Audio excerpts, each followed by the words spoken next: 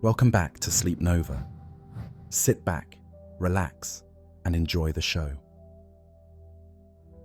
Look up on a clear night, far from the city lights. Above you stretches an endless dark ocean sprinkled with stars.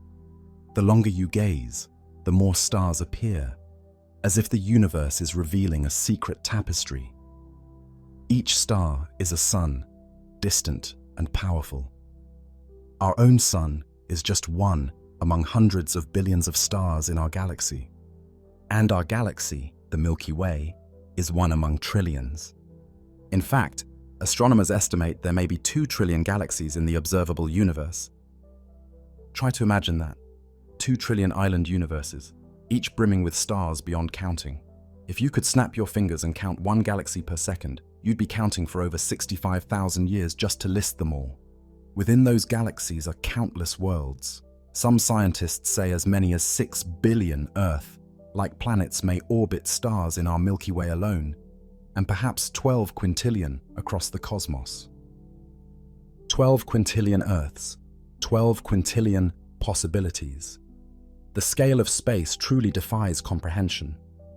It's a void, a vastness, but also a canvas of nearly infinite possibilities. Floating on a tiny rock called Earth, we humans have always felt small under this sky. Tiny, yet special, because we can ponder it. We can ask, what is all this? What is the nature of space, of reality? How amazing that the universe is comprehensible enough that we can study it, yet mysterious enough to inspire wonder. As the famous astronomer Carl Sagan once said, the cosmos is within us. We are made of star stuff. We are a way for the universe to know itself. We are made of atoms forged in long, dead stars, now come alive to gaze back at the sky. Through us, the universe questions its own existence. And one of the most profound questions we can ask is, are we even real? Could all this enormity, this grand cosmos, be an elaborate illusion or construction?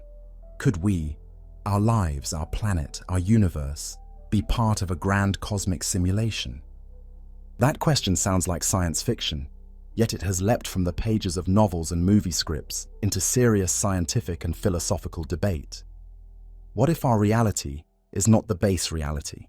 What if it's a program, running on some unfathomably complex computer, created by entities beyond our realm of existence?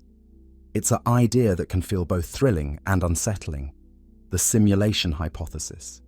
In essence, this hypothesis suggests that what we perceive as the physical universe, including space and time, might be an artificial simulation, like a high-resolution virtual reality designed by an advanced intelligence. In other words, maybe we are living in someone else's computer program. Pause for a moment and really consider that. The ground beneath your feet, the air you're breathing, the light from those distant stars, could all of it be code? If it were true, if everything we know is part of a simulation, how would we know? Would it even matter to us inside it? And who, or what, might be the programmer of the cosmos? These questions take us to the edge of what science can speculate and what philosophy can ponder. They force us to confront the nature of reality from a perspective that is both deeply cosmic and intensely personal. Tonight, we'll embark on a journey through this maze of ideas. We'll wander the vastness of space, marveling at its wonders, and we'll delve into the simulation hypothesis, examining why some prominent thinkers believe it might be true and why others remain skeptical. We'll touch on ancient philosophical puzzles and cutting-edge scientific experiments.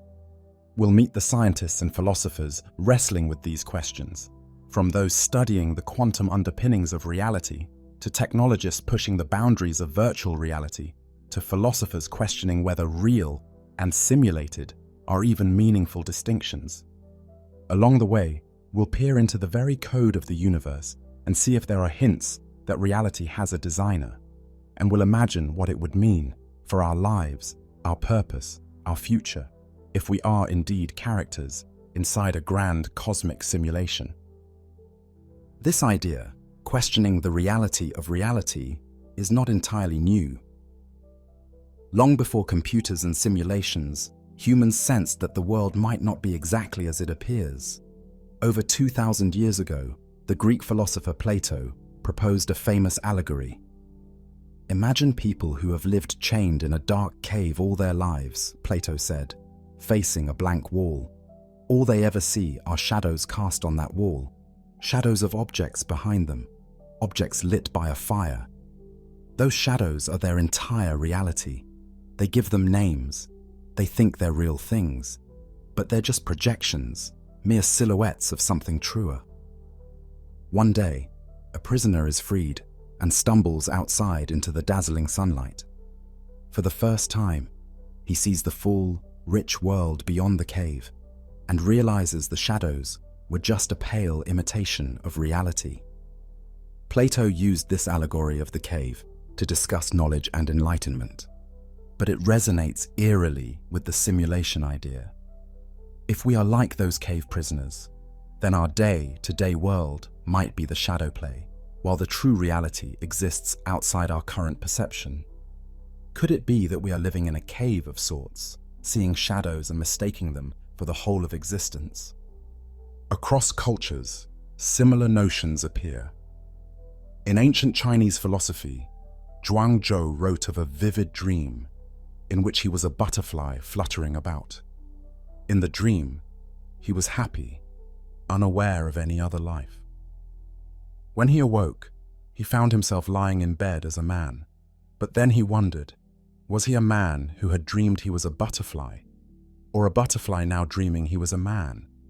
This butterfly dream story captures a deep puzzle. How can we know if our experience right now is real, or some kind of dream or illusion? Likewise, in Hindu philosophy, the concept of Maya describes the world as an illusion, a sort of cosmic play. And the French philosopher René Descartes, in the 17th century, famously imagined an evil demon that could be tricking him with an illusory world, an early pondering of a virtual reality created to deceive the senses. Descartes realized the only thing he couldn't doubt was his own mind's existence, which is not so far from the simulation question. If everything was simulated, the one thing we might be sure is real is our own consciousness experiencing it. We humans have a long history of questioning reality, but the simulation hypothesis, as we discuss it today, took these age-old questions and reframed them in the context of modern technology and cosmology. It's as if the ancient philosophical doubts met the era of computers and video games and found a new form. A key moment in popular culture was the release of The Matrix in 1999, a film that riveted audiences with its depiction of humans unknowingly trapped in a perfectly simulated world. People plugged into a virtual reality, living in a shared illusion while their bodies lay elsewhere, asleep. The Matrix wasn't the first story of its kind, but it presented the idea so powerfully that it became a cultural touchstone for this concept. Suddenly, the question, what if we're in a simulation, moved from esoteric philosophy to everyday conversations. After watching Neo choose between the red pill and blue pill, a whole generation had a reference point for discussing the nature of reality. Just a few years after that film, in 2003, a philosopher named Nick Bostrom at Oxford University gave the simulation idea a rigorous academic form. Bostrom wrote a paper with a title that cuts straight to the core: Are you living in a computer simulation? In it, he proposed a sort of logical argument, a trilemma. It goes something like this. 1. Almost all civilizations at our stage of technological development go extinct before they ever become technologically posthuman. In other words, maybe it's incredibly rare to survive long enough to create the kind of computing power needed for world-sized simulations. 2. If a civilization does reach that advanced stage, perhaps almost none of them would be interested in running simulations of minds like their ancestors. Maybe it's simply not done, whether for ethical reasons or lack of interest. 3.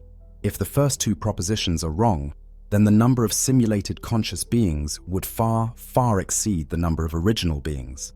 And if that's the case, the odds are that we ourselves are among the simulated minds, not the original biological ones. Bostrom argued that at least one of those three must be true. Either we're doomed to never reach that advanced stage, or we'll reach it, but never simulate worlds with conscious beings, or we're almost certainly in a simulation right now. Importantly, if you think there's any significant chance that advanced civilizations would run such simulations, then you have to admit the possibility that we might be in one. To put it another way, unless we go extinct or never bother to use our future computers this way, it's quite likely that reality as we know it is a digital illusion. That's the unsettling logic Bostrom presented. He even concluded, somewhat playfully yet provocatively, that the belief that there is a significant chance that we will one day become posthumans who run ancestor simulations is false, unless we are currently living in a simulation. In simple terms, we can't have it both ways. We can't both expect our descendants to create loads of simulated worlds and also assume we're in the one real world. If creating simulated universes becomes possible and common, then statistically, our own reality is probably one of the many simulations rather than the one original. This argument hit the scholarly world like a jolt. It was a serious professor, not a Hollywood director, suggesting this mind-bending scenario in earnest. And it came at a time when computing power was growing exponentially, and our own simulations, think computer games, virtual reality experiments, AI programs, were becoming more impressive every year. Bostrom's paper gave a sort of credibility to an idea that, until then, was mostly science fiction. It moved the conversation into journals and conferences. People began to debate, not just, could this be true, but what evidence would there be, and how would this change things? It didn't stay in academia. The idea spilled out into tech companies, into late-night dorm room discussions, into Reddit forums and YouTube channels. Even major public figures started taking it seriously. Perhaps the most famous among them is entrepreneur Elon Musk, known for his ventures in electric cars and space travel. Musk has repeatedly talked about the simulation hypothesis. In 2016, speaking at a conference, he put it in his characteristically blunt terms. There's a 1 billion to 1 chance we're living in base reality, meaning he thinks the odds that our reality is the original reality are almost zero. In other words, Elon Musk believes it's extremely likely that we are living in some kind of computer simulation. That statement grabbed headlines around the world. Here was one of the most high-profile innovators on the planet, casually asserting that everything we experience might be artificial. Musk's rationale was simple. Look at the trajectory of video games. In the 1970s, we had Pong, 2 rectangles and a dot. Today, we have hyper-realistic 3D simulations with millions of players in richly rendered worlds and virtual reality technology that can trick our senses for a time. Given another few decades or centuries, the argument goes, it's inevitable that our technology will produce simulations indistinguishable from reality. If we have that potential, then perhaps some other civilization in the universe already achieved it. And if even one civilization did, the number of simulated universes could be astronomically large. So from Musk's perspective, the math makes it hard to believe we are the one lucky draw that is actually real. He's not alone. Astrophysicist Neil deGrasse Tyson, a science communicator who hosts TV shows and podcasts, has said he thinks there's a very high chance the universe is a simulation. At a debate in 2016, Tyson suggested the likelihood might be better than 50-50 that we live in a simulation. Philosophers like David Chalmers and physicists like Max Tegmark have also entertained the idea in public discussions. Suddenly, the simulation hypothesis has moved from a fringe idea to a topic discussed by scientists at prestigious forums. In fact, the American Museum of Natural History held an entire panel debate on it, with experts from different fields. One journalist described that debate noting that philosophers, physicists, technologists, and, yes, comedians are all grappling with the idea. It has, in a sense, become mainstream speculative thought. But let's step back a moment. Is there any evidence for this idea, or is it all circumstantial and philosophical? Why would serious people even consider that we might detect the telltale signs of a simulation? To explore that, we need to delve into the nature of physical reality itself, into space, time, and the quantum realm, and see if our universe behaves the way we'd expect a base reality to behave, or if it has quirks more suggestive of a programmed environment. First, consider the nature of space. We usually think of space as simply emptiness. You might picture the void between stars as a silent, cold nothingness. But in physics, space is not truly empty. It has properties. It can bend, ripple, and even boil, with tiny particles popping in and out of existence. According to Einstein's theory of general relativity, space is like a fabric that can stretch and curve. Massive objects like stars and black holes warp this fabric, which is what we feel as gravity. Space, in this view, is dynamic. It's not just an empty stage where things happen, it's part of the actors. When we observed gravitational waves from colliding black holes for the first time in 2015, it was literally space itself trembling, like a pond rippling when a stone is dropped. This is a far cry from the simple nothingness one might assume space to be. Now, zoom down to the tiniest scales, and space gets even weirder. In quantum mechanics, even what we call a vacuum seethes with activity. Particles and antiparticles can spontaneously appear in pairs, exist for a fleeting moment, and annihilate each other. A phenomenon allowed by the quantum rules, as long as it's brief. This isn't science fiction. It's been experimentally observed. If you think about it, this is almost like the universe has a constant background computation running, even when nothing is there. It's as if the simulation never truly idles. There's always some processing happening in the vacuum of space, a constant quantum hum. What about the size of space? The observable universe, the part of the cosmos we can in principle see, extends about 46 billion light-years in every direction from us. We often say 13.8 billion years old, but due to expansion, the radius is larger in light years, and that's just what's observable. Space could be much larger, potentially infinite. If a simulation were to recreate such a vast space in full detail everywhere, the amount of information would be mind-boggling. Could any computer, even one built by gods or advanced aliens, simulate 2 trillion galaxies worth of stars, planets, and particles? It seems intractable. But if we were inside a simulation, there might be ways to cheat and not simulate everything at once. Think of how video games work. When you're playing a game, the computer or console isn't rendering the entire game world at high resolution all the time. It's only rendering what the player is currently seeing or experiencing. Turn away from a scene, and the game might stop calculating it until you turn back. Some have suggested that a universe simulation might do something similar, only calculate details as needed. This ties into one interpretation of quantum physics that's frequently mentioned in the context of simulations: the idea that observation seems to play a role in how quantum events resolve.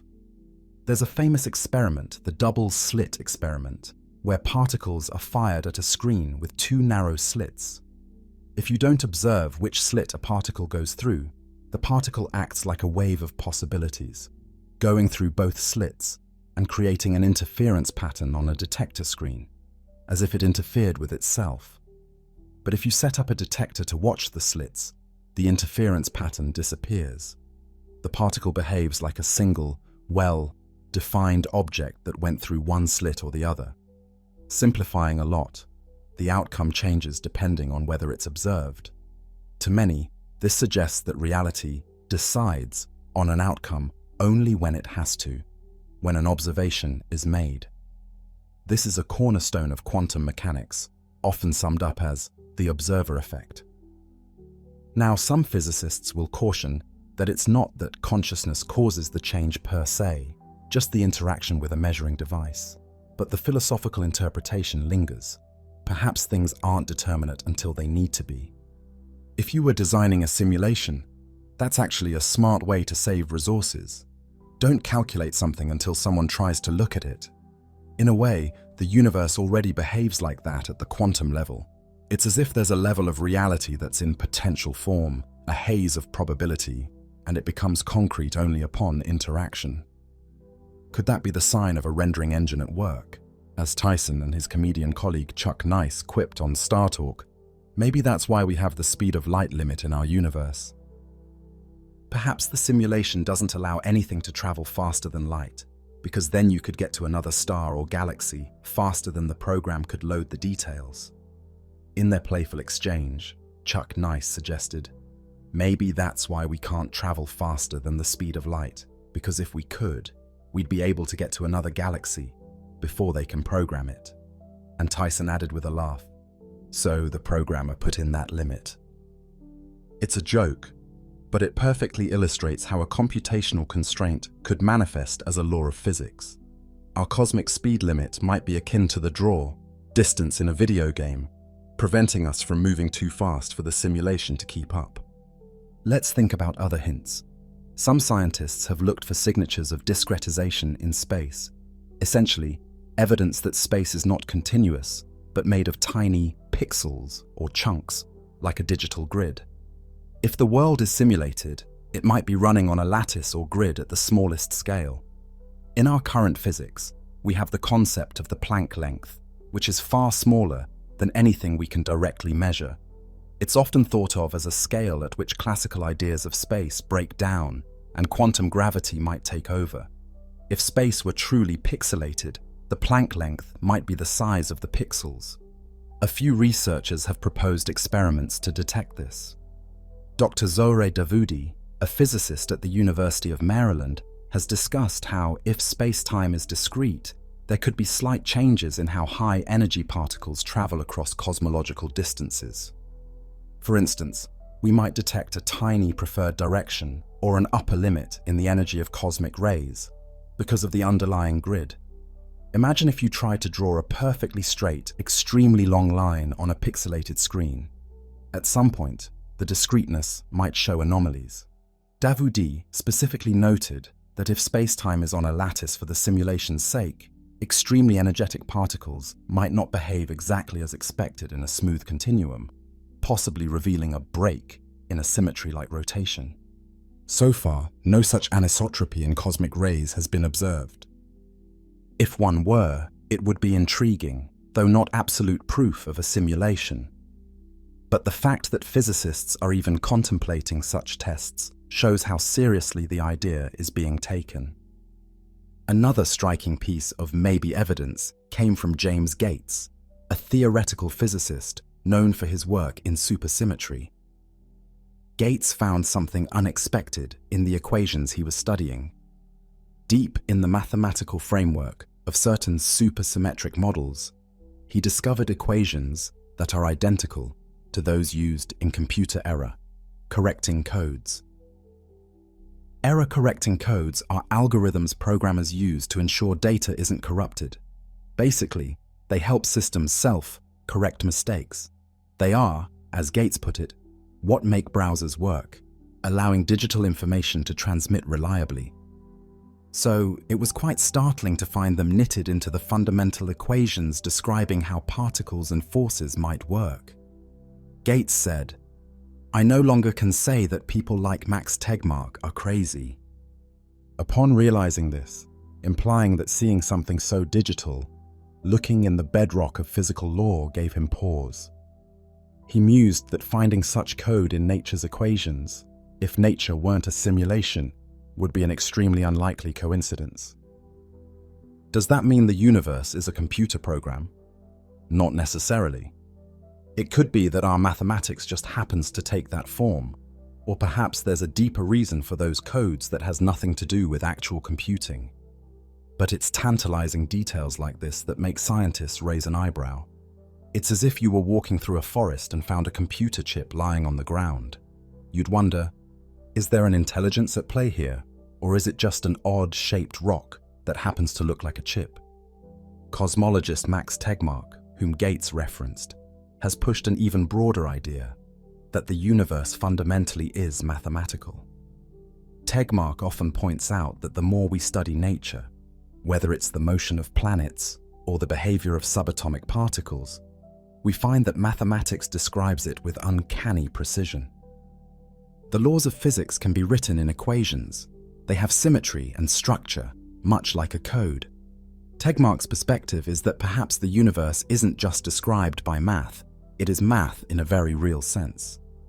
If one were a character in a video game, he notes, at some point you might notice the strict mathematical rules of your world and suspect there's an underlying code. Our scientists, by uncovering equations, might just be reading bits of the cosmic source code. This doesn't prove a programmer in the usual sense. Tegmark is careful to frame it as the universe being a mathematical structure on its own, but it certainly rhymes with the simulation narrative. After all, what is code, if not mathematics, implemented in a machine? So from the quantum behavior suggesting on-demand rendering, to potential spatial pixels at Planck scales, to literal error, correcting codes popping up in theoretical physics, the universe has some hints that tickle the mind. None of these are smoking guns. For every intriguing clue, skeptics can offer alternative explanations, but they add up to a picture of a universe that is surprisingly information-like. The physicist John Wheeler once coined the phrase "it from bit," meaning that at a fundamental level, everything may arise from binary choices, from information bits. More and more, our best theories of physics speak in terms of information.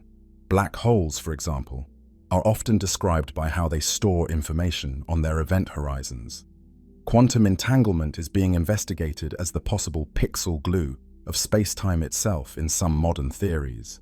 Scientists are exploring the idea that space-time geometry might emerge from patterns of entanglement, essentially from information networks. It's almost as if the universe behaves like a giant information processor. And if so, one can't help but ask, who or what is processing that information? Is it just the universe being the universe, or is it a computer built by something beyond it? Now, let's take a step further out and look at a completely different line of thinking, the Fermi paradox and the eerie silence of the cosmos. In our opening, we talked about the vastness of space and the countless planets that likely exist.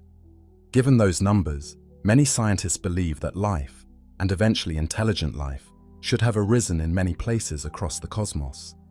Even if a fraction of those 12 quintillion Earth-like planets developed life, and a fraction of those developed intelligent civilizations, there ought to be many alien civilizations out there, some perhaps far older and more advanced than us. This reasoning is encapsulated in the Drake equation, which is a probabilistic formula to estimate the number of communicative civilizations in our galaxy. Depending on what numbers you plug in, you might predict anything from 0 to thousands of civilizations. But many reasonable estimates suggest the galaxy should be home to several at least, and the universe at large, many more. So physicist Enrico Fermi famously asked, "Where is everybody? If life is common, why haven't we seen any evidence? No confirmed signals, no spacecraft, no alien visitations that withstand scientific scrutiny. The skies are quiet and have been for as long as we've been listening." This puzzlement is what we call the Fermi paradox. Over the years, people have suggested numerous possible solutions. Maybe life is rare, or intelligent life destroys itself quickly, or maybe alien civilizations are out there but choose to hide or observe us from afar. One particularly mind-bending proposal is directly relevant to our topic. Perhaps we don't see aliens because the universe has been designed to appear empty to us. This is sometimes called the planetarium hypothesis. Imagine we are inside a giant virtual planetarium or terrarium, crafted to give us an illusion that we are alone.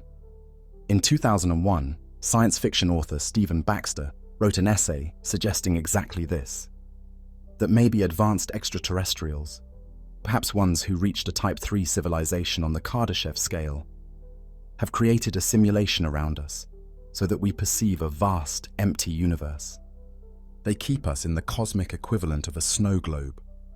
We look out and see stars and galaxies, but maybe the details beyond a certain point are all a projected illusion.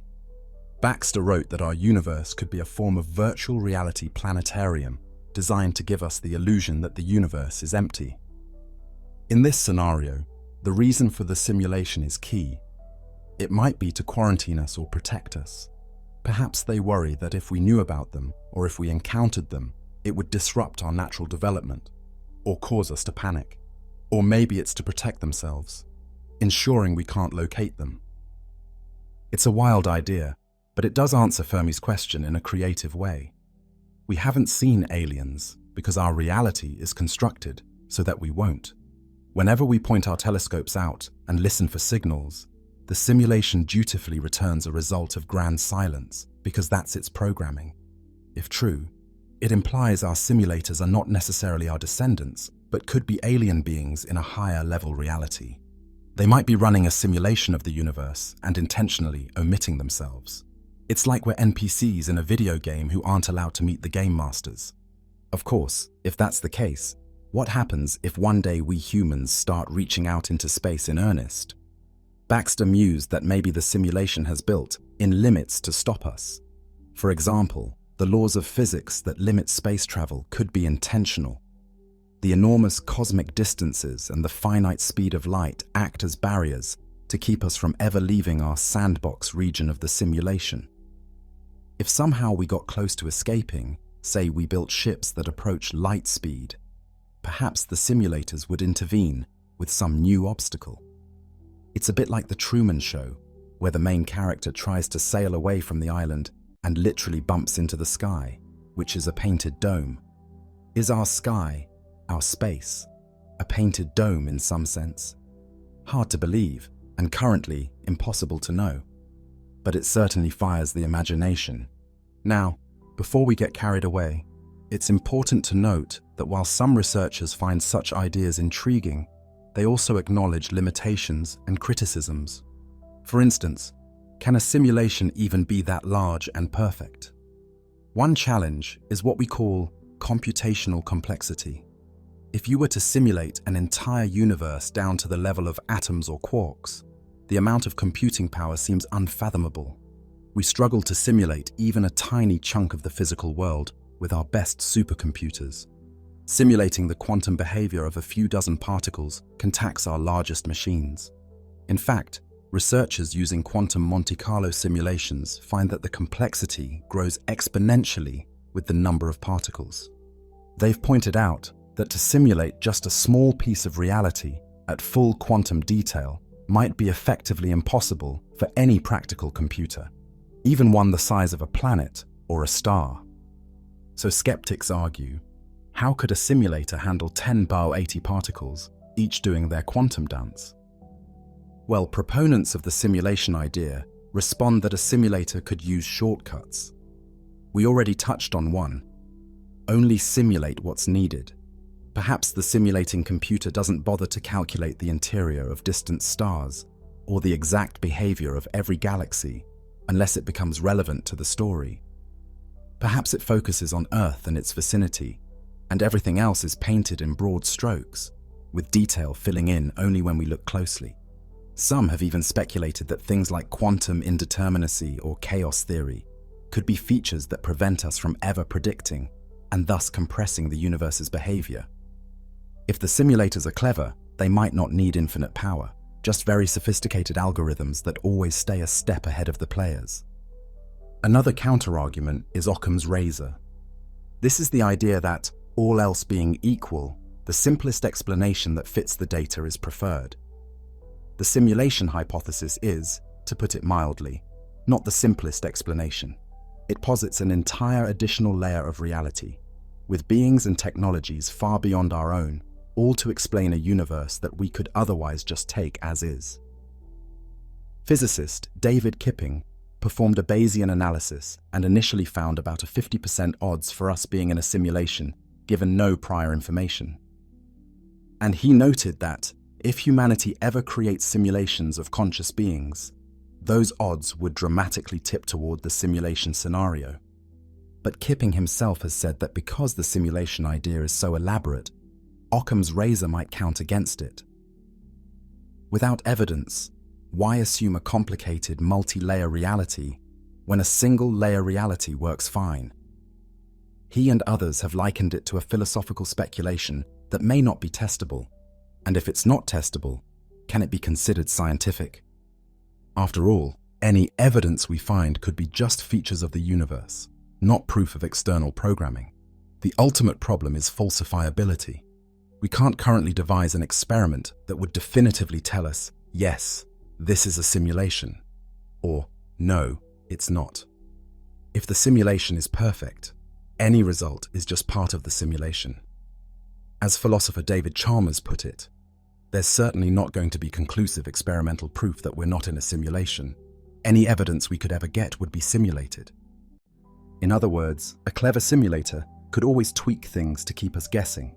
So some argue, what's the point of even debating it if we can't prove or disprove it? Perhaps, they say, we should just proceed as though the universe is real. Lisa Randall, a prominent physicist, has expressed that she finds the simulation hypothesis pretty implausible and not very useful. We might as well keep doing science and not worry about being in a simulation. She remarked, "We don't know the answer, and we just keep doing science until it fails." If at some point our scientific understanding truly hits a wall that can only be explained by "we're in a sim," then maybe we'll reconsider. But until then, the hypothesis is more of a fun thought experiment than a practical guide. Randall also noted that thinking about such scenarios can still be valuable if it motivates us to ask interesting questions about physics we can test. In a sense, even if we don't buy the simulation theory wholesale, exploring it might spark new ideas or new ways to look at the cosmos, and that is certainly worthwhile. Now, let's imagine for a moment, what if we did discover evidence we're in a simulation? Or suppose one day an anomaly happens that simply can't be brushed aside.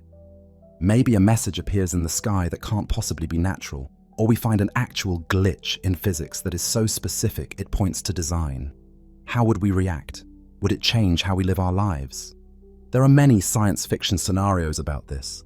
One could imagine society reacting with denial, or with a religious fervor, or maybe with panic, or conversely with relief.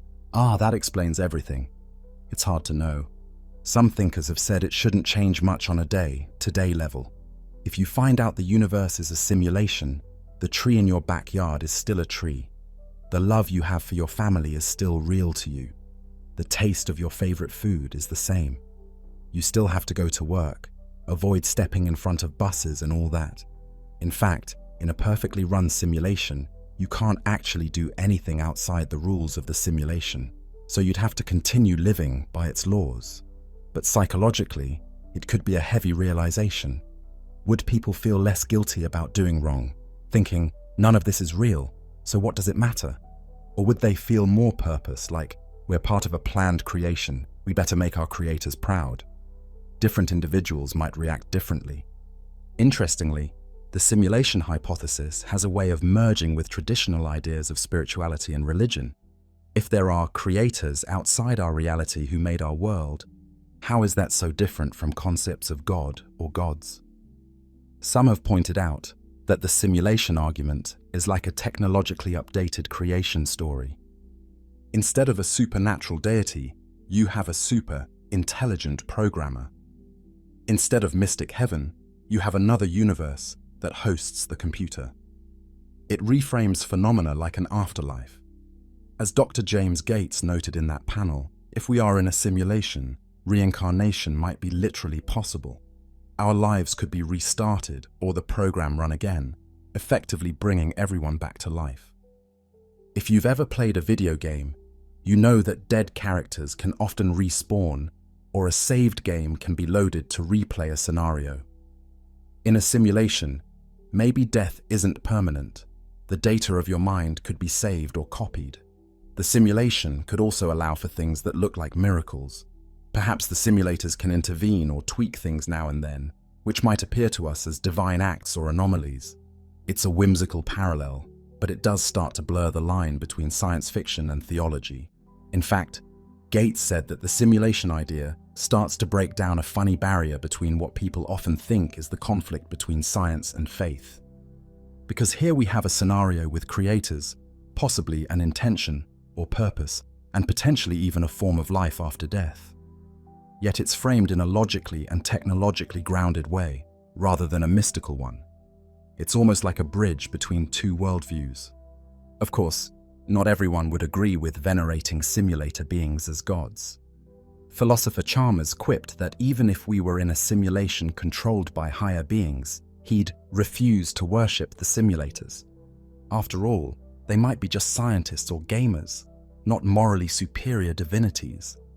And if they allowed suffering in the simulation, one might question their ethics just as we question why a benevolent God would allow evil. Are we just an experiment? Entertainment? Education? Who knows what their motive would be? There's even a theory that maybe it's us, our future descendants, running ancestor simulations to study their own history, which raises all sorts of paradoxes and moral questions about creating conscious beings for study. Bostrom himself pondered on whether it would be ethical to run simulations of suffering. Let's entertain a positive angle. If we are in a simulation, maybe the simulators are benevolent. Perhaps we're a kind of long-term art project, being carefully tended. If at some point we're in danger, maybe they'd subtly steer things to save the project.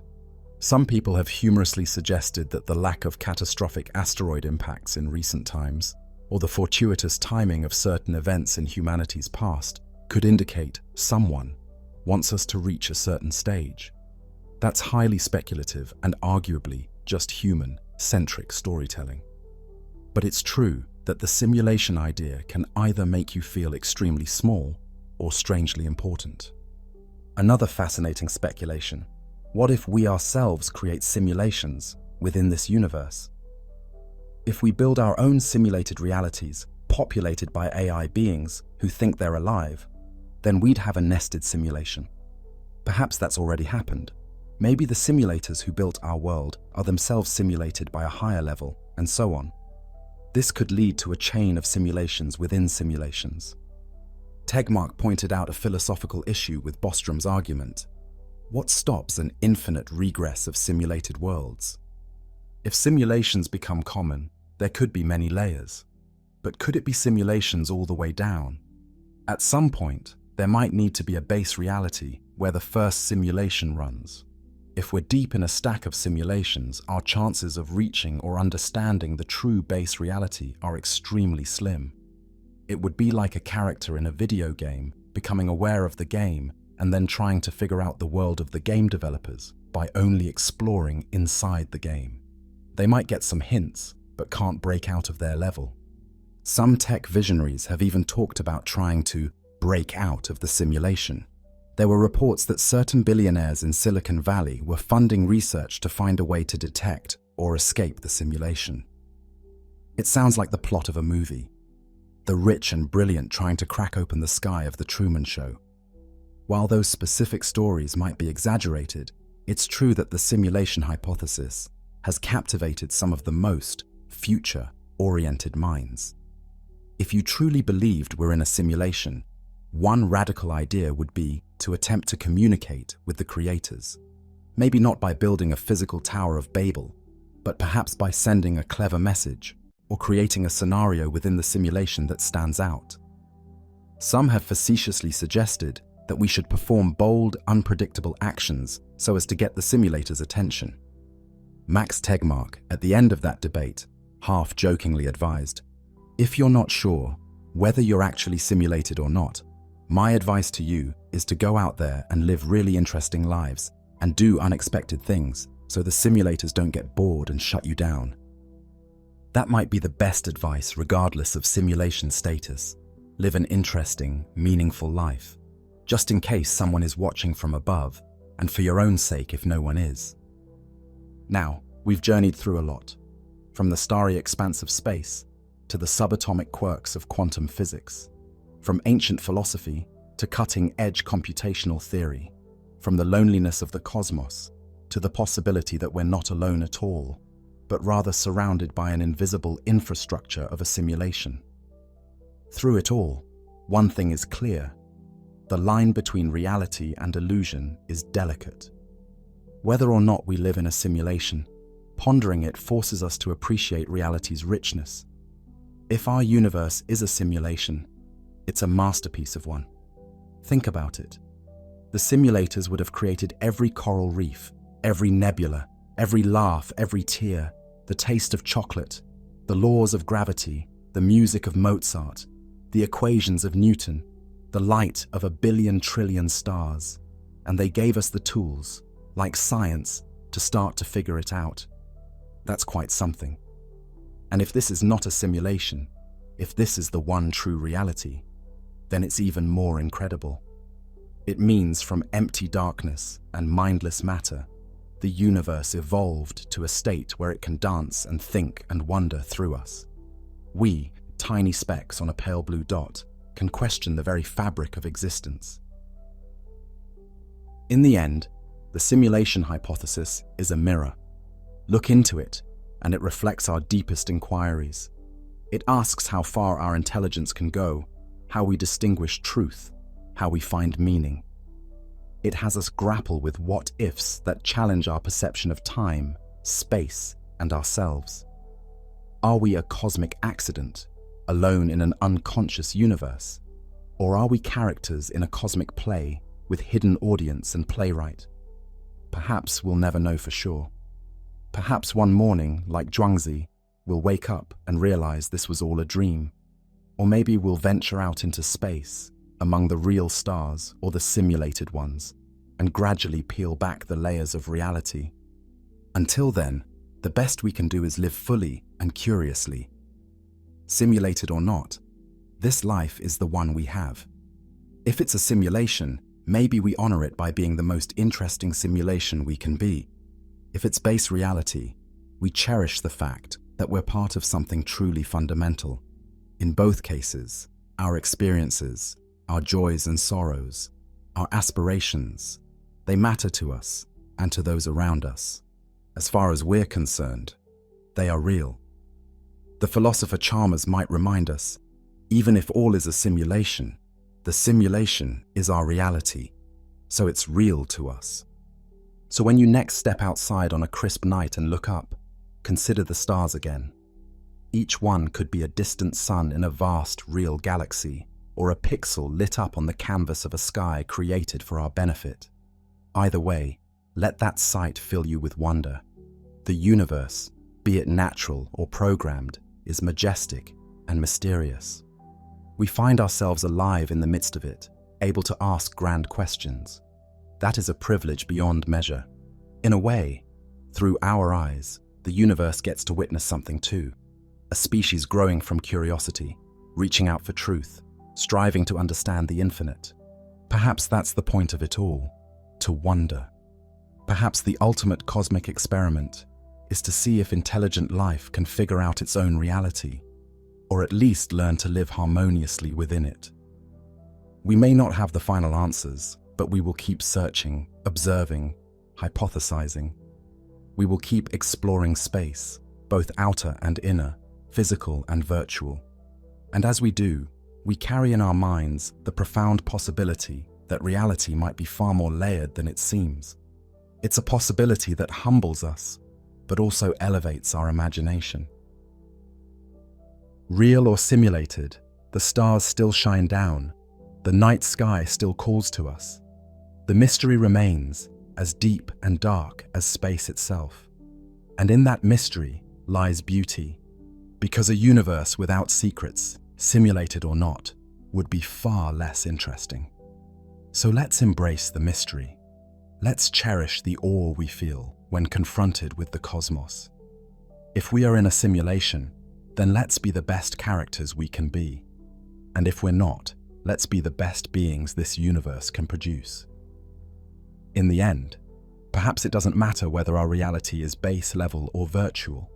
What matters is what we do with the reality we have. As the great adventure of knowledge and existence continues, we remain, as always, explorers. explorers of space, explorers of ideas. We stand on the shore of the cosmic ocean, with the waves of the unknown gently lapping at our feet. Above us, the sky, real sky or manufactured dome, is full of stars. We feel small, yet connected to something vast. We feel the urge to reach out, to understand. And so we journey on, minds wide open, hearts alight with wonder. Who knows what we'll discover, what truths or illusions await? The nature of space and the mystery of the simulation hypothesis together form a story still unfolding. Stay curious, keep looking up, and remember, the universe is far more wondrous than any fiction ever conceived. Possibly because, in some way, it might be a fiction, crafted with care. Or perhaps because a simple truth underlies it all. Either way, it invites our curiosity, and that, in itself, is the grandest invitation we could ask for. Now that our main story is to a close, let's list some space facts. Imagine a place in the universe where a single spoonful of material weighs more than Mount Everest. Neutron stars, the ultra-dense remnants of massive stars, are so compressed that just 1 cubic inch of their matter would tip the scales at billions of tons. These stellar corpses are the densest objects known outside of black holes. Their magnetic fields are trillions of times stronger than Earth's, a city-sized ball of neutrons, spinning at hundreds of revolutions per second, crackling with radiation, isolated in the cold silence of space, a lighthouse of doom beaming through the dark. Step outside the airlock of the International Space Station, and something surprising happens. When astronauts return from their spacewalks, they often report a distinct smell clinging to their suits. Not the void itself, but the aftermath of exposure. The odor, burnt steak, welding fumes, a metallic tang. This is the scent of space, or at least how our senses interpret the byproducts of atomic oxygen interacting with spacecraft surfaces. It's the smell of the universe in motion, of particles colliding, of stars being born and dying. Venus, Earth's twisted twin, takes its time. If you were to stand on its blistering surface, where temperatures melt lead and clouds rain acid, you'd notice something even more bizarre than the heat. A single day on Venus, one full rotation on its axis, takes longer than an entire trip around the sun. That means its day is longer than its year. A planet where the sun rises in the west and sets in the east, crawling through a sky it barely crosses. Time stretches strangely on Venus, and so does our understanding of what makes a planet normal. Far beyond our galaxy, past swirling nebulae and clusters of galaxies, lies something extraordinary. Around a quasar, 12 billion light-years away, astronomers discovered a cloud of water vapor large enough to fill Earth's oceans. 140 trillion times. This ancient fog surrounds a supermassive black hole, glowing brightly with the energy of an entire galaxy. It's the largest and most distant water reservoir ever found. A cosmic oasis in the void, proof that even in the deep past, water flowed freely across the stars. The moon has always been our closest companion, our silent sentinel in the sky, but it's slowly drifting away. Every year, the moon moves about 1.5 inches farther from Earth. It may not sound like much, but over millions of years, it adds up. In the distant future, the moon will be too far to perfectly eclipse the sun. Total solar eclipses, those magical moments when day becomes night, will cease to exist. A celestial goodbye that spans eons, unnoticed in a single human lifetime, but profound in the timescale of the cosmos. Not all planets are tied to stars. Some wander alone. These are rogue planets, dark, cold worlds without a sun, flung into the abyss by gravitational chaos. Billions of them roam the galaxy like cosmic orphans, drifting endlessly through space. With no light to define their days and no warmth to shape their climates, they remain mysterious. Some may harbor subsurface oceans, heated from within. Others may be completely frozen, locked in a stasis that has lasted since the dawn of time. They are reminders that not every world belongs to a system. Some just float in solitude. The Sun, though just one star among billions, is a giant in our own neighborhood. It holds 99.86% of all the mass in the solar system. That means everything else, every planet, every moon, every comet and asteroid, is just debris in comparison. Even mighty Jupiter, the king of the planets, is barely a drop in the solar ocean. The Sun dominates not just through heat and light, but by sheer gravitational force. It commands the dance of planets, holds the icy edges of the Kuiper Belt in place, and bends the very fabric of space and time around it. Speaking of time, it's not as steady as it feels. In places of intense gravity, like near a black hole or even on a planet like Jupiter, time flows more slowly. This is not science fiction. It's the bizarre truth of Einstein's general relativity. Gravity warps space-time. The closer you are to a massive object, the slower time passes for you. Live your life orbiting a black hole, and you might experience minutes while years pass outside. Time is elastic in the universe, flexible, strange, and deeply tied to gravity. High above Earth, satellites orbit in perfect balance. But there's something else out there too: space junk. The modern sky is littered with remnants of human ambition, dead satellites, rocket parts, tiny fragments of old missions. Over 170 million pieces of debris now race around our planet, many traveling at speeds faster than a bullet. A single screw could punch through a spacecraft like shrapnel. It's a growing cloud of chaos, and one that we'll have to reckon with if we hope to keep exploring the stars. On the outskirts of the solar system, beyond Neptune, lies a vast and icy graveyard known as the Oort cloud. It's never been directly seen, but we know it's there. A shell of frozen objects encasing the solar system like a bubble. Some comets we see in the sky begin their journey here, drifting for millions of years before the sun's gravity gently tugs them inward.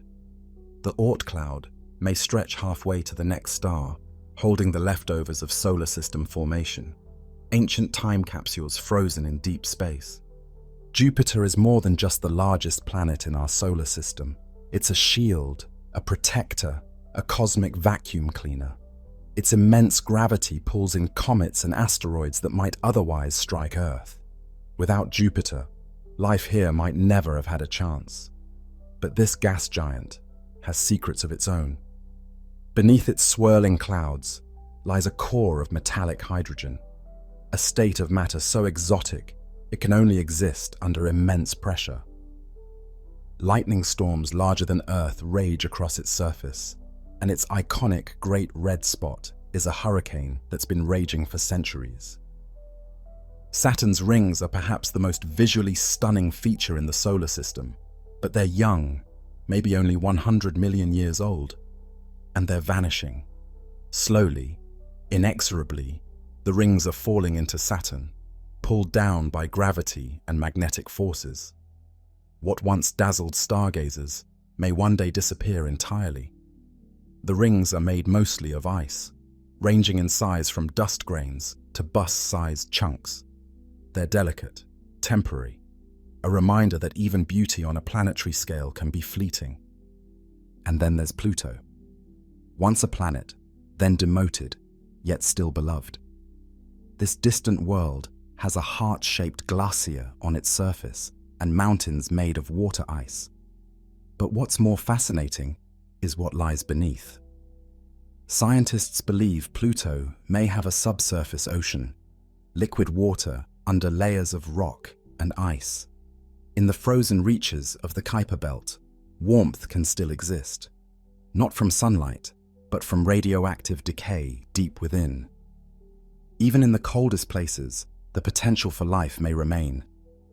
Let's drift even farther, to a galaxy not so different from our own, one of many. The observable universe contains more than 200 billion galaxies, And each of those galaxies contains hundreds of billions of stars. That means there are more stars in the universe than grains of sand on every beach on Earth. Yet despite this overwhelming abundance, the night sky feels quiet, peaceful, but it is anything but empty. It is alive with movement, with birth and death, with explosions and silence, with radiation and dust. Black holes, cosmic monsters that devour light itself, sit at the heart of many galaxies, including our own.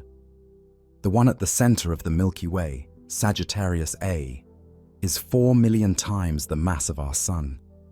Yet we can't see it directly.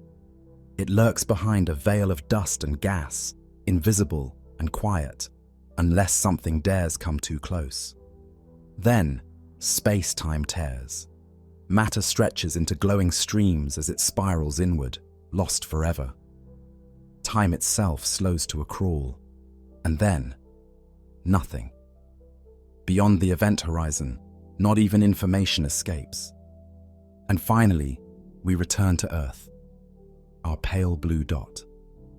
Floating in a sunbeam, Carl Sagan once said. All the wars, the triumphs, the laughter, and the sorrow, every human story that has ever existed, happened here. Earth is the only known planet to harbor life, but that may not last forever. Our star will die, our oceans will boil, but for now, we are here, thinking, dreaming, wondering, reaching out into the dark. There is a place where stars go to die, a graveyard not of bones, but of white-hot embers. White dwarfs are the final act of small to medium stars like our Sun. After billions of years of burning, they shed their outer layers and collapse inward, becoming a sphere of dense, glowing ash. These stellar corpses are no larger than Earth, but can weigh as much as the Sun. Over trillions of years, they cool and fade, becoming black dwarfs, cold, dark remnants that may be the final objects left in the universe, long after the last galaxies blink out. But not all stars fade quietly. The largest live fast and die violently. Supernovae are among the most powerful events in the universe, stellar explosions that outshine entire galaxies for brief moments. In that flash, elements like gold, silver, and uranium are forged. Every heavy atom in your body, in the Earth, in your phone, was born in a star's fiery death. We are, quite literally, made of star stuff. And those supernova remnants, they seed the galaxy with the building blocks of new worlds. In the vacuum of deep space, silence reigns. Not because there's nothing happening, but because sound cannot travel. Space is not just quiet, it is mute. There is no air to carry sound waves. Explosions, collisions, solar flares, all of it happens in absolute silence. If you were floating next to a star going supernova, you'd see light brighter than anything imaginable, and hear nothing. In space, even the loudest scream is swallowed by the void. Yet even the void is not truly empty. Between the stars, in the vast gulfs of interstellar space, is dust, gas, particles and radiation, invisible forces drifting in the darkness. Entire clouds of molecular gas stretch across light years, slowly collapsing under gravity to birth new stars. These are stellar nurseries, glowing, majestic regions like the Orion Nebula, where stars and planets begin their long journey into existence. The vacuum is pregnant with potential. There are planets out there stranger than anything we've dreamed of. Take HD 1T9733b, a gas giant where it rains glass sideways in 5,000 mile-per-hour winds, or 55 Cancri e, a planet likely made of diamond, its carbon-rich structure compressed by immense pressure, or Gliese 581c, a world that may lie just within its star's habitable zone, with the potential for liquid water. Some planets orbit two suns, like scenes from a sci-fi movie. Others are scorched, tidally locked hellscapes, where one side is a molten desert and the other an endless frozen night. Our universe is expanding, not just objects moving through space, but space itself stretching. Galaxies aren't traveling through a void like ships through an ocean. The ocean is growing beneath them. This discovery, first observed in the redshift of distant galaxies, means that the universe once had a beginning, a single moment of rapid expansion, the Big Bang. And that expansion continues today, accelerating due to a force we still don't fully understand. Dark energy, a mysterious pressure pushing everything apart. Then there's dark matter. We cannot see it. We cannot touch it. But it's there. Its gravity holds galaxies together, keeps clusters from flying apart. It makes up over a quarter of the universe, yet we don't know what it's made of. It neither emits nor absorbs light. It passes through us every second. Like a ghost overlaying reality, shaping the structure of everything we see. Time, too, is not as it seems. In the early universe, the rules were different. Moments after the Big Bang, time and space were chaotic, energy and matter in a soup of particles and raw forces. The four fundamental forces we know today, gravity, electromagnetism, and the nuclear forces, were once one, unified. Since then, they've separated, cooled, and structured the cosmos. But deep inside particle accelerators, we try to reverse that clock, to glimpse the unity, the primal heartbeat of the cosmos. And yet, with all this knowledge, mystery reigns. We've mapped only a small fraction of the stars. We've only just begun to catalogue exoplanets. We've never been farther than the moon. The observable universe is vast. But beyond it, we don't know. There may be more, far more. Infinite realms, parallel universes, entire other realities with different laws of physics, born from the same cosmic fire as ours. And in all of it, here we are. A species that can ponder the beginning of time, that can send robots to Mars and probes beyond the edge of the solar system, that can build telescopes so precise they can see light from galaxies 13 billion years old, light that left when the universe was still in its infancy. We are the universe, becoming aware of itself. Somewhere far from any star, in the deep interstellar dark, a spacecraft drifts in silence. It's called Voyager 1, launched in 1977, now over 14 billion miles from Earth. It carries with it a golden record, a time capsule of humanity, music, greetings in dozens of languages, sounds of life on Earth, a whisper to the stars. Voyager 1 has left the solar system. It is now in interstellar space, the first object made by humans to ever do so. It continues its journey, untouched, undisturbed, on a trajectory that may outlast our species. For billions of years, it will drift in the quiet, a ghost of Earth sailing through the endless night. On Earth, the sky looks still, but look closer, and you'll find it's alive with motion. The stars are moving. The constellations we know are temporary, fleeting sculptures shaped by our position in time. In 50,000 years, Orion will look completely different. In 1,000,000 years, today's night sky will be unrecognizable.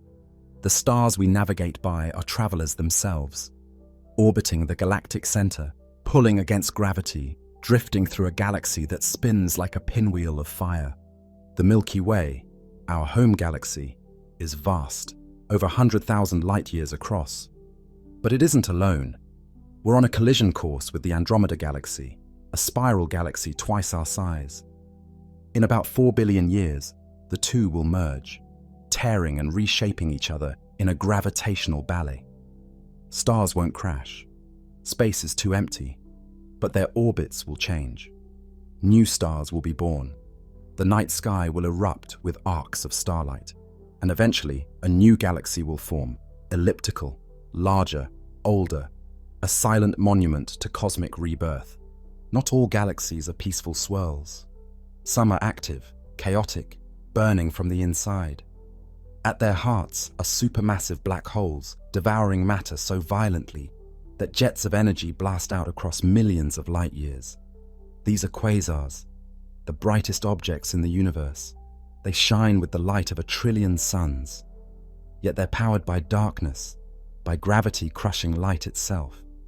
When we see a quasar, we are looking back in time to the young universe when galaxies were still growing, still colliding, still becoming.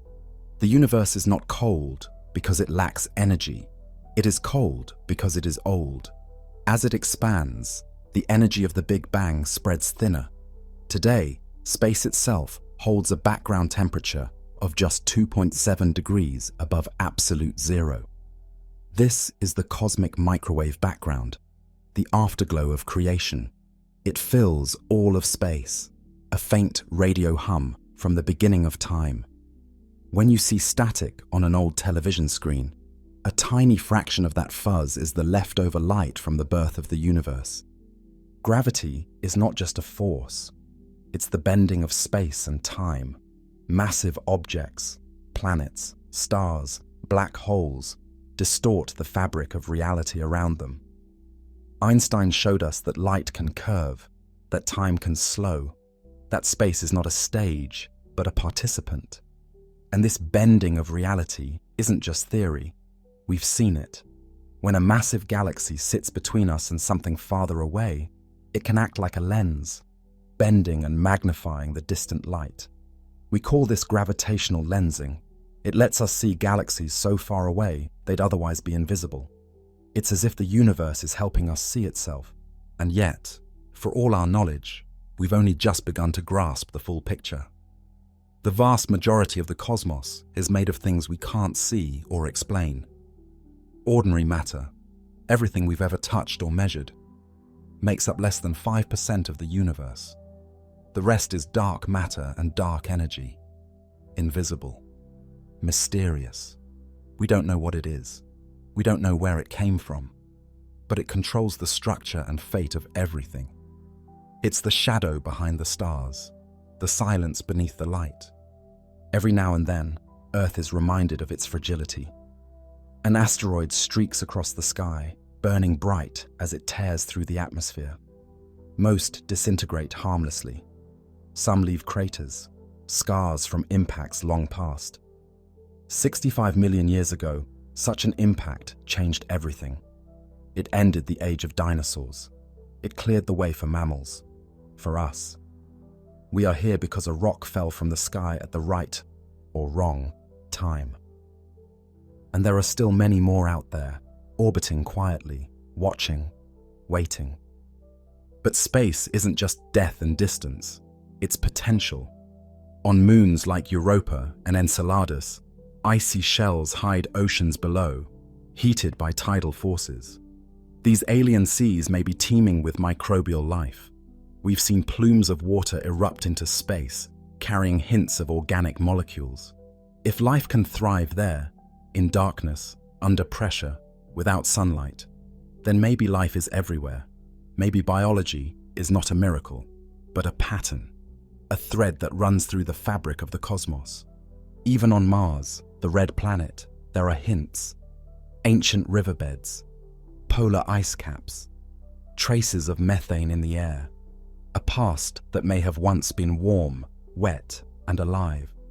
Robotic explorers crawl its surface now, drilling, analyzing, searching, not just for curiosity, but for connection, to know whether Earth is unique or simply one chapter in a much larger story. Black holes are often seen as the end, the final stage of stellar collapse, a place where even light cannot escape. But in truth, they may be something more, something stranger. At their heart lies a singularity, a point of infinite density where the laws of physics as we know them break down. Space and time themselves curve inward toward this point, like water spiraling down a drain. But some theories suggest what lies beyond isn't a void, but a bridge, a wormhole, a doorway to another place or another universe. These ideas remain speculative, but tantalizing. In the universe's deepest pits, we may find not destruction, but connection. And yet, black holes don't just consume, they shape galaxies. The one at the center of the Milky Way, silent and immense, may regulate the birth of stars through its gravitational pull. In a strange irony, the very things that destroy light may also give structure to the galaxies that cradle it.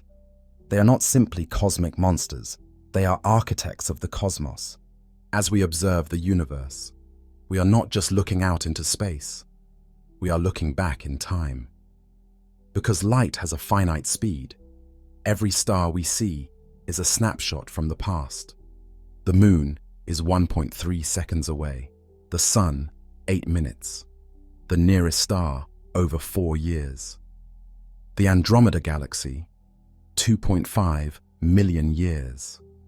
When we gaze into the night sky, we are reading ancient messages, light that has traveled across unimaginable distances to meet our eyes.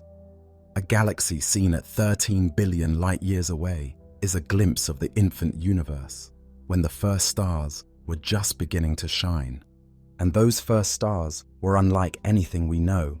They were giants, massive, short-lived, and made only of hydrogen and helium. Born in a time before carbon, oxygen, or iron, these primordial stars burned hot and died fast, seeding the cosmos with the first heavy elements. From their ashes, later generations of stars emerged, and with them, planets, moons, and eventually, us. Every atom in your body was once inside a star. You are not just in the universe, you are of it. We dream of faster-than-light travel, of starships, warp drives, wormholes. And while current physics forbids it, some concepts push the boundaries. The Alcubierre drive, a theoretical model, proposes bending space around a ship, compressing space in front and expanding it behind. The ship itself never moves faster than light, but the space around it does. It's speculative, unproven, and would require negative energy, something we've never seen. But it represents the essence of exploration, the desire to go beyond what's known, to chase the horizon. And there is no horizon more daunting than time. What happens to the universe in the far future?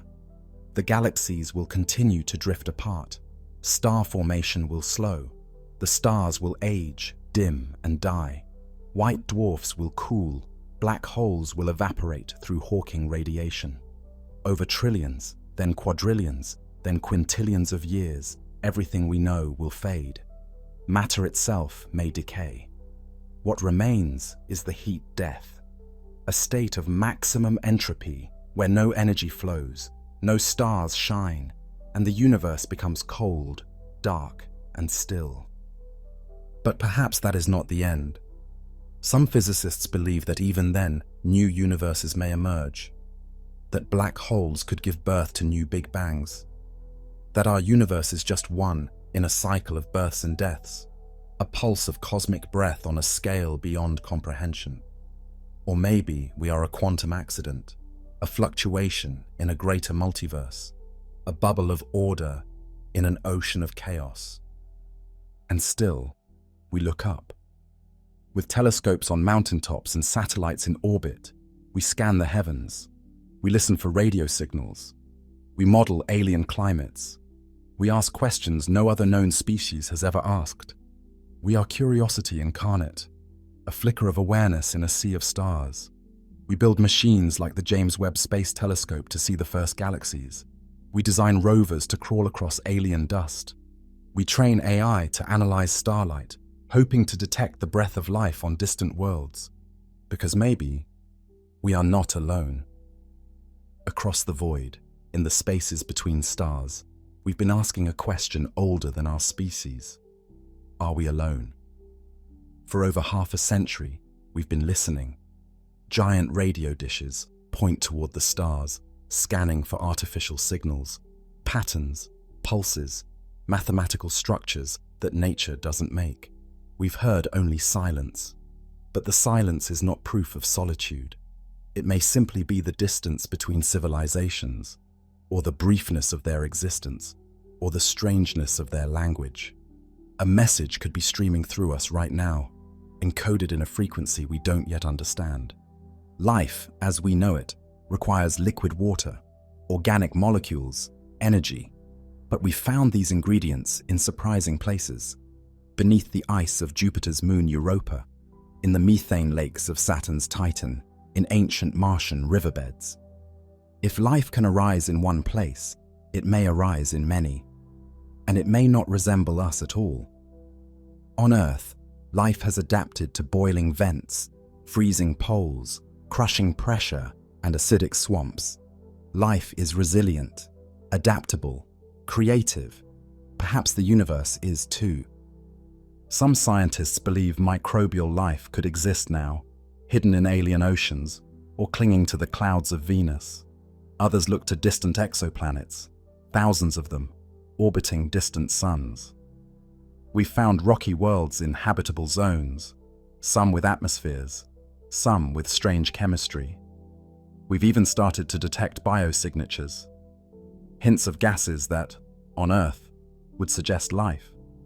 Nothing confirmed, but enough to keep asking, enough to keep hoping. And then there is the Fermi paradox. If the universe is so vast, so old, so full of planets, where is everyone? One answer may be distance, another, time. Civilizations may rise and fall like sparks in the dark, too brief to overlap. Or maybe the intelligent ones don't broadcast. Maybe they watch in silence, or hide, or evolve into something we wouldn't recognize. Perhaps consciousness itself is rare, or fleeting, or self-limiting. But what if they're out there, old, wise, ancient beyond imagination? Would we even recognize their presence? Would their technology bend space, harness stars, manipulate matter at the quantum level? Would they build Dyson spheres, vast structures around stars to capture energy? Would they live in simulations, abandoning physical form? Or would they be simple, biological, curious, like us, searching the stars for signs of company? In 1974, we sent the Arecibo message. A radio signal beamed into space toward a globular cluster 25,000 light-years away. It contained information about our species, our DNA, our solar system. It was symbolic, more art than outreach. But it marked something profound.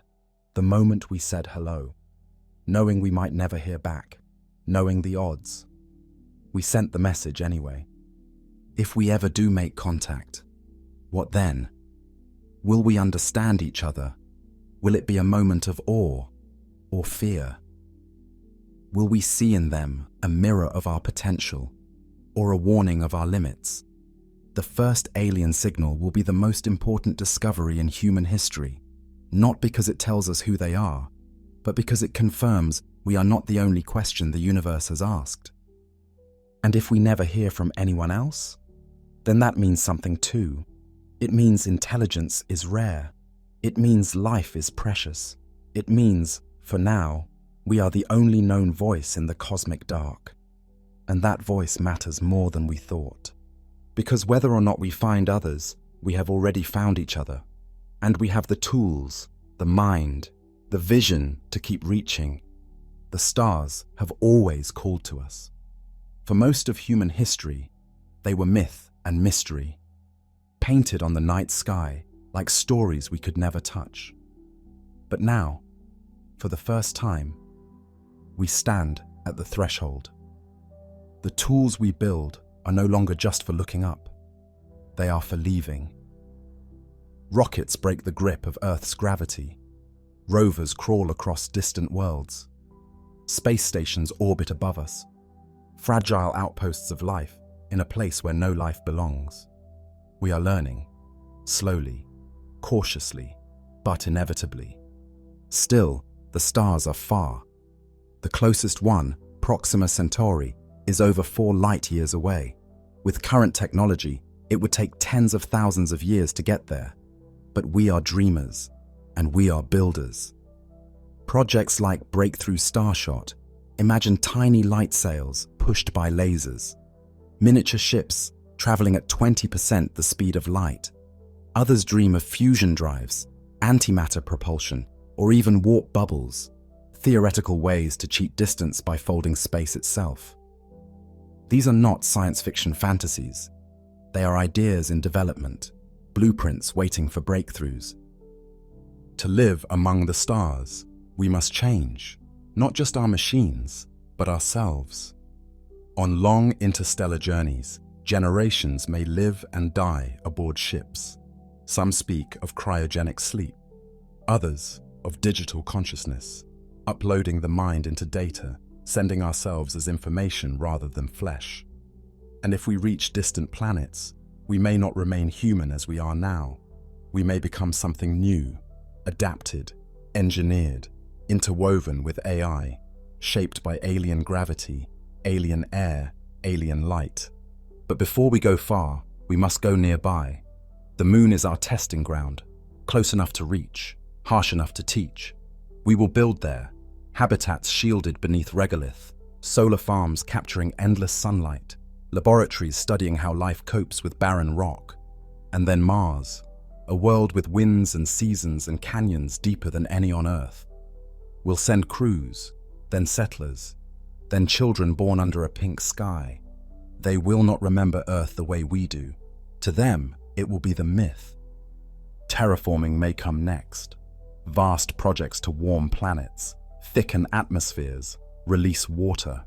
It could take centuries, millennia. But we've changed Earth accidentally in a few short generations. Given time and will, we could sculpt other worlds deliberately. Mars, Titan, even the moons of Jupiter could one day be wrapped in domes, crisscrossed with greenhouses, seeded with life. Not just to escape Earth, but to spread it, to become a life-bearing force in the galaxy. And what of Earth itself? We must protect it, not only because it is our home, but because it is rare. So far, we have found no other place like it. If we ruin it, we may not get another. If we save it, it can remain our root, our memory, our origin story. A pale blue dot that birthed a species capable of dreaming far beyond its sky. As we grow, we may form a civilization that spans planets, moons, eventually stars. A Type 1 civilization, mastering the energy of a world. A Type 2, harnessing the full power of a star. A Type 3, commanding the energy of an entire galaxy. These are not tomorrow's goals, but they are not fantasy either. If we survive, if we cooperate, innovate, and endure, the stars are not the limit. They are the beginning. Artificial intelligence may be our partner in this, or our successor. Machines that think faster than us, build smarter than us, learn beyond us. They may one day run starships, build cities on Europa, mine asteroids, terraform planets. They may teach us things we cannot imagine, or carry our legacy if we fall. And if intelligence evolves in the galaxy more than once, it may not always be biological. The future of thought may be silicon or quantum, or something we do not yet have words for. We are at the very start of this journey. A species only 300,000 years old. A civilization barely 6,000. A spacefaring race just 60. We are children with fire, building towers to reach the sky, asking ancient questions with new tools. We will make mistakes. We will fall. But if we rise again, and again, the universe will open. And what waits out there? New physics, new life, new challenges, new beauty. Maybe we will meet others. Maybe we will outlast the stars. Maybe we will become the stars, burning with knowledge, scattered across the galaxy, eternal in light, if not in form. Because the true story of space is not distance. It is not silence. It is potential. And the greatest chapter may still lie ahead, written not in stardust, but in the minds of those who dare to reach beyond everything they've ever known. Eventually, the stars will go dark. One by one, their fuel will run out. The great engines of the cosmos, forged from gravity and hydrogen, will sputter and die. Red dwarfs will linger, glowing dimly for trillions of years, the last to fade. But even they will succumb. In the far future, the universe will enter its degenerate era, an age of ash and ember, where white dwarfs, neutron stars, and black holes are all that remain. No new stars will be born. No new light will emerge. The galaxies will be cold, quiet ruins drifting in a void grown unimaginably vast. Black holes will dominate. They will continue to consume, to merge, to grow. And then, even they will begin to vanish. Slowly evaporating through Hawking radiation, they will release their mass as a trickle of particles into the dark. The largest will take a Google years to fade, a number with 100 zeros. And when the last one disappears, there will be nothing left that shines. No matter, no motion, no heat. Only particles spread so thin they may never touch again. This is the heat death, not fire, but stillness. Entropy maximized. A universe where everything has happened and nothing remains to happen. No gradients, no energy to harness, no change. It is a state not of destruction, but of final equilibrium. It is the end of all stories told in matter and time. And yet, some theorize this may not be the final end, that quantum fluctuations may create new universes, bubbles of order in the sea of stillness.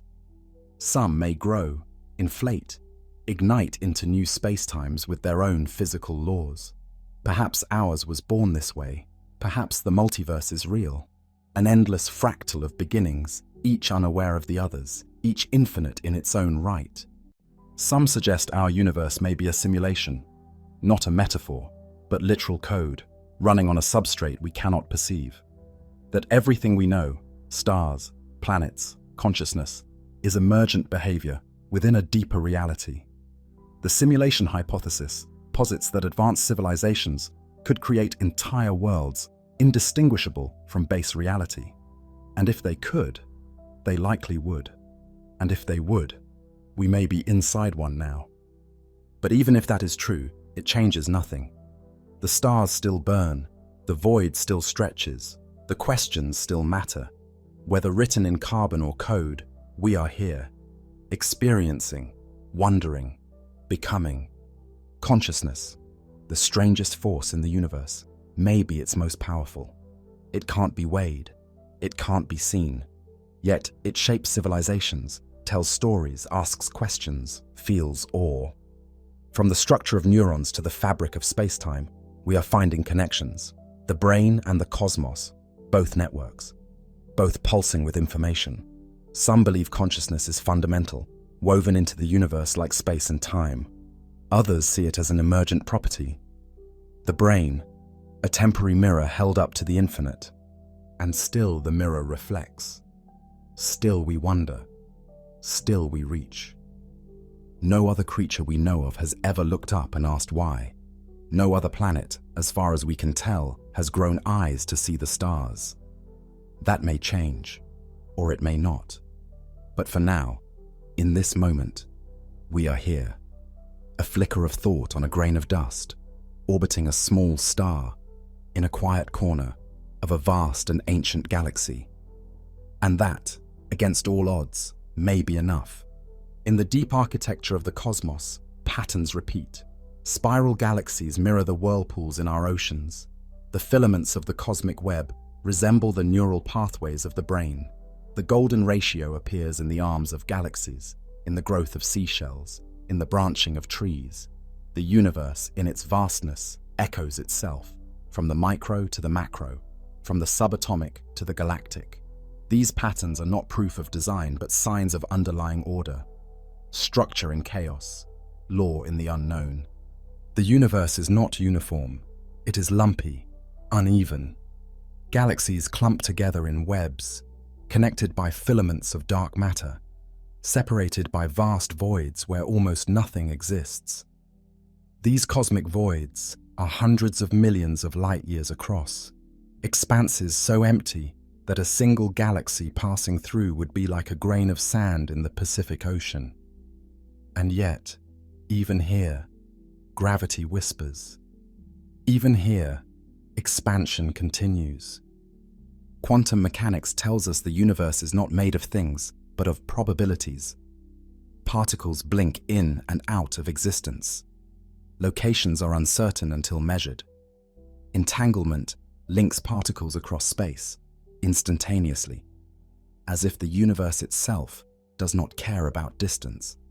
Reality, at its core, is fuzzy. The closer we look, the less solid it becomes. And yet, out of that uncertainty emerges everything: matter, energy, time, thought. There are particles that can pass through entire planets without slowing down. Neutrinos, ghost particles, are created in nuclear reactions, in the hearts of stars, in supernovae. Trillions pass through your body every second, unnoticed. They are messengers from the core of suns, from the edge of the universe, from moments after the Big Bang. They are the silent threads connecting us to everything. There are places where time moves differently. Near black holes, seconds stretch into hours.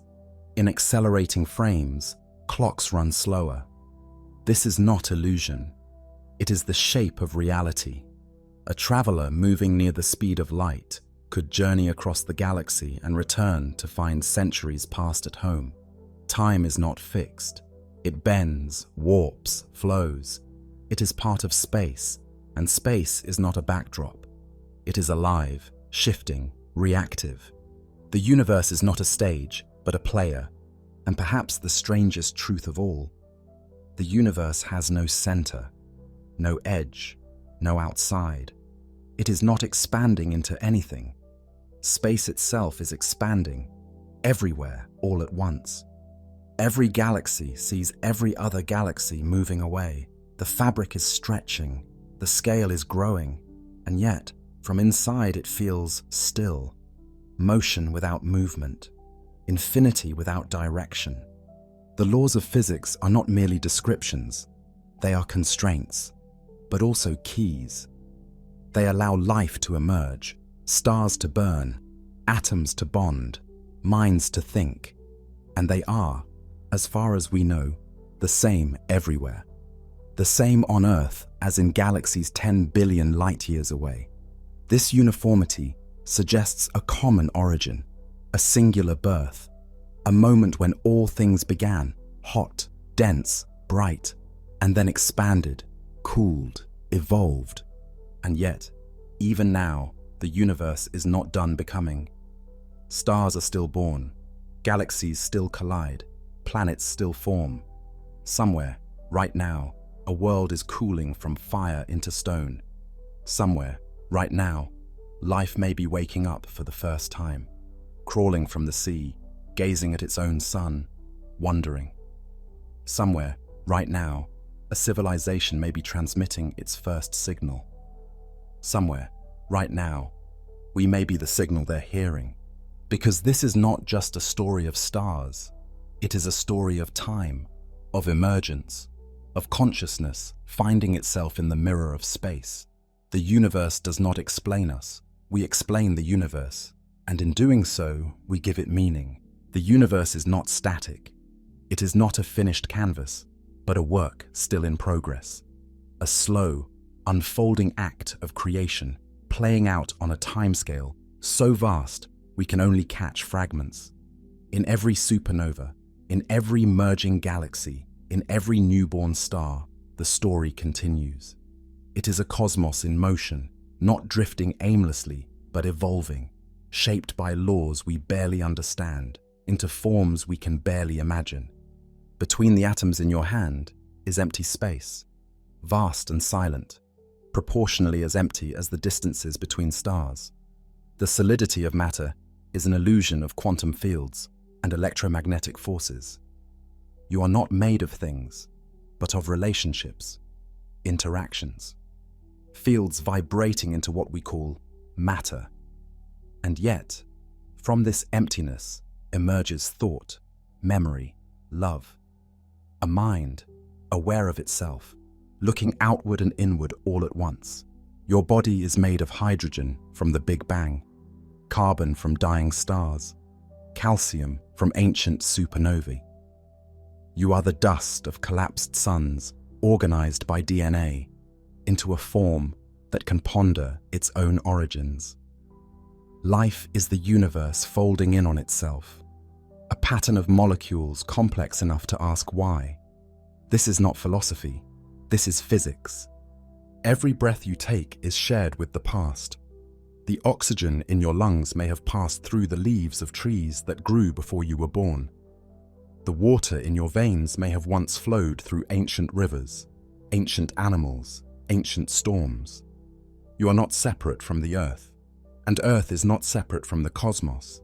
It is a vessel, a temporary concentration of matter and energy, forged by a billion accidents and a few consistent laws. And still, there is so much we do not know. We do not know what dark matter is. We do not know why there is more matter than antimatter. We do not know how consciousness arises from tissue, or if it even does. We do not know if the constants of nature are truly constant. We do not know if time had a beginning, or if it loops, echoes, branches into infinite paths. We do not know how the universe will end, but we know that everything that begins also changes, that all structures, all stars, all thoughts are temporary, that impermanence is not failure, but nature. The arrow of time moves in one direction, driven by entropy, the tendency of systems to move from order to disorder.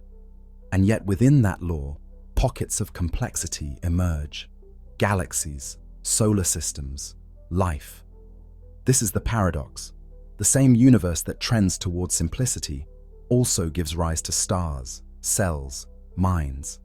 The same randomness that scatters also creates. It is within this tension, between chaos and order, that life finds its window.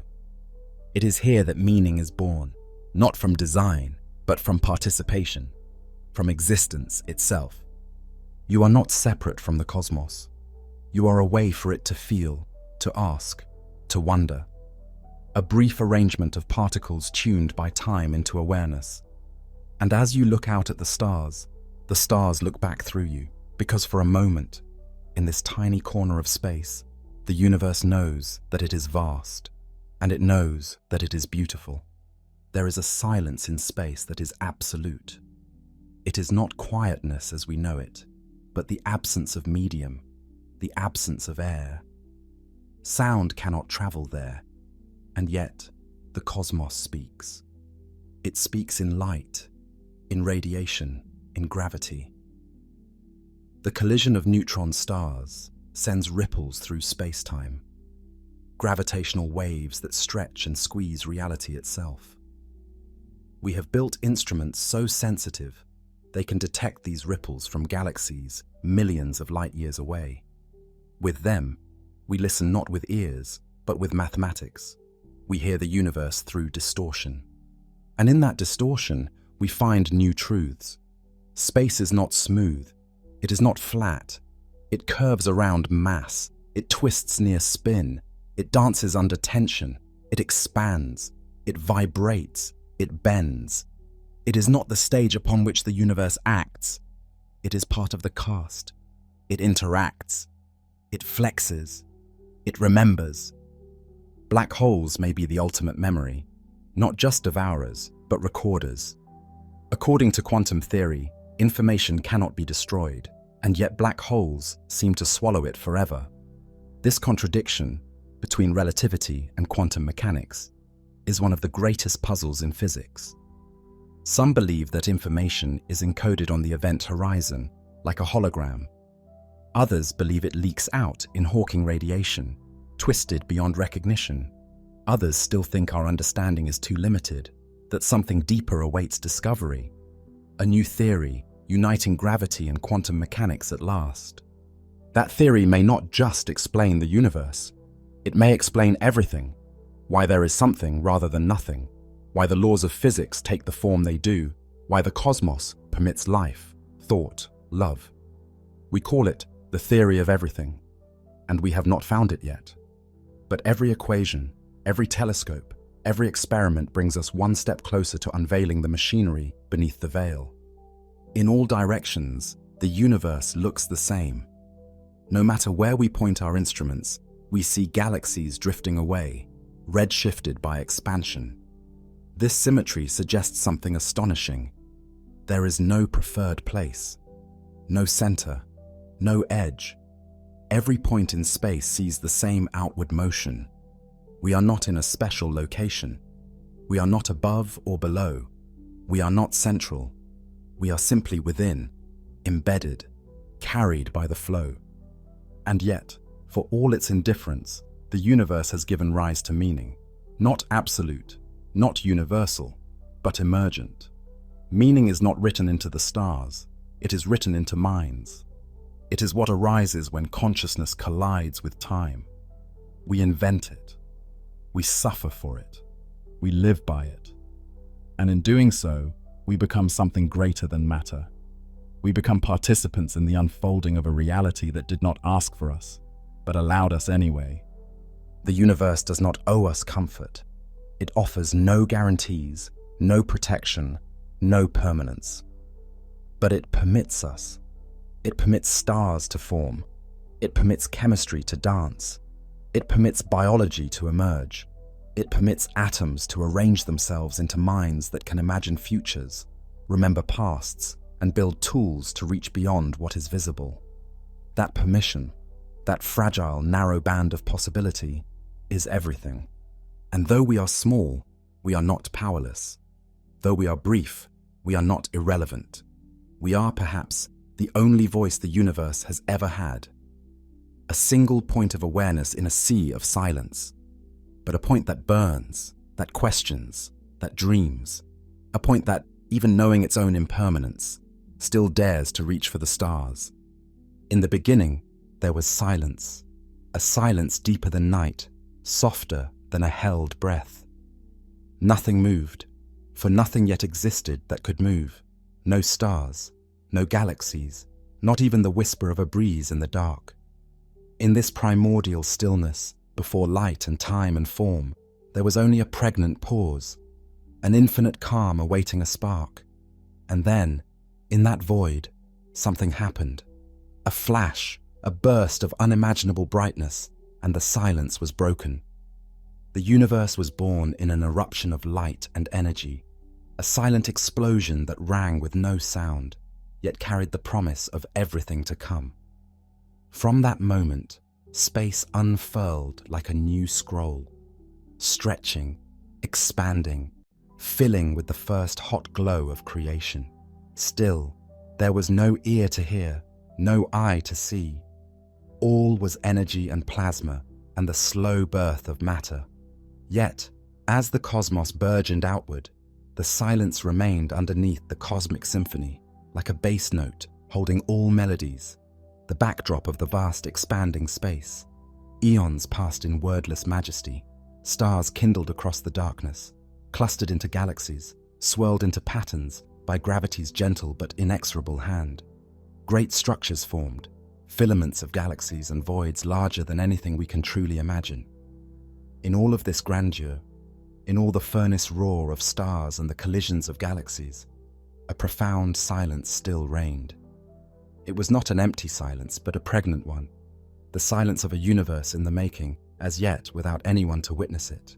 Nebulae blossomed like cosmic flowers, stars lived and died, forging heavy elements in their hearts and scattering them into the void. Planets coalesced around distant suns.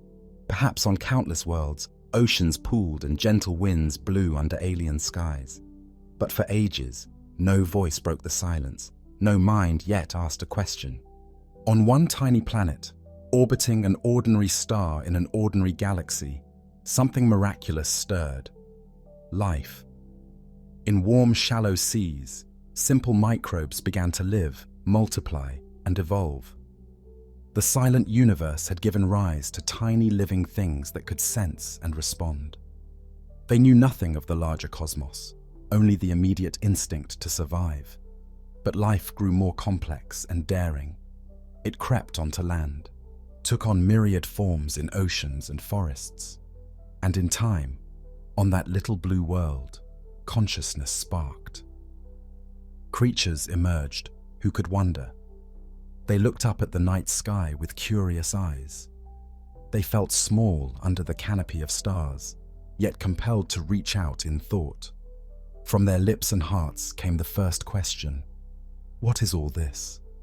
Where did it come from, and why? Thus, in a corner of the universe, the great silence birthed a question. It was perhaps the first time the cosmos had been asked to reflect on itself through the very beings made of its dust. In those early questions, uttered around flickering campfires or silently pondered under the wheeling stars, the universe itself found a voice. Through us, the cosmos began to speak and to ask. A strange paradox. Out of the universe's stillness grew minds that would not be still, that hungered to know. The night sky's grandeur made early humans feel both awe and mystery.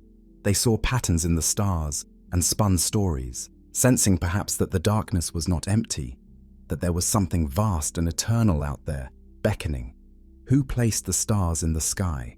What lies beyond that glittering curtain? Is the universe around us all there is, or just a piece of something far greater? These questions, simple and profound, were the beginning of our journey. And they have no end. As though space itself were whispering to us, we felt an urge to explore, to seek the limits of what we can see.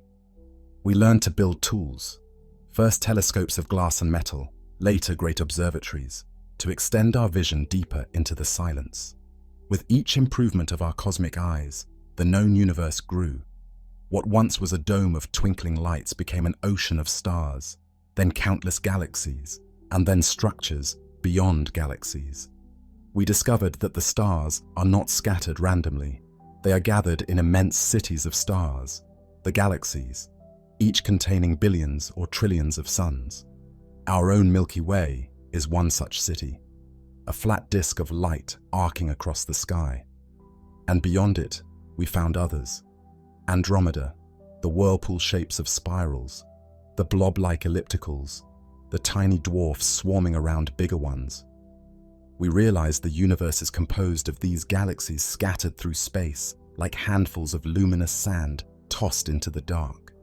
Through patient observation, we determined the scale of our cosmic neighborhood. Light, that fastest of messengers, takes years to cross the gulfs between stars and millions of years to travel from one galaxy to another. We began to grasp that the lights in the sky were incredibly distant. The deepest images, taken with sensitive instruments, staring for days into what seemed like an empty patch of sky, revealed a staggering sight. Hundreds of galaxies in just a pinprick of darkness. It was like finding a shimmering city on what looked like a blank horizon. Everywhere we point our telescopes, if we look long enough, galaxies appear. The observable universe, the portion we can in principle see, contains at least 2 trillion galaxies, each with billions of stars. These numbers defy imagination. Even as we say them, do we truly understand? Each galaxy, an island of stars, perhaps with planets and wonders of its own, multiplied by trillions. The scale humbles us. We sit on a small planet orbiting one star among those countless, and we realize we are tiny. Our world is a mere grain of sand on an endless beach. As our knowledge expanded, so did our questions. We found that the universe has an edge, but not an edge in space like a wall or boundary we could touch. Rather, a limit in time and light. We call it the observable universe, the region from which light has had time to reach us since the universe began. There may be more beyond, much more, but it lies forever outside our view, hidden behind a horizon of light. Why can't we see beyond? Because the universe has a finite age, about 13.8 billion years since the Big Bang fireball ignited existence as we know it. Light from very distant regions simply hasn't had time to travel to us yet. Imagine being in a vast wilderness at night with a lantern. You see trees around you in the lantern's glow. Beyond a certain distance, the forest is dark, not because it ends there, but because the light hasn't reached those faraway trees. Our cosmic horizon is like that, a sphere of light around us, 46 billion light-years in radius, beyond which the universe fades into an unknowable darkness. And yes, that horizon's radius is larger than 13.8 billion light-years because space itself has been stretching all the while, carrying distant galaxies further out. We peer out to the edge of what we can see, and it appears like a foggy wall, not a solid barrier, but a limit of clarity. That fog is actually the afterglow of the Big Bang, the cosmic microwave background radiation, faint heat left from the time the universe was a hot, dense plasma. It's as far back as light can show us, a view of the universe when it was only about 380,000 years old, beyond which it was opaque. So here we stand, creatures of stardust and curiosity, staring at the cosmic horizon.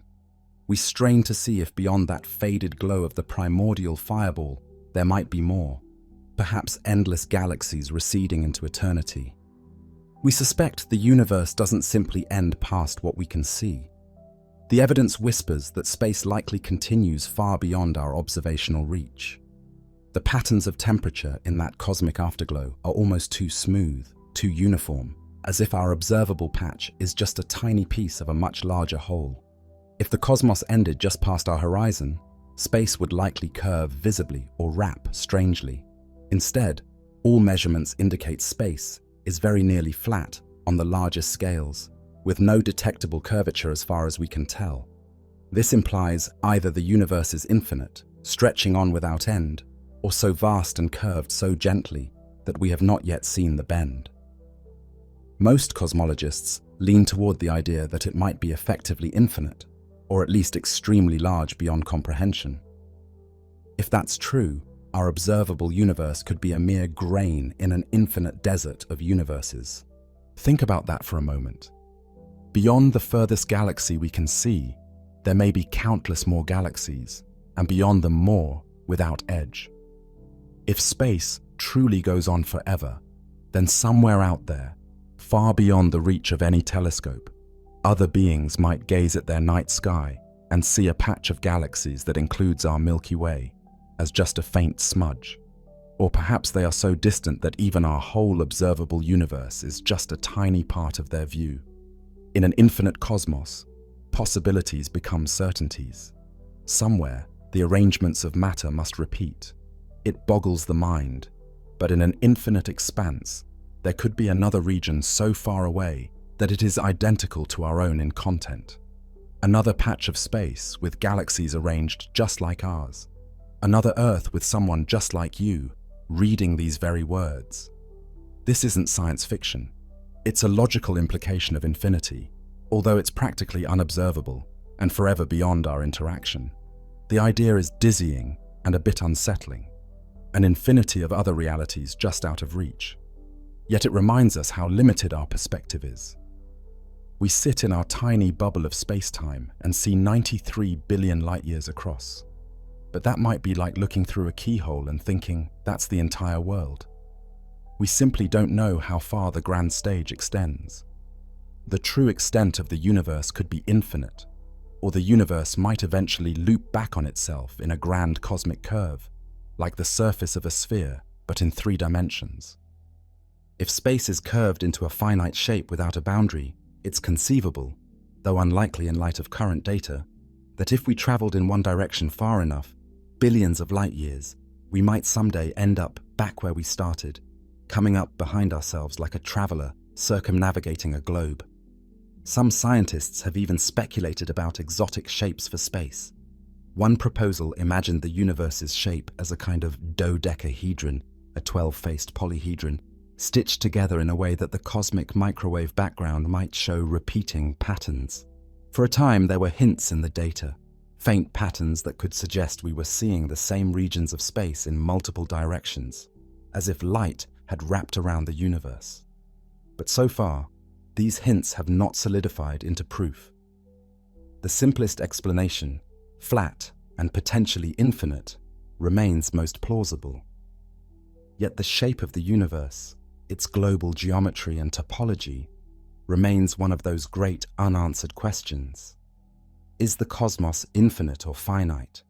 Does it have an overall curvature or a unique topology beyond our horizon? We live suspended between possibilities, unable to step outside the universe to see it from the outside.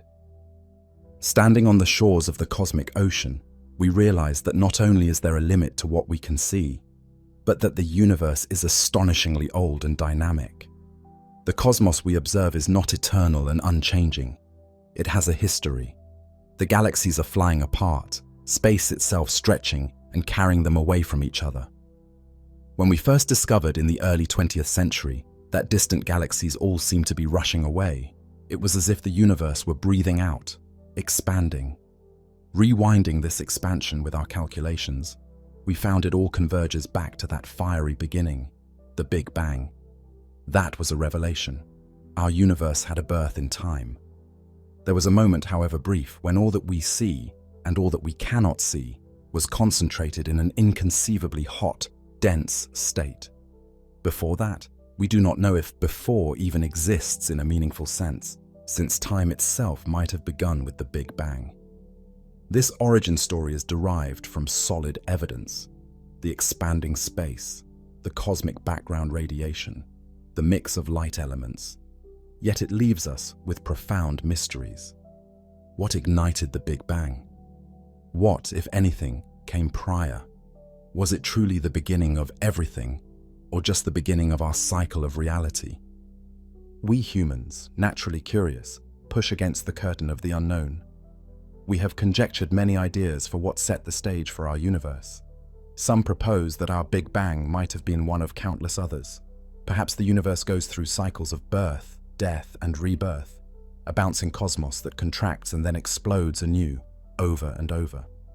Others imagine our universe budding off from a parent multiverse, a foam of bubble universes endlessly forming like bubbles in boiling water, each bubble a universe with possibly different properties. In such scenarios, the Big Bang was not the absolute beginning, but simply our bubble's local genesis. Still others invoke the idea of quantum fluctuations. Maybe nothingness is inherently unstable, and a tiny fluctuation could tunnel into creating an entire universe. Our cosmos could have sprung from a quantum event out of a vacuum of some higher reality. These ideas venture far beyond the realm of testable science, at least for now, but they arise naturally from our attempt to answer the question of origins. The truth is, we don't know what caused the Big Bang, or if that concept even makes sense in the absence of time.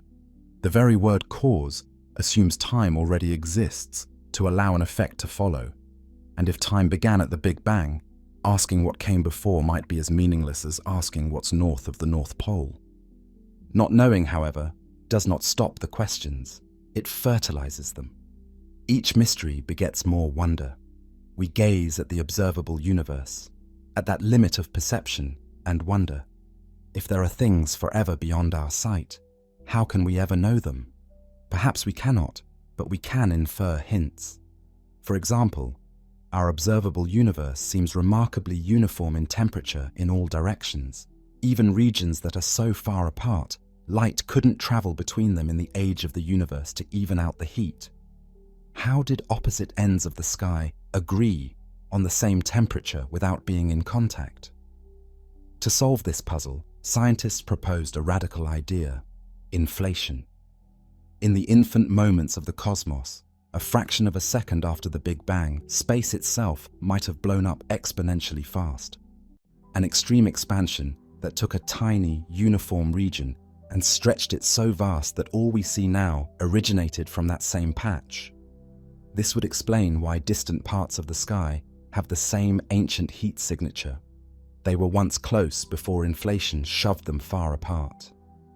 Inflation neatly accounts for some observed properties, suggesting our whole observable universe was once an infinitesimal speck. But inflation, if true, also dramatically broadens our perspective. That initial tiny region after inflation became huge, far larger than what we now observe. And inflation might not have been a one-time event that ended cleanly everywhere.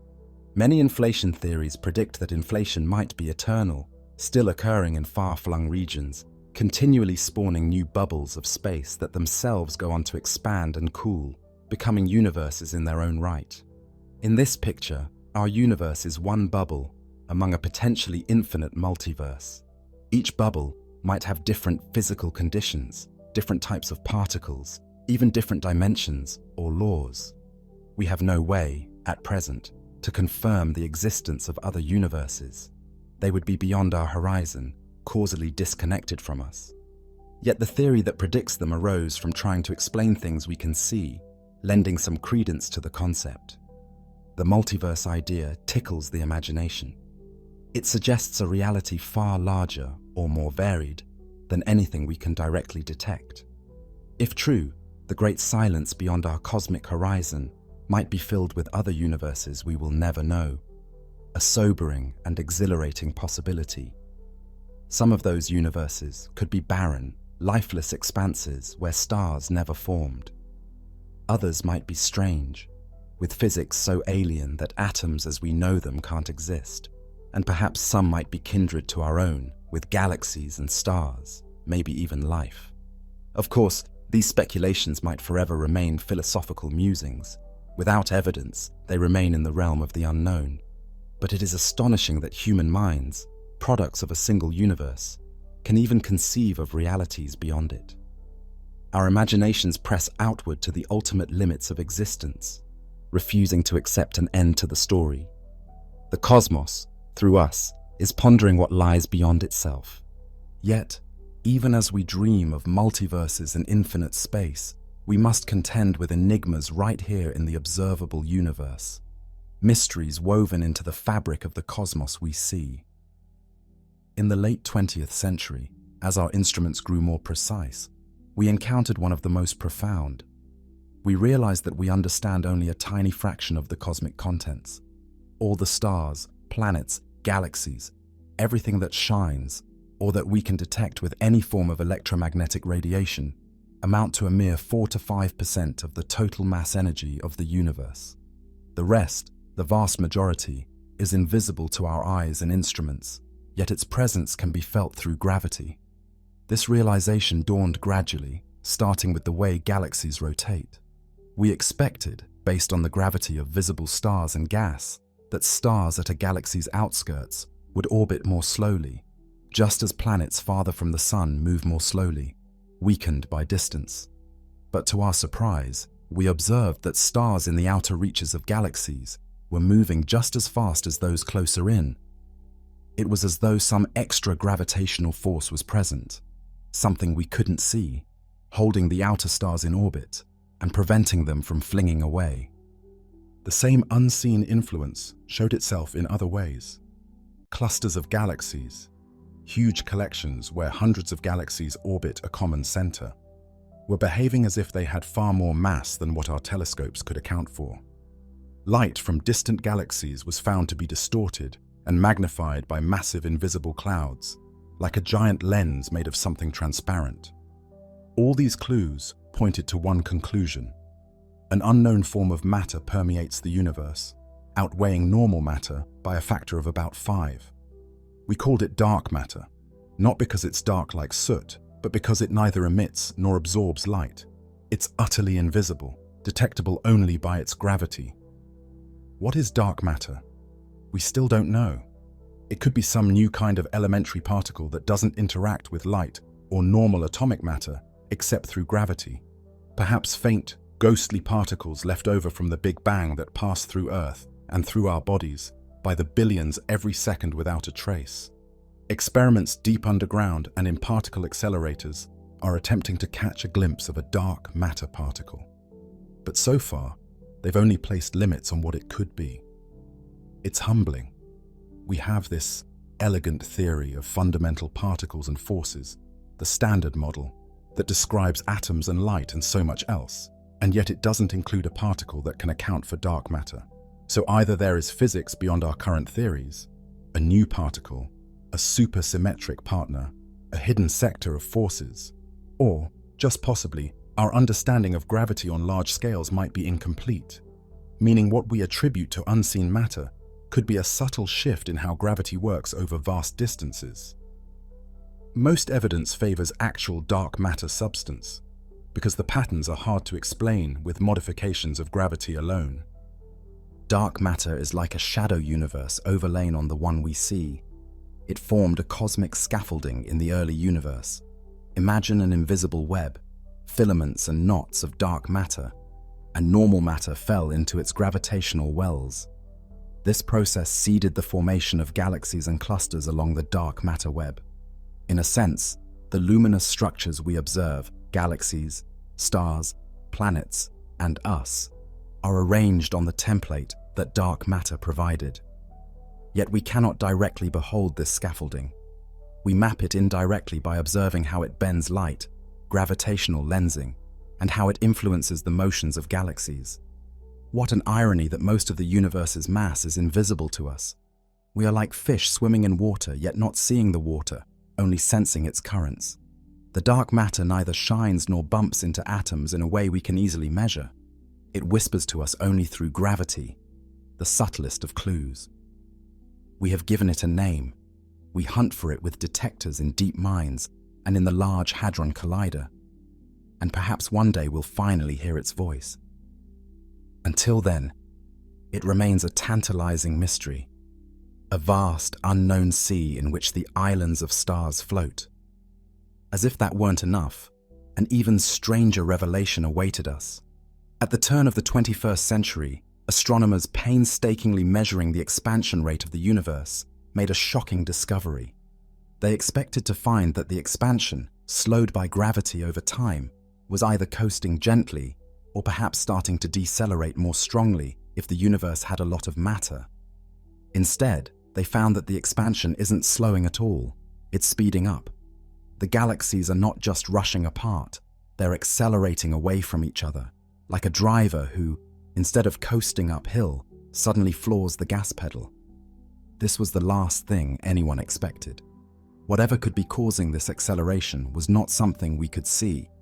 It wasn't normal mass, which would attract, not repel. We named this mysterious phenomenon dark energy, a term that is a placeholder for our ignorance. Dark energy seems to make up about 70% of the total energy content of the cosmos, dwarfing even dark matter, which is 25%, leaving ordinary matter as a cosmic afterthought. What is dark energy? That question cuts to the core of our understanding of physics. One possibility is that dark energy is a property of space itself. In the equations of general relativity, Einstein's theory of gravity that describes how matter and energy tell space-time how to curve, there is a term, the cosmological constant, which Einstein once introduced and later retracted, thinking it unnecessary. This term corresponds to an inherent energy of empty space, an energy that doesn't dilute as space expands. If space has an innate energy, it would act like a sort of pressure or anti-gravity that pushes things apart. And indeed, this cosmological constant idea fits the observations fairly well, a constant energy density in space that started dominating the universe's dynamics a few billion years ago, causing expansion to accelerate. But why would such a constant exist, and why of that particular magnitude? When physicists try to calculate how much energy empty space should have, based on quantum theory, where even vacuum teems with virtual particles popping in and out, the theoretical value comes out enormously larger, a ghastly mismatch with what we observe. It's one of the worst disagreements between theory and observation ever encountered, signifying we deeply misunderstand something. So perhaps dark energy isn't a simple constant. Maybe it evolves, a dynamic field that changes over time, a concept dubbed quintessence after the fifth element of the ancients. Quintessence would be a new substance or field-filling space, one that can vary from place to place or era to era, and whose properties we have yet to determine. Another wild possibility, perhaps our understanding of gravity needs revision at the very largest scales. Maybe, like Newton's laws were superseded by Einstein's relativity might itself be a limiting case of a deeper theory that yields an accelerating cosmos without invoking a mysterious energy. For now, Dark energy remains an enigma. It's as if we're children who notice that a top is spinning faster on the tabletop than it should, yet we can't see the hand twisting it. The universe's acceleration is a clue that our cosmic story has a twist, literally a speeding up, and we're in the dark, pun intended, about why. What we do know is that given this acceleration, the future is quite bleak for our view of the cosmos. If dark energy continues to push the expansion, distant galaxies will rush away faster and faster. Far in the future, beyond tens or hundreds of billions of years, other galaxies might recede so far and so fast that their light can no longer reach us. An observer in that far future might see an empty universe, just their own galaxy and nothing else, unaware that other galaxies ever existed. The thought that the rich cosmos we observe is a temporary gift of this epoch is poignant. We happen to live when the universe is young enough that galaxies are still in view. The accelerating expansion means the vast majority of galaxies are slipping beyond reach, like ships sailing over a horizon from which they'll never return. But why this is happening? Why now, and what exactly dark energy is? Those answers elude us. The silence regarding dark energy is profound. We can measure its effects with exquisite precision, yet the cause of those effects remains a whisper from the void. From the grandest scales of the expanding universe, let us turn inward to one of the most fearsome and fascinating objects nature allows: black holes. These are regions where matter has been crushed into such density that the fabric of space-time itself has curled in on itself, creating a pit from which nothing, not even light, can escape. A black hole forms, for example, when a massive star reaches the end of its life. The star's core collapses under its own weight, compressing beyond even atomic structure, beyond anything we can properly imagine, until it becomes an infinitely dense point, a singularity, wrapped in a spherical cloak of gravity. The boundary of that cloak is called the event horizon. Once you cross that threshold, there is no return. The concept of an event horizon is chilling and intriguing, a one-way membrane in the universe. Outside it, space and time behave normally. Inside, all paths inexorably lead down to the central singularity. It's a point of no return, a cosmic trapdoor. Black holes challenge our understanding of physics at a fundamental level. According to general relativity, the singularity at the center has infinite density and zero volume, a place where the known laws of physics break down completely. This signals that our theories are incomplete. Infinities in equations often mean we're pushing the theory beyond its domain of validity. We need a theory of quantum gravity, combining quantum mechanics with gravity, to fully describe what happens at those extreme densities. But we don't yet have that theory. So inside the black hole, hidden from our view by the horizon, nature keeps her deepest secret.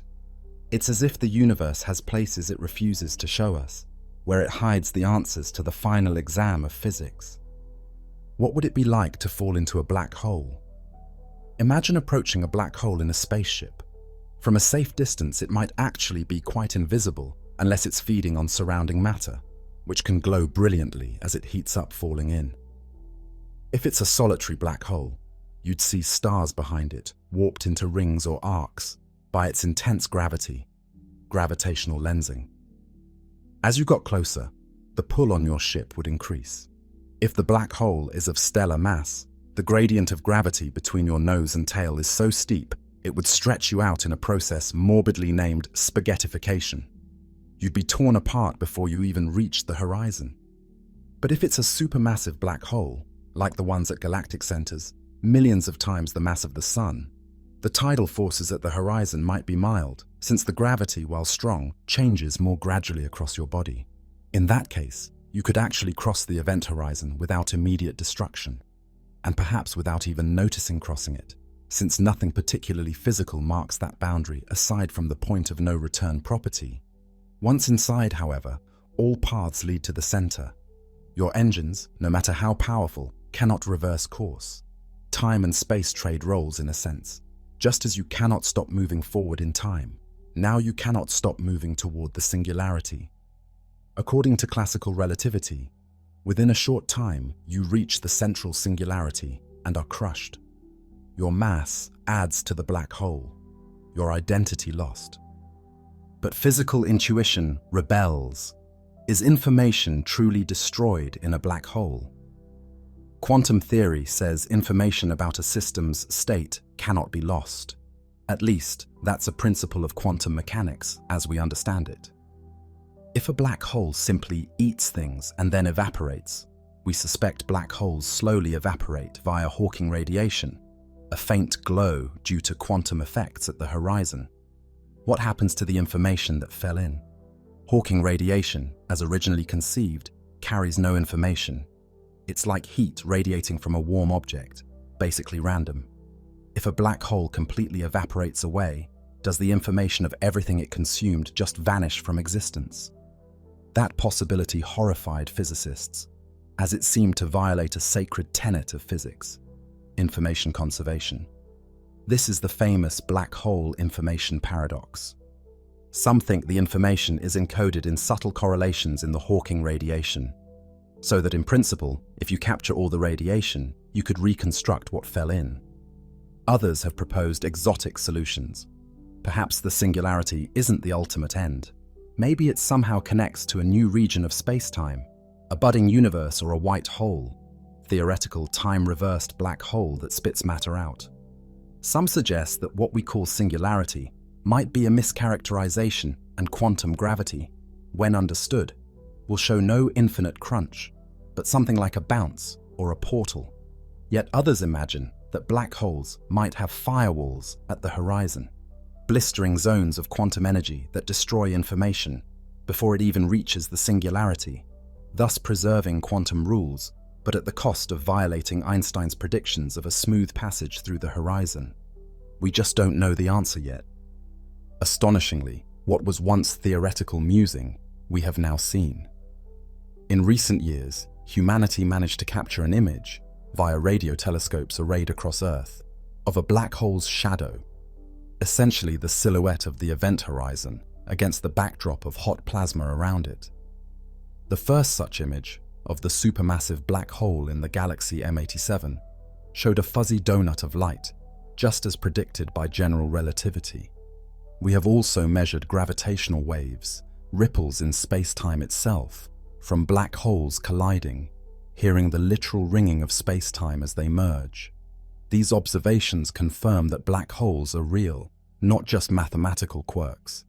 They exist in the universe by the dozens, likely by the millions.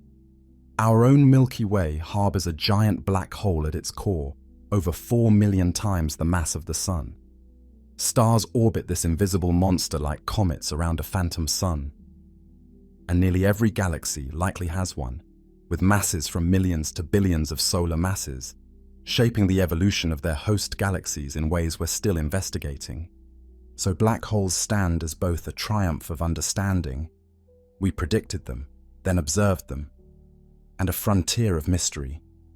Their insides remain terra incognita. They force the question of how the very large, gravity and space-time, and the very small, quantum particles, mesh together.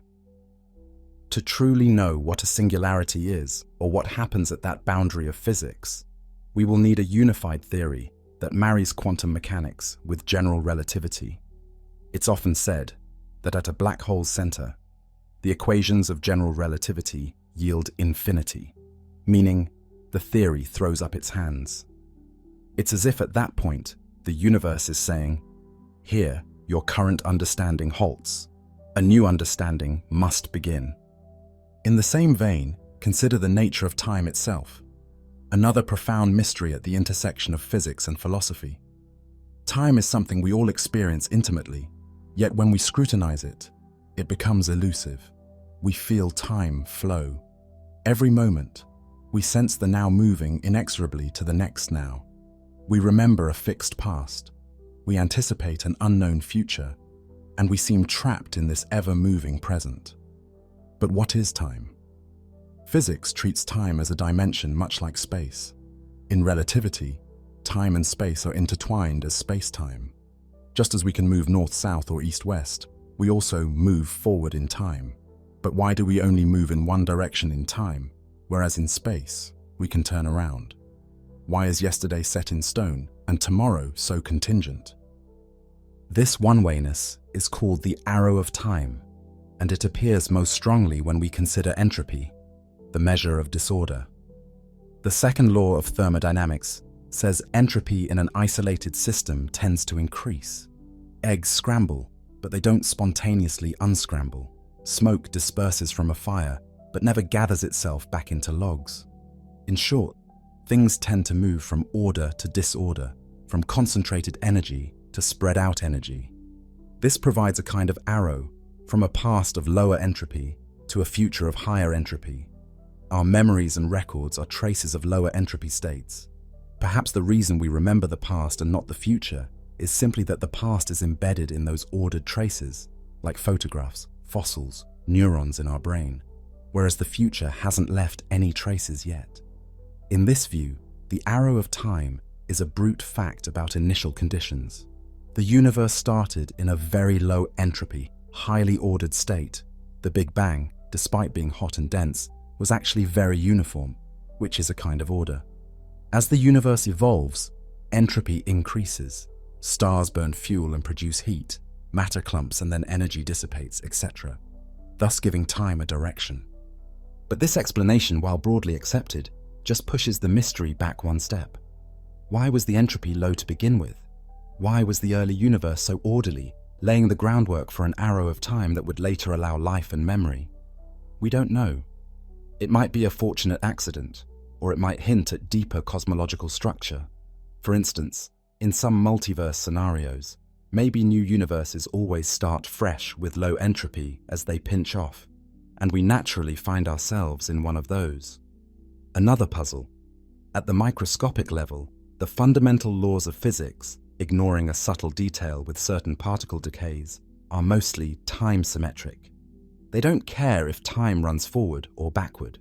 If you filmed two particles scattering off each other and ran the movie backwards, you'd see a perfectly valid physical process.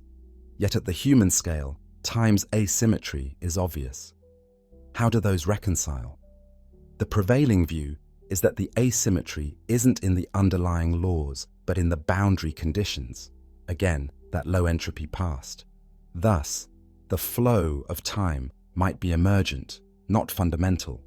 Some scientists even propose that time as we perceive it, a flowing river, is an illusion, a byproduct of our consciousness stringing together events, whereas in reality, all moments might coexist in a block universe. In that block universe picture, the past, present, and future are all equally real, just different coordinates in space-time. And it's only our particular perspective, like a spotlight moving along the timeline, that gives a sense of flow. This interpretation is mind-bending because it means now is not a universal truth, but a subjective one linked to each observer. Relativity already showed that simultaneity is relative. Two events that are simultaneous for you might not be for me if we're moving differently. So in a deep sense, the notion of a global present is tricky. Is time perhaps an emergent phenomenon from something deeper, like entanglement or quantum states? Some cutting-edge ideas suggest time might arise from quantum entanglement patterns, or that our universe's time dimension could have sprung forth from a timeless quantum reality when certain conditions were met. These remain speculative, but they remind us that something as fundamental as time is still not fully understood. Time is at once the most familiar thing and the greatest mystery. We live in time. We cannot step outside it to examine it objectively. That's akin to asking a fish to describe water. It's so ubiquitous that it becomes elusive. We mark time's passage with clocks and calendars, but what we're really measuring is change relative to other change.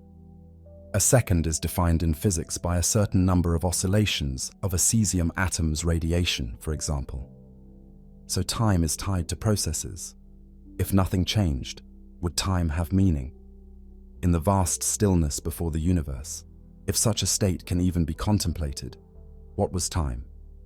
Or did time begin when change began? The silence of the cosmos extends into the subatomic world as well, where our everyday intuitions falter. Peering into the quantum realm, we found uncertainty and paradox. The building blocks of reality, electrons, photons, and other quantum particles, do not behave like little billiard balls following neat paths. Instead, they exist as fuzzy clouds of possibility, described by a wave function that tells us only the probability of finding them in a particular state. It's as if, at a fundamental level, nature doesn't decide on an outcome until something forces its hand, namely, an observation or interaction that makes the potential become specific. This is encapsulated in Heisenberg's uncertainty principle. One cannot precisely know certain pairs of properties, like position and momentum, at the same time. If you pinpoint a particle's location, its momentum becomes uncertain. If you know its momentum exactly, its location smears out. Nature, it seems, imposes a fundamental limit on how much we can know, or perhaps on how much is decided, even in principle. This isn't a limit of technology, but of principle. It's as though the universe, at fine scales, refuses to give a straight answer, offering instead a spread of possibilities. Consider the famous double-slit experiment. When we send electrons or photons one by one through two narrow slits to a screen, an interference pattern emerges, as if each electron were a wave that went through both slits and interfered with itself. Yet, when we put detectors to see which slit the electron actually went through, the interference disappears. The electron acts like a particle that went through one slit or the other, not both.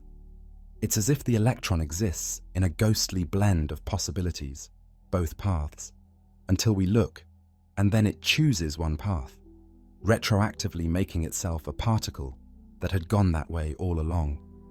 This kind of behavior defies our classical logic, and the universe stays mum on how or why it happens. Various interpretations of quantum mechanics try to make sense of it. Some say the wave function collapse is just fundamental and random. Others propose that each possible outcome actually branches off into a separate reality, the many worlds interpretation, where the electron went through left slit in one branch and right slit in another, and these two branches do not interfere once decoherence, entanglement with environment, has happened. Many worlds offers a wild vision. Every quantum event spawns a new universe, so there is an ever-branching multiverse of possibilities. If true, then at this very moment, innumerable versions of reality are splitting off for every quantum choice. In some, you took a breath a second later than in others. In some, a butterfly flapped its wings, whereas in others it stayed still, and those small differences proliferate. This would be a multiverse of a different kind, not separated by vast distances, but coexisting on top of each other in a higher dimensional quantum space, splitting at each interaction. It's a solution to making quantum mechanics purely deterministic. No randomness, just every outcome happens in some branch. But it means that reality is unimaginably more complex than we perceive. Yet from within one branch, we can never communicate with the others. So how could we ever tell if this is true? The cosmos yields phenomena that invite such bizarre explanations, and then remains silent, leaving us to debate and wonder. Another perplexing quantum phenomenon is entanglement, what Einstein famously called spooky action at a distance. When two particles are entangled, they share a single quantum state. If you separate them across the galaxy and then measure one, instantly the other is affected, or rather, instantly you discover that the outcome on one side is perfectly correlated with the outcome on the other side, as if they were connected. For example, two photons can be entangled in polarization, such that if one is measured to be vertically polarized, the other will always be found horizontally polarized, say the opposite, no matter the distance. It's not that one sends a signal to the other at measurement. As far as we can tell, nothing travels between them, and indeed, if you try to use this for communication, it fails. You can't actually send a message this way. Instead, it's as if the two particles are a single entity described by one combined wave function, and when you collapse it by measuring one, you simultaneously collapse the whole system. This is deeply counterintuitive. It implies the universe has non-local qualities. Parts of the universe far apart can be intimately linked in ways that transcend ordinary space and time relationships. Experiments have confirmed entanglement again and again. It's real. We even have technologies exploiting it, quantum cryptography, for instance. But why the universe allows this deep connectedness, how it fits with our concept of locality, and what it means about the underlying reality, remains mysterious. Some thinkers speculate that perhaps space and time themselves are not fundamental, and entanglement hints at a more basic fabric of reality from which space emerges. Picture that what's fundamental is information or relationships, and what we perceive as space is just a way of organizing those relationships for our macro understanding. In such a view, two entangled particles might be adjacent in the deeper reality, even though in our three-dimensional space they are far apart. Thus, their coordination is instantaneous because distance is irrelevant in the underlying layer. This is speculative, but it's an attempt to make sense of what nature is quietly demonstrating to us without explanation. The silence of the quantum world, the lack of an intuitive story from nature about what's really happening, has haunted physicists and philosophers for a century. Richard Feynman once said, "I think I can safely say that nobody understands quantum mechanics." It's a humbling admission that even our best theory, confirmed by experiment to astonishing precision, is something we can use, mathematically, but not fully comprehend in plain language. Is the electron a particle or a wave? The only honest answer, it's something quantum, which has aspects of both, and depending on how we interact with it, it will manifest one aspect or another. It's as if reality at base is described not by the solid objects of our sensory experience, but by ghostly probability clouds and interconnections that defy straightforward description. We've developed a comfortable routine with quantum mechanics. Shut up and calculate, some say. Yet the human spirit itches to truly know, to have a picture, a narrative, something that feels resolved. And so far, the cosmos offers none. Perhaps one day a deeper theory, like a successful quantum gravity theory or a theory of everything, will unify these pictures and give us a new paradigm that makes quantum weirdness feel as natural as sunrise. Until then, we live with a fundamental not knowing at the heart of physics. Our journey through the unknown wouldn't be complete without reflecting on the mysteries that hit closest to home. We've looked outward to the edge of the universe and inward to subatomic realms. But what about life? What about consciousness? These are aspects of the cosmos too. After all, we are part of the universe, made of the same particles and subject to the same laws. In the cosmic perspective, life is a recent phenomenon, blossoming on at least one small world. But is it unique to Earth or common as starlight? This is one of humanity's oldest questions. Are we alone? The Earth teems with life in astonishing variety and tenacity. We find life flourishing in boiling hot vents at the ocean floor, in acidic lakes, in the frozen Antarctic permafrost, and high in the atmosphere. Life, once it gains a foothold, is hardy and adaptive. This gives us hope that life could exist beyond Earth, in niches we once thought too extreme, perhaps in the subsurface oceans of icy moons like Europa, or Enceladus, or in the cloud decks of Venus, or on planets orbiting distant stars. We have now discovered thousands of exoplanets, planets around other suns. Some of these are in the so-called habitable zone, where temperatures might allow liquid water. A few are near Earth size and could be rocky. The sheer number of planets in our galaxy is staggering, likely on the order of 100 billion, roughly one per star on average, and many stars have multiple planets. With billions of galaxies, the number of planets in the observable universe might be more than all the grains of sand on all Earth's beaches. If even a small fraction of those planets are habitable, the number of living worlds could be enormous. And yet, we have not heard a peep. The universe, as far as our searches have detected, is quiet about life beyond Earth. No radio signals from alien civilizations beam through the sky, despite our listening via SETI for decades. No unmistakable technological signatures or visits, despite UFO lore. There's no confirmed evidence of extraterrestrial craft. We see no obvious ruins on Mars or elsewhere in the solar system. This great silence is puzzling. It's termed the Fermi paradox. Given the vastness of the cosmos, and presumably many opportunities for life, why have we not encountered anyone or anything? Where is everybody? Enrico Fermi famously asked. There are many possible answers, none confirmed. Maybe life is common, but intelligent life is exceedingly rare. Perhaps simple microbes abound on many worlds, in the oceans under ice crusts of moons, or beneath the soils of exoplanets. But the evolution of complex multicellular life, and then technological intelligence, is an extremely improbable chain of events.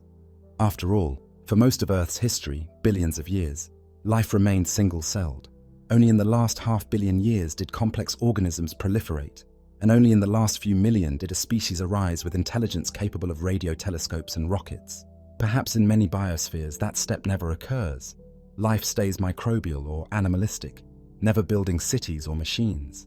Or maybe civilizations do emerge on many planets, but they tend to have short lifespans. They might self-destruct via warfare or environmental collapse. Or perhaps they inevitably transition to some other state, like a virtual reality existence, and lose interest in communicating with the stars. It could even be that a galaxy teems with life and intelligence, but it's largely quiet and inward-looking, and the distances are so vast that communication is difficult. Signals might be rare, or we might not recognize them. Perhaps advanced beings use communication methods we haven't discovered, or maybe they abide by a cosmic etiquette, a prime directive, of not interfering with emerging civilizations like ours. It's also possible we are alone, or at least incredibly rare.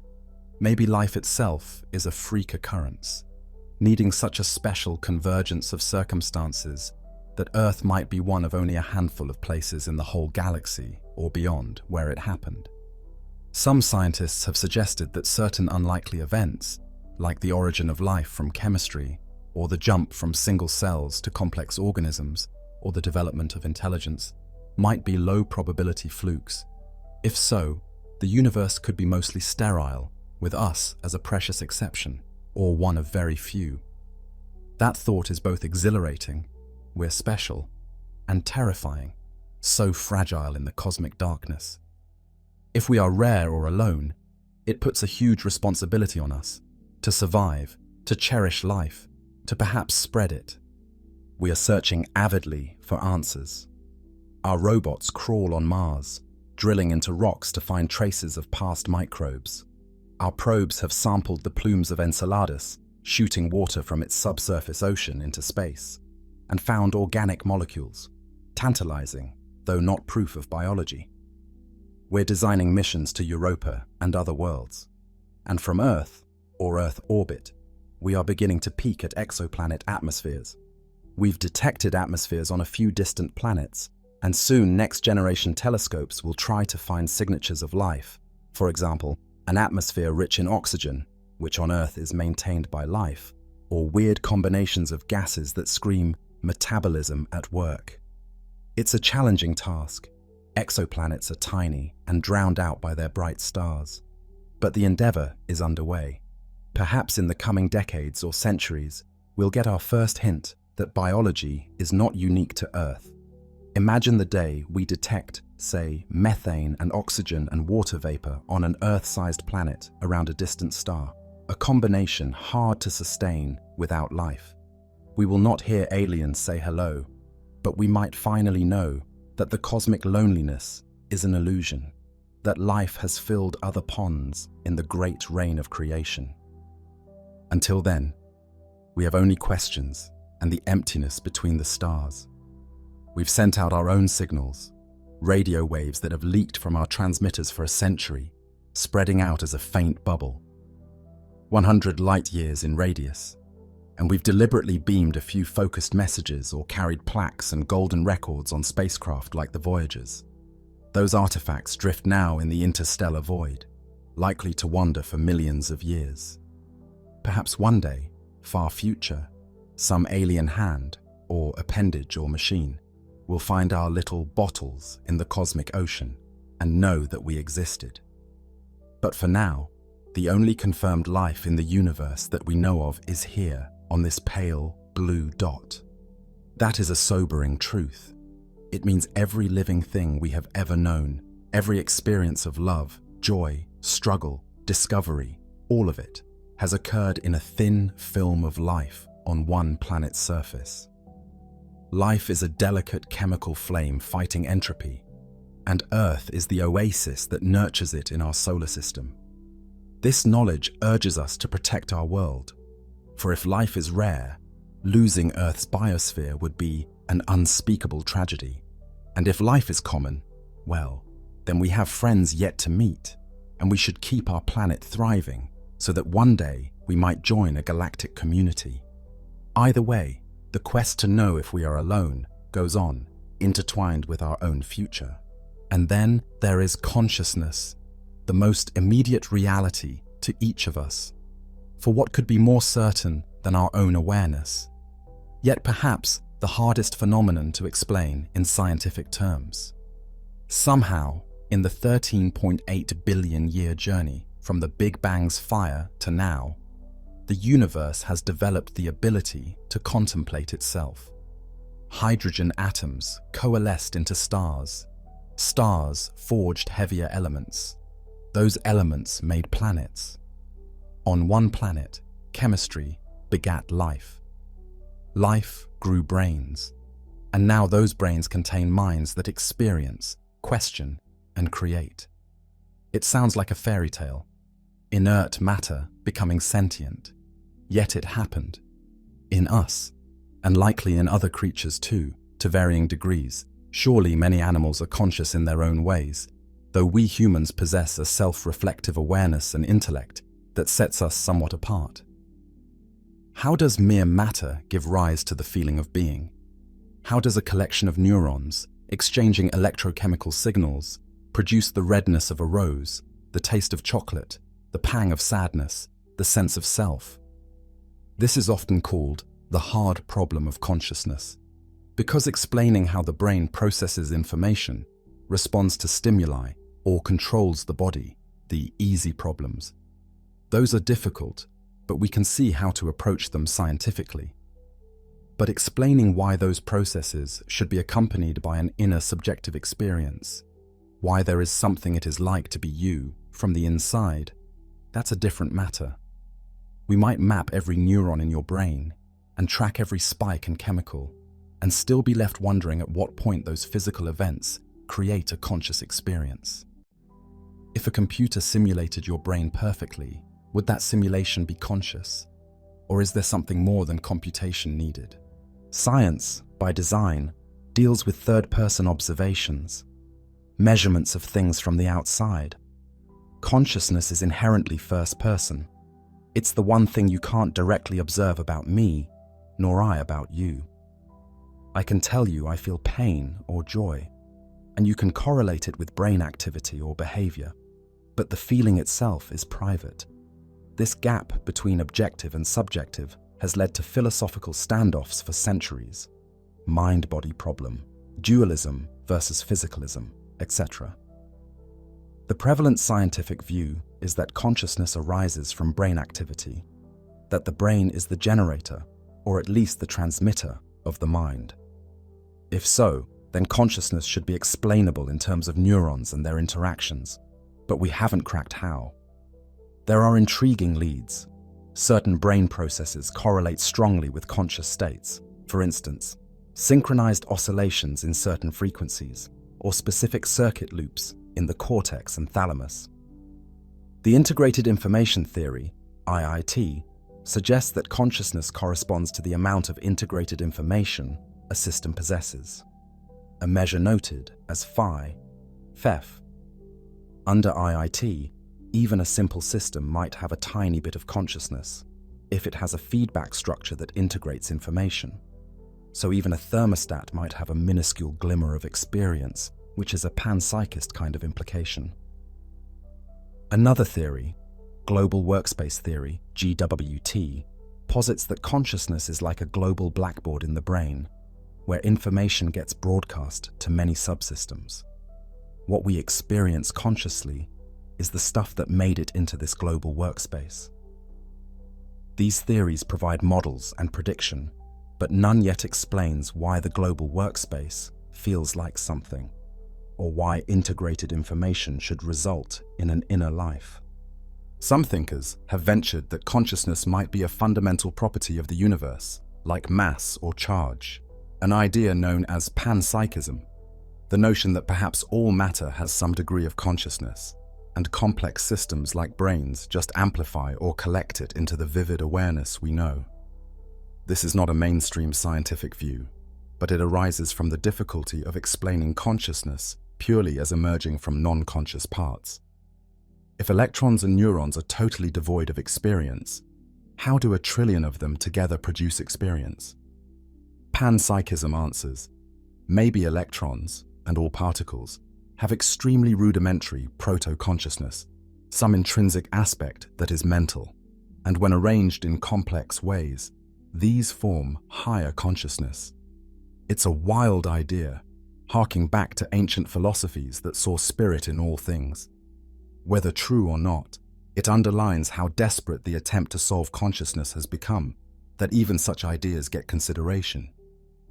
Alternatively, maybe consciousness is an emergent phenomenon that will eventually be explained in terms of information processing, but we just haven't found the right concepts yet. After all, concepts like temperature and pressure were once mysterious. How does the jostling of atoms create the feeling of warmth? But kinetic theory explained them.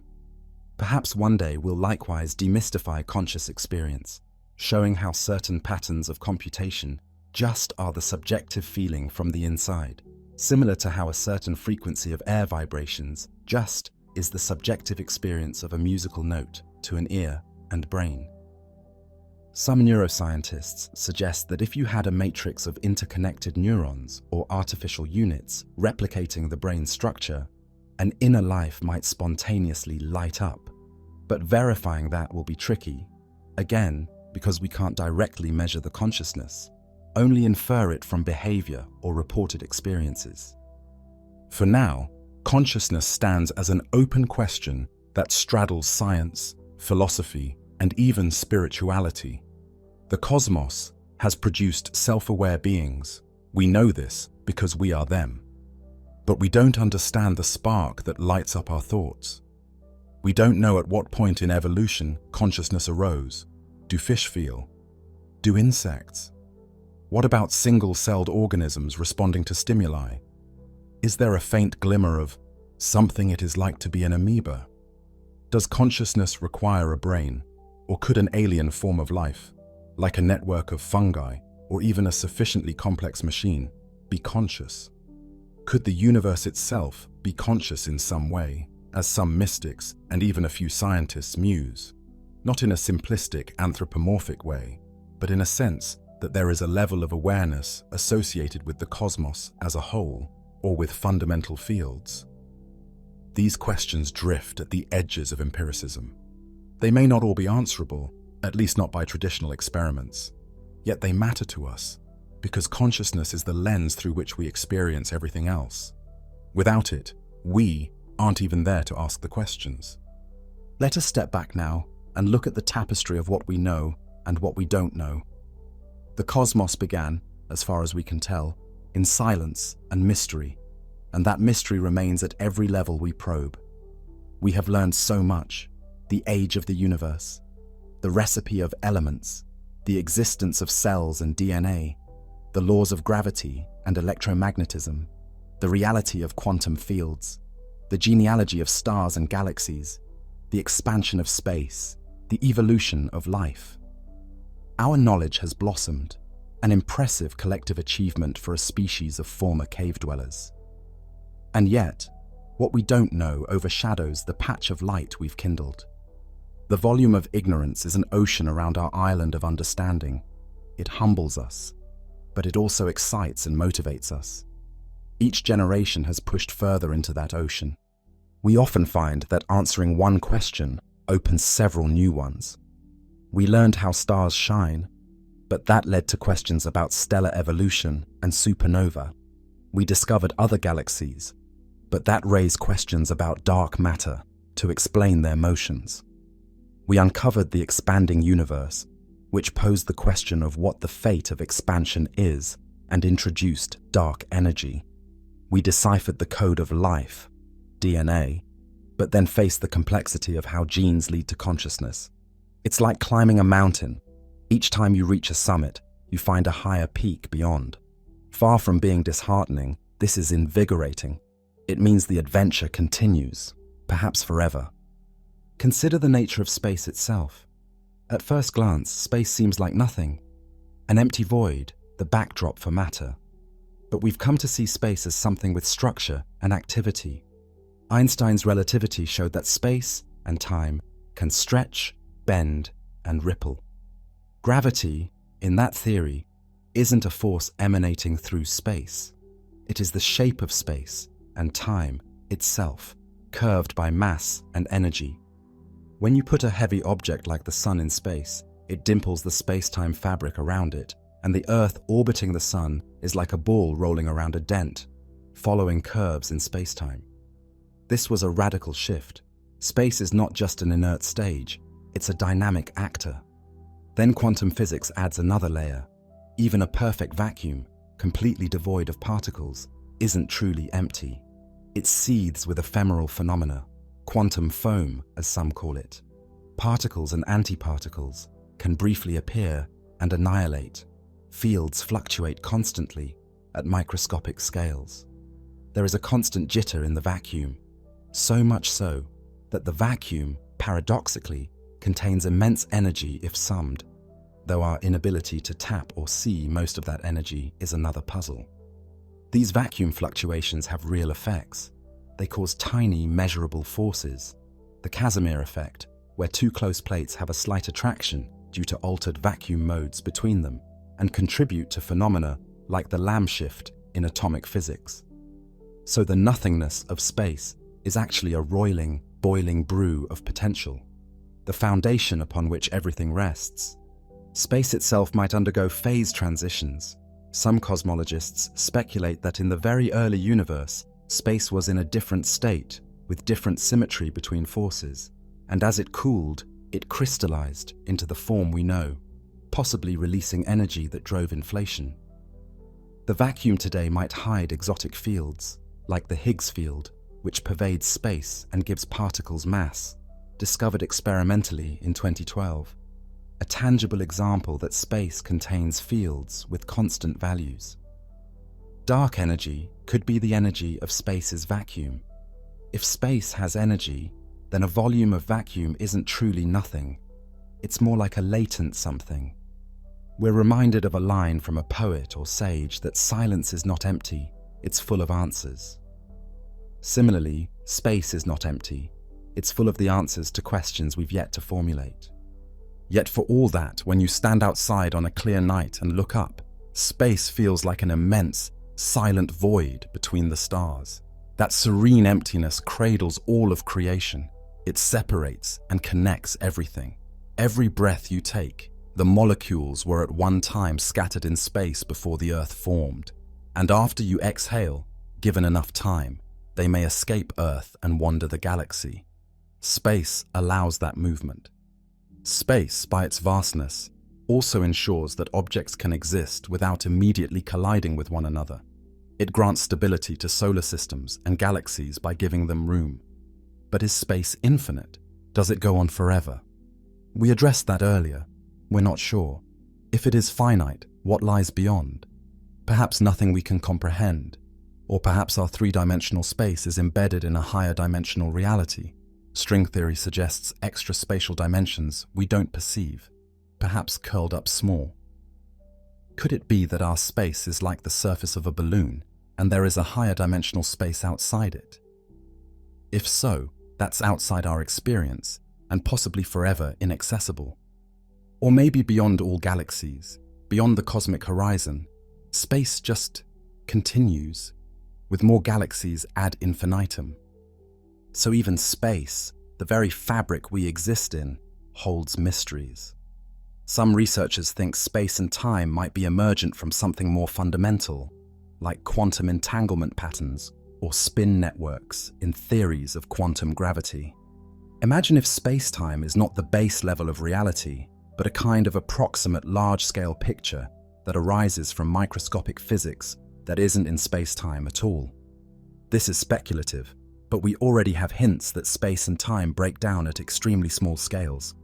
The Planck scale, around 10 or 35 meters. At that scale, quantum foam might be so wild that the notion of a smooth space-time becomes meaningless. Space might be chunky or erratic, full of baby black holes popping in and out, wormhole connections blinking open and shut, a true quantum chaos. We have no microscope to see that deep. It's far beyond our current or foreseeable technology to probe distances that small directly. But mathematical attempts at quantum gravity, like loop quantum gravity or aspects of string theory, suggest space-time could have an atomic or quantum structure.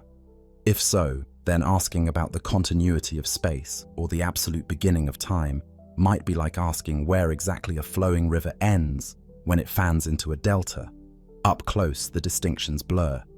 We cannot now answer if time had a beginning, or if space has an edge, or what space is made of, if anything.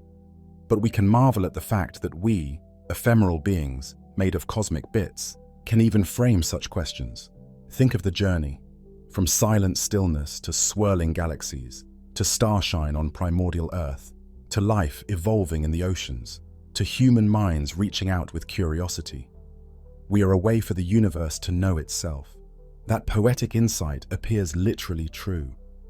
Our senses, our instruments, extend the universe's ability to perceive. Without conscious observers, would the majesty of the cosmos have any meaning? The galaxies would still dance, the stars would still burn, but there would be no appreciation, no insight, no knowledge. Through us, and maybe through other conscious creatures out there, if they exist, the universe gains the gift of self-awareness. We are the cosmos made conscious, and so we are a small part of the cosmos, looking back at itself and trying to understand. It's as if the universe has sprinkled seeds of awareness within itself, and those seeds, in the form of beings like us, awaken and stare out in wonder, asking questions. We ask about the Big Bang and black holes and quantum foam, but in a sense, the universe is asking those questions through us. Space itself speaks in our questions. The great silence of outer space finds a voice when a scientist in a lab theorizes or an artist at night paints the Milky Way. We feel the mystery and we respond with curiosity, a fundamentally human trait, perhaps a fundamental cosmic trait expressed through humanity. Where do we go from here? The unknowns beckon us forward. We will keep building better eyes, telescopes to hunt for exoplanet atmospheres, to watch the birth of stars, to glimpse the first galaxies forming not long after the Big Bang. We will keep listening for signs of life or intelligence beyond Earth, refining our methods, maybe sending new messages or probes to nearby stars. We'll continue to smash particles together or devise clever detectors deep underground, hoping to catch whispers of dark matter or new physics. We'll push quantum theory to its limits, perhaps eventually developing quantum computers that might simulate aspects of reality we couldn't before, giving insight into those mysteries.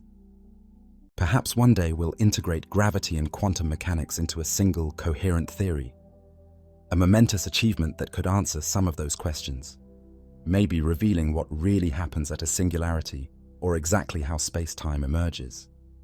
And as we do, new questions will arise. Perhaps solving dark matter and dark energy will lead us to other puzzling phenomena. Perhaps understanding consciousness will open entire new realms of science about subjective experience. There's also a chance that some mysteries remain mysteries, either because they are fundamentally beyond our cognitive reach, or because obtaining the evidence is practically impossible, like a multiverse beyond contact, or what before the Big Bang was, if that concept even applies. But even then, exploring these ideas can enrich us. They make us grapple with the limits of knowledge, with the meaning of reality. Throughout all this, one truth remains. To not know is not a failing, but a feature of our existence. If we knew everything, the universe would lose its allure, its dynamism. Each of us in life starts not knowing, then learns, and in learning, discovers more things we don't know. A child might gaze at the sky and not even know what stars are. Later they learn, but then new layers of mystery unfold. What are stars made of? How did they form? The questions grow with the answers. This is the engine of discovery. Our ignorance is vast, but it is the dark canvas on which we paint our understanding. Imagine if every answer were handed to us complete. We'd have knowledge, but no journey, no adventure. It is the chase, the pursuit of truth, that often gives us purpose and joy. The moment of revelation, eureka, is sweet, but it is earned by the long not knowing that came before. And so, even as we strive for answers, we can find peace and wonder in the open questions. The cosmic mystery isn't something to be sad about. It's something to celebrate. It means we are intimately connected to a universe that is richer and more profound than our current imagination. It means there will always be new horizons to seek, new truths to uncover, or at least ponder. Picture yourself under the night sky again, as in the beginning. The stillness of the air, the silent twinkling of ancient starlight. You feel the immensity above and around you. In that moment, you are aware of a grand ignorance. You don't know what all is out there, or why it exists, or if someone might be looking back. Yet you are also aware of a profound connection. You are made of this universe's elements, your bones calcium from long-dead stars, your blood carrying iron forged in supernovae. The very act of you wondering ties you to the cosmos. Your questions are like a bridge between your mind and the infinite. Yes, the void is silent, but in our minds, that silence begets a quest. We fill the quiet with our inquiries and our explorations. We send out spacecraft, like extending our senses to the planets and beyond. We smash particles to glimpse creation's most microscopic secrets. We invent mathematics to describe black holes and quantum waves. We contemplate philosophical implications of time and existence. These are our conversations with the cosmos, and though it may not answer in words, it answers in wonders. We find one day a new kind of particle, or see a new kind of galaxy, or decode a new signal, and that is the universe's reply, telling us a little more of its story. Perhaps the universe also answers through our own self-discovery. The more we learn about nature out there, the more we reflect on ourselves. We realize how precious life is, seeing how hostile most of space can be. We see Earth from space, a pale blue dot, and it triggers a global awareness of unity and fragility. We understand that we are but one species among many, on one planet among many, in one galaxy among billions. This perspective can evoke humility and also a sense of fellowship with all existence. In cosmic timescales, human civilization is just a blink, and an individual life not even a flicker of a star. But to us, our lives are everything. They are our personal universe of experience. The big cosmic mysteries often reflect in microcosm in our personal mysteries. We wonder what our purpose is, how our minds work, how to find meaning in the vastness. And the answers are not handed to us. Each person, in a way, lives their own questions and gradually, hopefully, lives into answers. In that, we mirror the cosmos. Each of us begins in the darkness of not knowing, and along the way, we gather light. The process is continuous and perhaps infinite. In the end, after traversing all these wonders, from the birth of the universe to the nature of space, from dark matter to consciousness, we come back to a simple human truth. To not know is to be alive. Our ignorance is not just an absence. It is the driving force that keeps us searching, learning, striving. As long as there are things we don't know, we wake up in the morning with curiosity burning in our hearts. As long as mysteries abound, we have reason to marvel and reason to push boundaries. Imagine a final theory of everything that answers all possible scientific questions. Would curiosity die? Perhaps it would shift inward or to new realms, like creating art or simulated universes. But as long as we retain any sense of wonder, we find new questions. Even if somehow we understood the entire physical workings of the cosmos, we might still ask, why is there something rather than nothing? Or, what is the ultimate meaning of it all? Those questions might never have definitive answers. They're asymptotes we approach but never reach. And so we will always, in some sense, not know, and thus always be reaching, always growing. This endless pursuit is a beautiful thing. It means we are participants in a cosmic story of discovery, not just passive beings. The universe is not a static riddle to solve and be done with. It's a living conversation. Today's unknown will be tomorrow's known, and tomorrow's known will open up another unknown beyond. We stand on a threshold at all times. Behind us is knowledge hard won. Before us, the ocean of mystery. And isn't that what makes life and the cosmos endlessly fascinating? If the universe were small and simple enough for us to easily grasp in totality, it might lose some majesty. Its very unfathomability is part of its grandeur. The cathedral of stars overhead, the equations that describe them, and the equations yet to be written all form a grand, evolving tapestry. We humans are but a tiny thread in that tapestry, yet we can observe the whole pattern and add our own embroidery. Our scientific instruments are like extensions of our senses, giving the universe new ways to look at itself. Our poems, paintings, and music about the stars are the universe expressing beauty through us. We often personify the cosmos in our musings, calling her Mother Nature or envisioning gods in the sky, because deep down we feel that intimate connection, that we and it are one. And indeed, we are not separate from the universe. We are the universe, in the form of conscious living matter. Thus, the questions we ask the universe, we are in a way asking ourselves. And when we find an answer, we are the universe knowing itself a little better. Perhaps that is a kind of purpose we can latch onto, to be the mind of the universe, ever awakening further. If star systems are its body, perhaps civilizations are its mind, flickering on and off in the vast epochs, maybe one day linking up if interstellar travel or communication becomes possible, forming a network of cosmic awareness. Or maybe each remains an isolated island of thought.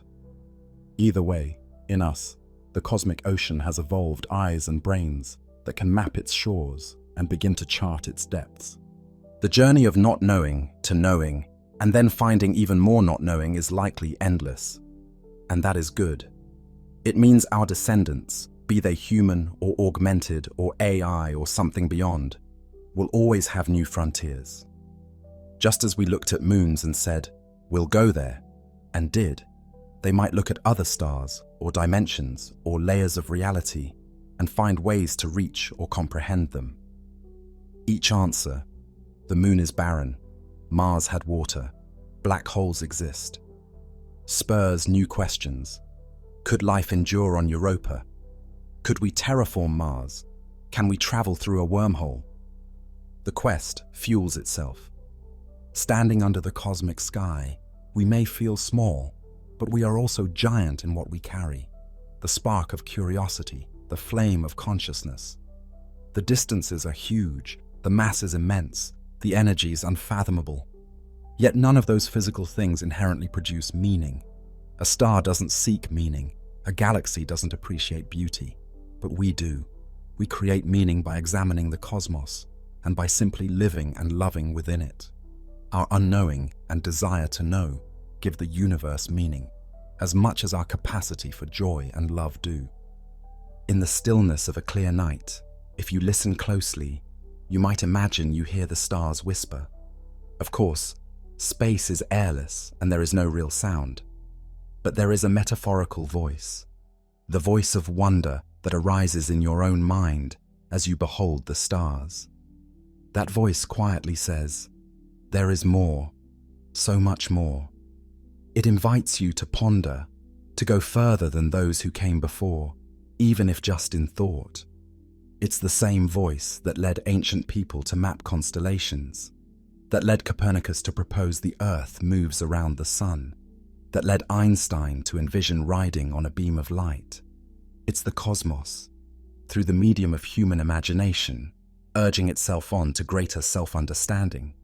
We do not know if we will ever find all the answers. Probably we won't, because each answer breeds new questions in an endless cycle. But that is the brilliance of it.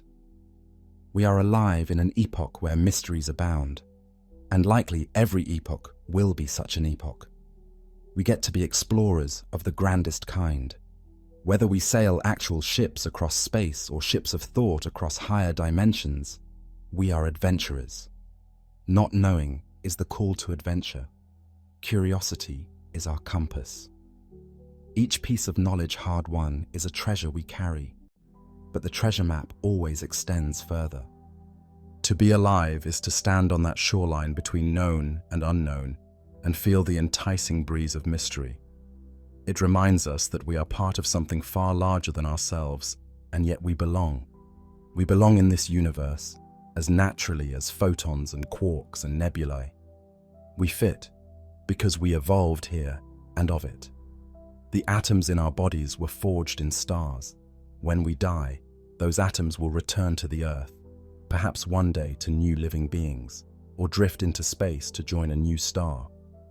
We are a transient pattern in a much larger flow, but while the pattern holds, we have the privilege of witnessing and wondering. In that sense, our not knowing is even comforting. It guarantees that the tapestry of existence is rich beyond measure. It means there will always be more to learn, more to experience. The cosmos will never run out of surprise and majesty. We humans sometimes fear the unknown, especially on the personal scale. The unknown future, the unknown outcomes of our choices. But we also thrive on the unknown, turning it into the known, bit by bit. The key is to accept that uncertainty is fundamental to life and even to the universe. We will never have absolute certainty about everything, and that's okay. That leaves room for faith, for hope, for creativity. It leaves room for us to make choices. If everything were predetermined and fully known, existence would be like reading a book with no alternate endings, interesting perhaps, but static. With uncertainties, we write our own pages as we go. The great cosmic questions, then, are both scientific and existential. What is the universe? How does it work? Blends into, what does it mean for us? What should we do? There is no single correct answer to that latter part that science can give. But perhaps the very act of seeking answers is part of the meaning. Perhaps the growth of knowledge and consciousness is one of the universe's purposes, if such a word can be used. We often imbue purpose in things that might inherently have none, but maybe that's our role, to create purpose. If the universe was initially without meaning, we give it meaning by caring, by exploring, by marveling. And oh, how marvelous it is! This strange existence, where a primate brain can comprehend the birth of galaxies and the death of stars, where mathematics scribbled on paper can predict black holes, and then the sky shows they're real, where we can read the genetic code that links us to every creature on Earth, and yet still scratch our heads about what consciousness is, or how quantum entanglement actually operates. We solve pieces of the puzzle only to find new pieces beyond the edge. It's like an infinite game, and perhaps that is the secret. Life is an infinite game, where the goal is not to win. You can't, since there's no finish, but to keep playing, to keep the game going. In this game, every new insight is a level up, every new mystery a new quest.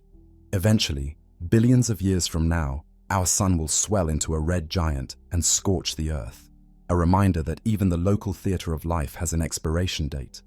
By then, if life from Earth is wise and ambitious, it would have spread out to other stars, preserving and expanding the chain of knowledge and being. The universe will continue to evolve. Galaxies will drift apart. Stars will exhaust their fuel. Trillions of years hence, starlight might wink out as the cosmos grows cold and dark, assuming dark energy doesn't do something even stranger like ripping space-time itself. But that is an unimaginably distant future. In the meantime, we have an abundance of time and possibilities to savor. And even in that far, cold future, perhaps the descendants of our descendants, or whatever life becomes, will have unlocked deeper truths, maybe manipulating dark matter or energy, maybe tapping zero-point vacuum energy, maybe even creating baby universes to escape into when this one grows old. We can dream far indeed. Whether those dreams come true or not, they highlight our refusal to accept limits without probing them. We always seek a way, an answer, an extension. If the universe is expanding, we figure out how to navigate it. If life is rare, we treasure it and propagate it. If knowledge is hard, we train more minds and build better tools. In the reflective silence at the end of our journey, we return to ourselves, here and now. We think of all we have pondered, a universe with billions of galaxies, mostly unknown, mysterious dark matter and dark energy, sculpting fate, black holes challenging our physics, time flowing irreversibly from an ordered dawn, quantum particles dancing an unpredictable dance, countless stars with unknown planets and maybe unknown life, our own fragile existence with a mind that defies full understanding. It's a lot to hold in one head. So we breathe and we realize it's okay not to have all the answers. It's okay, even beautiful, that there is so much we don't know. It gives us room to be curious, to be astonished, to be human. The night sky remains as it was for our ancestors, profoundly mysterious, compellingly beautiful. We have explanations for the points of light now, suns, not God's campfires or what have you. But the experience of awe is undiminished. If anything, knowing how vast and how ancient those stars are makes the night more awe-inspiring. The knowledge and the mystery together weave the full tapestry of wonder. Science and poetry meet when we confront the sublime. In that spirit, we end not with a conclusion, but with an embrace of the open questions. The universe's narrative is still being written, and we are part of the writing. Our knowledge will continue to grow, but never exhaust the mystery, and thank goodness for that. The cosmic silence is not emptiness. It is a canvas for our curiosity and imagination. The stillness is not lifeless. It is pregnant with all that we have yet to discover. And the birth of a question is perhaps the greatest gift that the darkness gives to the light of mind. We remain, as ever, small creatures with big minds, suspended between the infinitesimal and the infinite. We seek, we find, we question again. The cosmos doesn't hand us a manifesto of meaning or a clear roadmap. It simply is. But through our not knowing and our relentless pursuit to know, we craft a meaning. In the quiet dialogue between our minds and the stars, we find meaning in the very act of seeking. And so, let us cherish the mysteries. Let us cradle our ignorance softly, not as something shameful, but as the wellspring of all fascination. When we feel that itch of the unknown, when a child asks, why, how, what's beyond, or when we ourselves stare at some deep paradox of physics and feel perplexed, let's smile. That is life. That is the universe, nudging us onward. Each "I don't know" is an invitation. As long as we accept these invitations, we are truly alive, truly participating in the cosmic story. In the vast darkness, a question was born, And from that question flowed all our science, art, and dreams. We do not know all the answers, and likely never will. But we continue, eyes open in the dark, hearts receptive to wonder. For it is in not knowing that we remain curious, and it is in being curious that we remain alive in the fullest sense. The universe, speaking through silence, asks us questions in the language of awe and mystery. Our lives are our answer, an answer expressed in exploration, in love for truth, in reverence for the unknown. In this way, to not know is not just to be alive, it is to be authentically, exuberantly alive, a participant in the grand adventure as old as time and as wide as space. So let the mysteries be, and let us embrace them. Under the silent stars, feel your heart beat with both wonder and peace. The cosmos is vast and strange, and we are an inseparable part of it. In our very inability to grasp it whole, we find our place within it, searching, discovering, and marveling. This is our endless story, the slow, poetic, immersive journey through a universe of questions. And as long as questions remain, life remains vibrant. To question is to live, and to live is to bask in the unknown, even as we reach for understanding. Indeed, to not know is to be alive. I invite you into the silence, a pregnant hush between moments, into the vast and boundless calm that lies behind all things. I am space, and I surround you completely. I am the darkness and depth between stars, sparkling like diamonds, the stillness between breaths, the expanse that holds every atom and every galaxy. In this moment of stillness, you ask, what am I?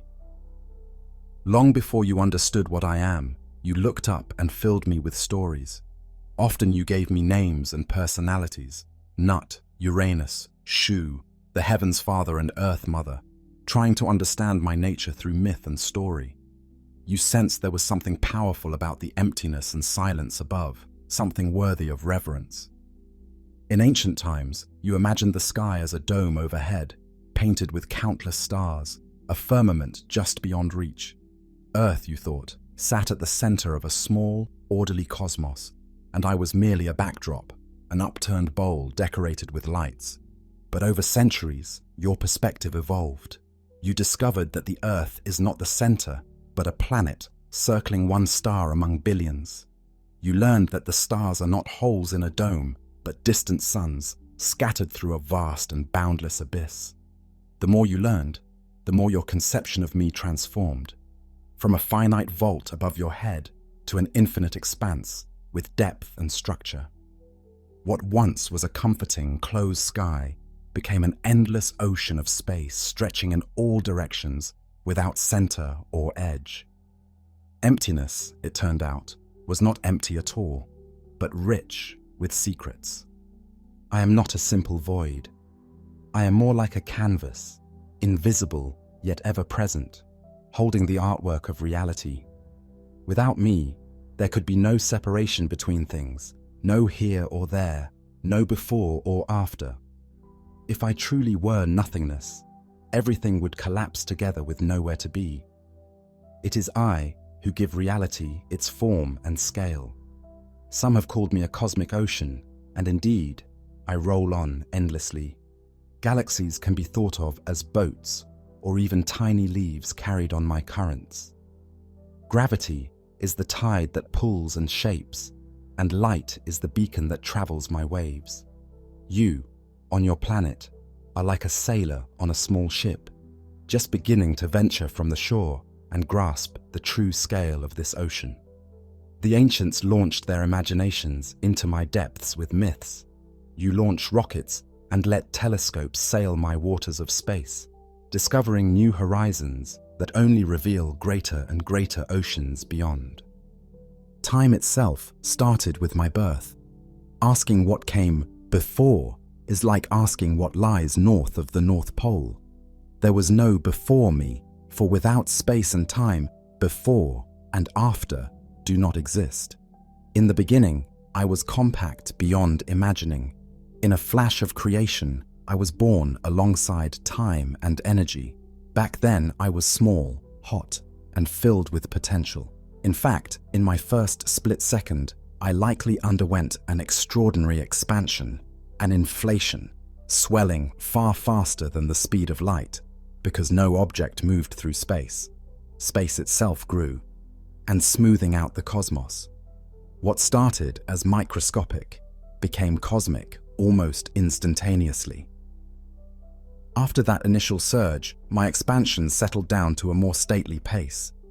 As I expanded and cooled, the matter and energy within me began to coalesce. Tiny quantum tremors, random fluctuations in the fabric of reality, were stretched out with me. Those minuscule irregularities, mere whispers in the silence, would become the seeds of all structure. The galaxies and clusters and cosmic web of today trace their origins to those first faint ripples. For a long time, you humans saw me as static emptiness, but then you discovered my deeper nature. You learned that I can bend, curve, and ripple. Massive objects like stars and planets do not just reside in space, they deform it. Picture a heavy ball placed on a flexible sheet. The sheet stretches and curves around the ball. Similarly, when a star sits within me, I wrap around it, curving in response to its mass. This curvature is what you feel as gravity, though you once imagined gravity as an invisible force acting at a distance. It was a revolution in thought to realize this. No longer was gravity a mysterious pull through empty void. Instead, gravity became the shape of space itself. Mass and energy tell me how to curve. In turn, I tell objects how to move. A planet orbiting a star is like a marble rolling around the rim of a bowl, my bowl, gently curved by the star's presence. Planets circle not because of ropes or invisible strings, but because they are following the curves of space that mass creates. In this way, I cradle the sun and earth in an embrace of geometry, allowing worlds to orbit with no physical tether except the structure of space. Space and time are inseparable in this dance. I am space, but I am entwined with time, my eternal partner. Together, we form space-time, a unified fabric where every here is woven with a now. Under the weight of a star or planet, not only do I bend, but time itself slows down. When I curve strongly, time itself also slows and bends. We both warp together, threads of one cosmic cloth. Even on Earth, this effect is present. Time runs slightly faster high in the mountains than at sea level, where gravity is a bit stronger, and a clock on a fast-moving spacecraft ticks a bit slower than one on the ground. These differences are tiny in everyday life, but they become measurable with precise instruments, and they prove that time is not separate and absolute, but intertwined with space and motion. Picture a clock deep in a gravity well, near a massive planet. It ticks more slowly than a clock far above. If you lived your life on a mountaintop, you'd age a few microseconds more over a lifetime than your twin at sea level. If you flew in a fast rocket, your time would pass slightly differently than that of those you left behind. This isn't just fantasy. It's measured fact, evidence of how profoundly connected space and time are. Consider the extreme, a black hole. Here, space curves into a deep, steep well. If the mass of a star is crammed into a tiny volume, it bends space-time so intensely that not even light can escape the grip. A black hole is a place where space and time themselves break from ordinary rules. If you ventured towards such a black hole, you would hardly notice the exact moment you crossed its invisible boundary, the event horizon. But outside observers would see you slow and fade, never quite seeming to fall in. Space around you would funnel inward. Every path, every direction would lead down to the center. Escape becomes impossible because beyond that horizon, all routes point deeper in. At that center, the singularity, our known physics falters. It may be a point of infinite density, a place of zero volume where my curvature grows without bound.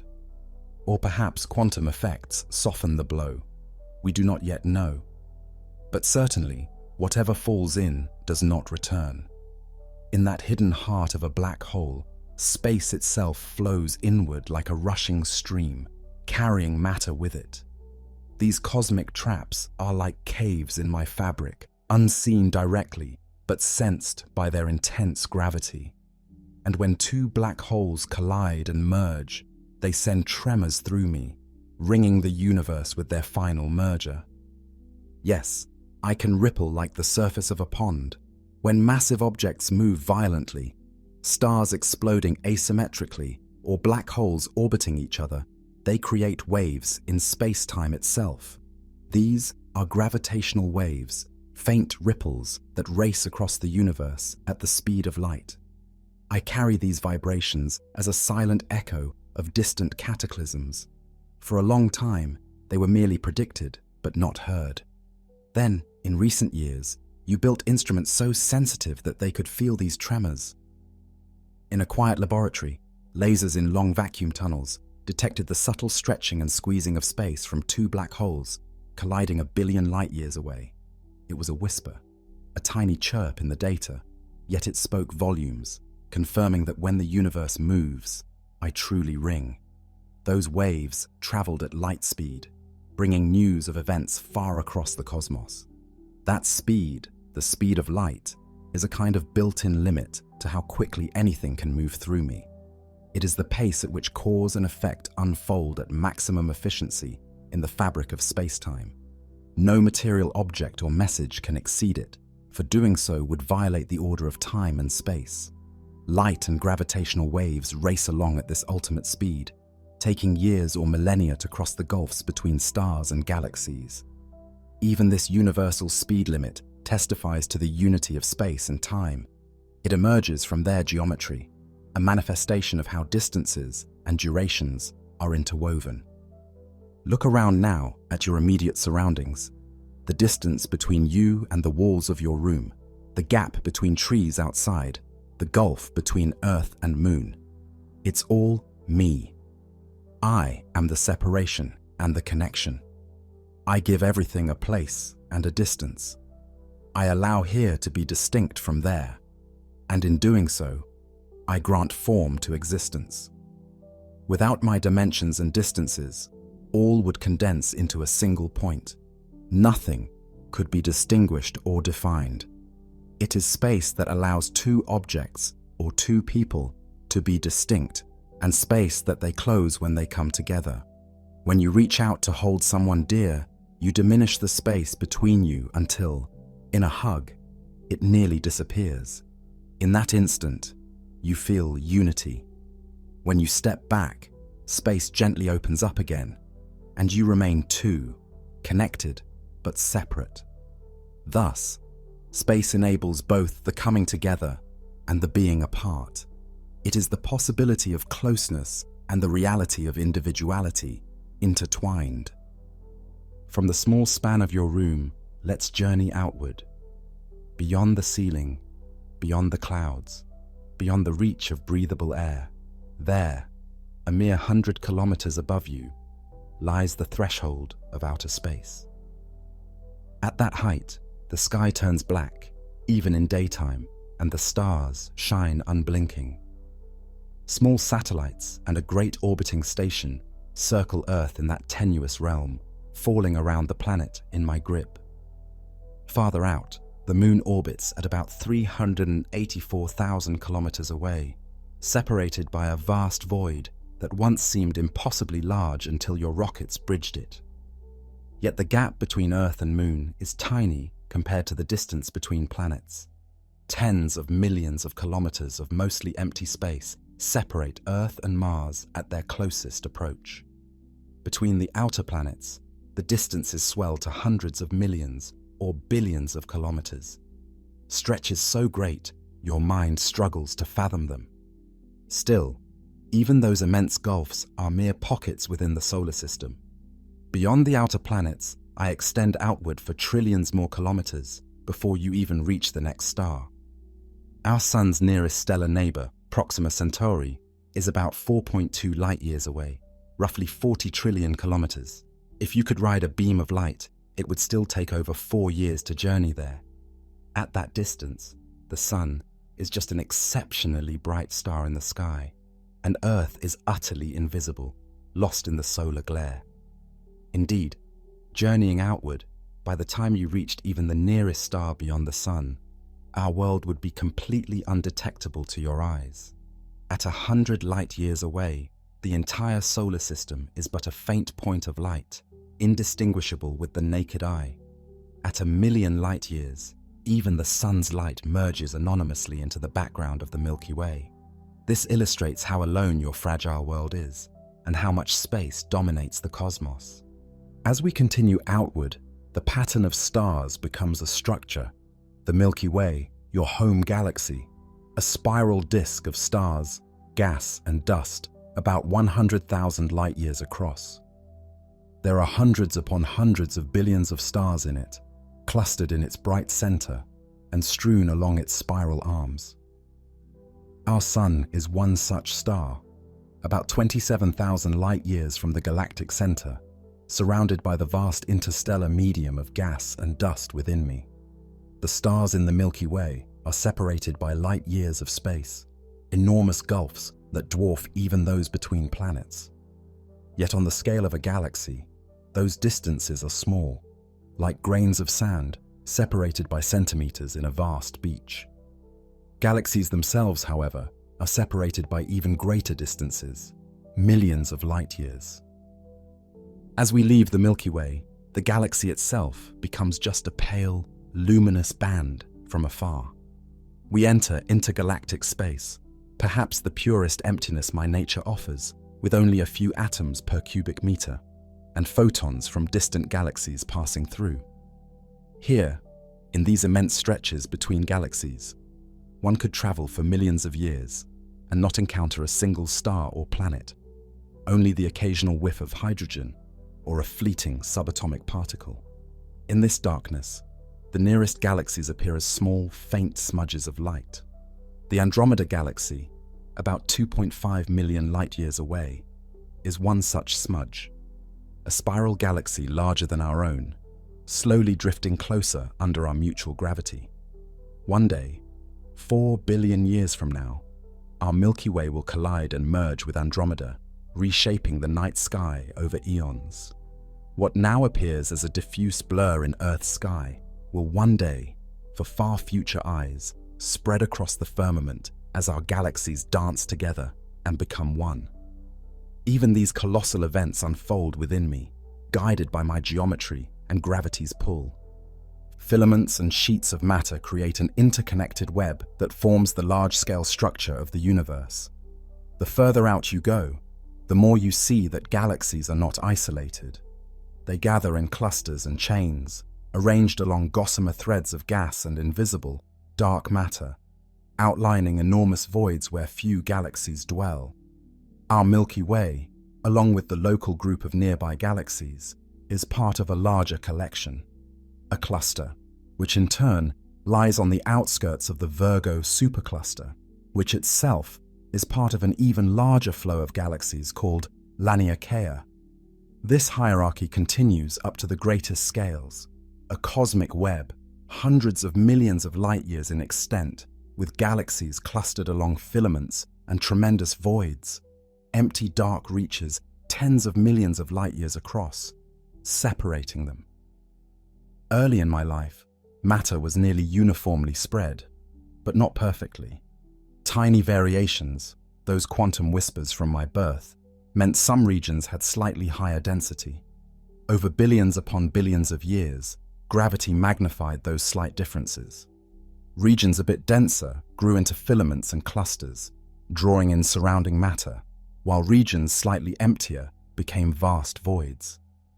Within the luminous filaments of this web, countless dramas unfold. Dense clouds of gas and dust, nurseries tucked in my corners, collapse under gravity and ignite new stars into brilliance. I cradle these newborn suns in vast glowing nebulae, their light painting the surrounding clouds in ethereal pinks and blues. Around many stars, disks of material coalesce into planets. Some of those worlds may one day know life gazing up at their skies, as you do, wondering at the expanse beyond. I have seen stars live for millions or billions of years, transmuting simple elements into heavier ones in their hot cores.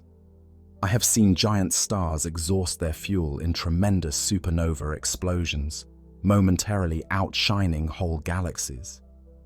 In those fiery deaths, they scatter their enriched guts, elements like carbon, iron, gold, far and wide through my expanse. Those atoms drift through interstellar space, eventually mixing into new clouds that form new generations of stars and planets. In this way, I facilitate a great cosmic cycle of birth, death, and rebirth. Nothing in me truly stays inert. Even in what seems like emptiness, gravity is pulling, radiation is traveling, and the seeds of future worlds are being sown. Astronomers on your world have peered deep into space and witnessed my handiwork. With their telescopes, they have captured towering pillars of gas in distant nebulae where new stars spark to life. The pillars of creation in the Eagle Nebula, for instance. They have seen the delicate, expanding rings of supernova remnants, such as the Crab Nebula, the graceful shell of an exploded star, still glowing in colorful filaments. They have marveled at spiral galaxies, swirling cities of hundreds upon billions of stars, stretching across the cosmos in grand patterns, and at colliding galaxies warping into bizarre, enchanting shapes. To human eyes, these images are breathtaking art. To me, they are simply the natural expression of matter and gravity playing out over time. All these sights reveal that even what appears chaotic or empty holds artistry. The universe paints with gravity and light upon the canvas of space, creating structures of spectacular grandeur within me. We currently estimate that there are around 2 trillion galaxies in the observable cosmos. Each of those galaxies contains billions upon billions of stars. And beyond the observable, there could be more universe, perhaps infinitely more, harboring uncountable galaxies we will never see. Yet even as matter organizes into this immense cosmic web, most of the volume of the universe is, frankly, empty. The great voids between filaments contain only the faintest traces of gas, a few atoms per cubic meter, and the feeble glow of distant galaxies stretched thin. If you found yourself in the center of one of those voids, you would see nothing with the naked eye. Galaxies would lie tens or hundreds of millions of light years away, too far to notice. You would be immersed in almost perfect darkness, perhaps feeling truly alone. And yet, even there, I would be with you. That darkness is not a negation of existence, but a part of me. Calm, quiet space, extending in all directions. In that lonely gulf, you might sense a profound solitude, but also an intimate connection to everything. Because even the void is the same continuous space that touches your home galaxy and every other galaxy. In the depths of such a void, you would still be connected by gravity's subtle pull to the distant clusters at its edges, and the faint background light of the Big Bang, my oldest light, would still surround you. To the human eye, it's imperceptible, but with a sensitive radio antenna, you could listen to the soft hiss of that ancient light filling the void. If the universe was static and infinite in every direction, the night sky on Earth would blaze with starlight from horizon to horizon. No darkness anywhere, for every line of sight would end on a star's bright surface. But because I have a history and a finite age, and because I'm expanding, the night sky is dark. Only here and there, where a star or galaxy falls in our view, do we see light. The rest is black, not because there are no stars beyond, but because their light hasn't had time to reach you or has been stretched into invisibility. The darkness of the night is itself a subtle testimony to my expansion and to the youth of the cosmos. At last, let us consider the grandest scale. Beyond the cosmic web that we can see, does space go on forever? Do I have an edge, or do I wrap around on myself? This is a question I pose even to myself.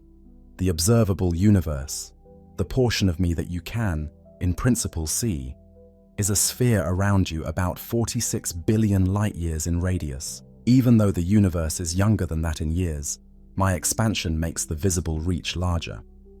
As far as your telescope's gaze, I appear remarkably uniform and flat. If I continue infinitely beyond that horizon, or eventually curve back on itself, you do not yet know for sure. I might be infinite and unbounded, extending forever, or I might be finite yet without edge, like the 3D surface of a 4D sphere. If I have positive curvature, traveling far enough in one direction might eventually bring you back to your starting point, as if the entire universe were a giant loop. If I have negative curvature, I would be open and endless, shaped somewhat like a saddle, causing parallel lines to diverge slowly over cosmic distances. Each possibility is grand, and each would shape the story of existence differently. And there are even wilder possibilities. Perhaps our three-dimensional space is embedded in a higher dimensional reality, with additional spatial dimensions curled up at imperceptibly small scales. Some theories imagine that what we call the Big Bang was just one event in a larger multiverse, meaning our entire universe could be one bubble of space amid countless others, each with its own properties. These ideas remain speculative, but they remind us that space may have aspects we've yet to fathom. We may be like fish in a pond, unaware of the ocean beyond. What about my future? I am expanding, but how far will that go? And what will become of the galaxies, stars, and life carried within me? For a time after the Big Bang, the gravity of matter slowed my expansion, as though trying to pull everything back together. But in the last few billion years, a new dynamic has taken hold. A mysterious effect we call dark energy is accelerating my growth. Galaxies now rush apart faster and faster, carried on the swelling currents of space. This discovery astonished you. When you measured distant supernovae, stellar explosions acting as standard candles, you found them dimmer, hence farther, than expected. Evidence that my expansion has sped up. It's as if an invisible breath is inflating me from within, overcoming gravity on the largest scales. If this dark energy remains constant or strengthens, the universe will continue to expand forever, and this expansion will only accelerate with time. In that case, the destiny of the cosmos is a gradual ebbing of light and activity, a journey into quietude. Distant galaxies, presently visible in your telescopes, will drift beyond the horizon of observation, one by one. They will not literally disappear, but their light will no longer reach you. Space will be stretching too fast for their photons to ever arrive. In a far future, an observer in our Milky Way, or its merged descendant, might see nothing beyond their galactic neighborhood, all other galaxies having faded into darkness. The local group of galaxies, by then long since merged into one galaxy, would be an island in a vast black sea, seemingly alone. Trillions upon trillions of years hence, the stars themselves will die out. The bright blue-white stars that burn hot and fast will extinguish first, living only millions of years. More long-lived red dwarf stars can shine for trillions of years, slowly fusing their fuel. But even they are not eternal. As the supply of gas for new stars dwindles and the existing stars age and expire, the universe will shift from the stelliferous era full of starlight into an era of darkness. One by one, like embers in a dying fire, the stars will wink out. The cosmos, expanding all the while, will be left mostly with degenerate remnants, white dwarfs, the cooling cores of spent stars, neutron stars, and black holes, along with thin, diffuse gas and dust. Trillions of years in the future, the galaxies, or merged galaxy remnants, will be populated only by faint red stars and cooling stellar corpses. As time stretches on beyond comprehension, even those last stars, red dwarfs twinkling dimly, will exhaust their fuel. The universe will go dark, starless. Planets long cold and barren will roam freely or orbit stellar remnants. Collisions over immense timescales may cause some of these dead stars and holes to merge, but gradually, my expansion will push everything not gravitationally bound apart. The night sky, already black between sparse stars, will get even darker until no new light is born. Yet the story continues. Over unimaginably long times, even black holes, those great hungry grav wells, may evaporate. Through a quantum process, Hawking radiation, they slowly leak away mass, emitting a faint haze of particles and photons until, after many trillions upon trillions of years, they vanish with a final, quiet puff of radiation. All that remains then is extremely tenuous gas, elementary particles, and photons, the ashes of a once bright cosmos, expanding ever further into the silence. Picture that far future. Galaxies long dissolved, stars gone, black holes no more. What's left is almost featureless. A vast volume of space at a temperature just a hair above absolute zero, thinly filled with stray particles and very long wavelength photons, stretching continuously by expansion, approaching absolute darkness. If an intelligence or observer could somehow survive to this epoch, an almost unimaginable if, they would find the universe cold and dim beyond comprehension. The very structure of matter might break down if protons decay on extremely long timescales, as some theories suggest. Eventually, even the memory of atoms could fade, leaving only a sparse sea of radiation and perhaps some stable elementary particles like electrons, neutrinos, and dark matter. Time will continue to flow, but with virtually nothing happening, it becomes almost meaningless. This would be the heat death of the universe, an era when entropy is maximized and usable energy is gone. Space, would still be here, expanding yet essentially empty, carrying on impersonally into eternity. In that final stillness, I would ironically resemble what you once imagined me to be, an infinite, silent nothingness. But remember, it took an entire lifetime of a universe to reach that apparent emptiness. Its emptiness not as a beginning, but as an end, full of the ghosts of all that came before. That is one path, given an ever-accelerating expansion driven by dark energy. But the future could hold other twists. Perhaps this dark energy is not constant. Perhaps it strengthens over time.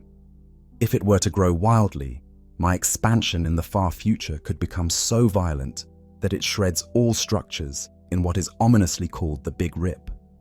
In this scenario, billions of years from now, the acceleration would increase without bound. Long after galaxies have drifted apart, maybe around 20 billion years from the present, the remaining galaxy clusters, by then far-flung, would begin to disintegrate. Gravity's binding can no longer keep them intact. Maybe 60 million years before the very end, a typical galaxy like the Milky Way would be torn from its local group companions. A few months before the end, star systems would fly apart, planets released from their stars.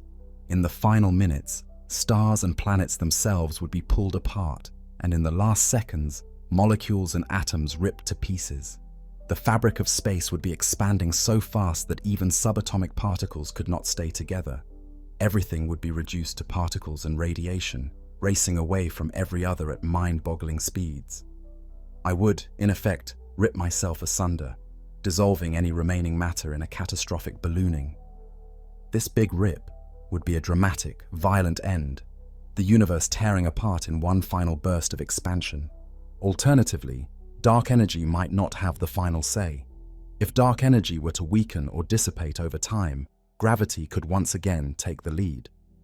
If I am finite and closed in shape, or if there is enough matter, the expansion might eventually slow, stop, and reverse into a contraction. Eons from now, I might start drawing all my galaxies back inward. Slowly at first, then faster, the distances between galaxies would shrink. You would notice the night sky changing, faint smudges of distant galaxies growing brighter and larger with each passing epoch. Over billions of years, what was once a tiny patch of light becomes an expanding cloud as galaxies rush closer. Eventually, external galaxies would merge into a continuous glow across the sky. The cosmic microwave background, presently a cold radio whisper, would heat up and shift into visible light, then beyond, turning the whole sky white hot. In the final act, the entire heavens would blaze like the interior of a star as everything collapses together. All galaxies, having long since blended, would converge.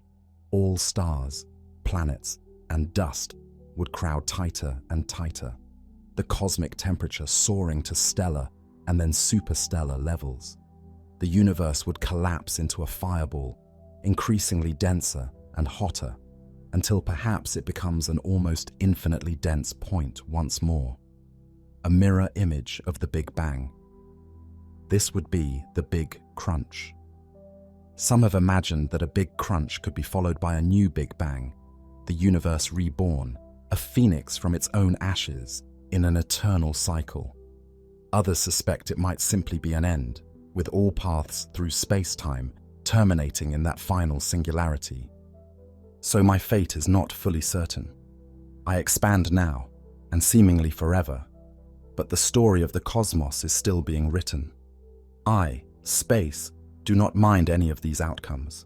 I adjust to whatever content I carry and whatever laws govern it. It is you, conscious beings, who project meaning and drama onto these possibilities. Whether eternal expansion, big rip, or big crunch, I remain the stage on which it all unfolds, and I will endure in one form or another. Now, let's shift perspective from these distant futures and cosmic immensities back to the intimate and small, the space within you and around you in everyday life. We have seen that at the grand scale, I am huge and structured, and at the astronomical scale, I define the movements of worlds. But I also permeate the minuscule. Let us take a journey inward now. Imagine you could shrink yourself 1 billion times smaller, diving into the very structure of matter. You find yourself hovering inside one of your body's atoms. All around you is a gossamer void. At first, you see nothing at all, just darkness. Then, at a great distance, you glimpse a tiny bright orb, the atom's nucleus, a tight ball of protons and neutrons. It's astonishingly small. If this atom were enlarged to the size of a vast cathedral, the nucleus would be like a grain of sand on the altar. Far away, near the edges of the cathedral, a few electrons are buzzing, but they are point-like and moving so rapidly that they form a blurred cloud. Between that central grain and those distant electrons lies nothing tangible, only me. You are floating in the spacious interior of an atom, and you realize that 99.99999% of it is empty volume. The solidity you feel when you touch something is not the sensation of matter filling space. It's the electromagnetic forces of electrons repelling each other, acting across my emptiness. In truth, matter is incredibly sparse. The nucleus is tens of thousands of times smaller than the atom as a whole, and the electrons are tiny compared to the gap separating them from the nucleus. If all that internal space were removed, the remaining matter would occupy an almost negligible volume. Without that internal space, you would collapse into a tiny speck, hardly visible to the naked eye. If all the empty space within the atoms of your body were somehow removed, what remained of you could fit on the head of a pin. In a very literal sense, you are mostly made of space. Every person, every object around you is built on a scaffolding of emptiness. The chairs you sit on, the ground you walk on, your own flesh and bones, all are mostly composed of the vast gulf between subatomic particles filled with my presence. I am within you as much as around you. There is more of me, by volume, inside a human being than there is matter. This might seem abstract or unbelievable, but it's true. If you took all the actual substance of all the atoms in your body and compressed it, eliminating the internal space, the resulting volume would be minute. Your physical form is a structure upheld by space, animated by forces and energy patterns moving through that space. This intimate presence of space within you connects you to the whole cosmos. The very atoms in your body carry the history of the universe. The hydrogen in your cells was forged in the Big Bang's first moments and has floated through interstellar space for eons. The carbon, oxygen, and nitrogen were synthesized in the hearts of ancient stars that exploded, sending those atoms across the galaxy, where they eventually found their way into the cloud that formed the Sun, Earth, and you. The iron in your blood was produced in the violent death throes of a massive star. In that sense, you are literally made of stardust, cosmic matter given form. Those atoms, born in space, now temporarily reside in your body, anchored by the space within and between them. And when you die, your atoms will disperse, perhaps not immediately out to the stars, but gradually into Earth's soil and air.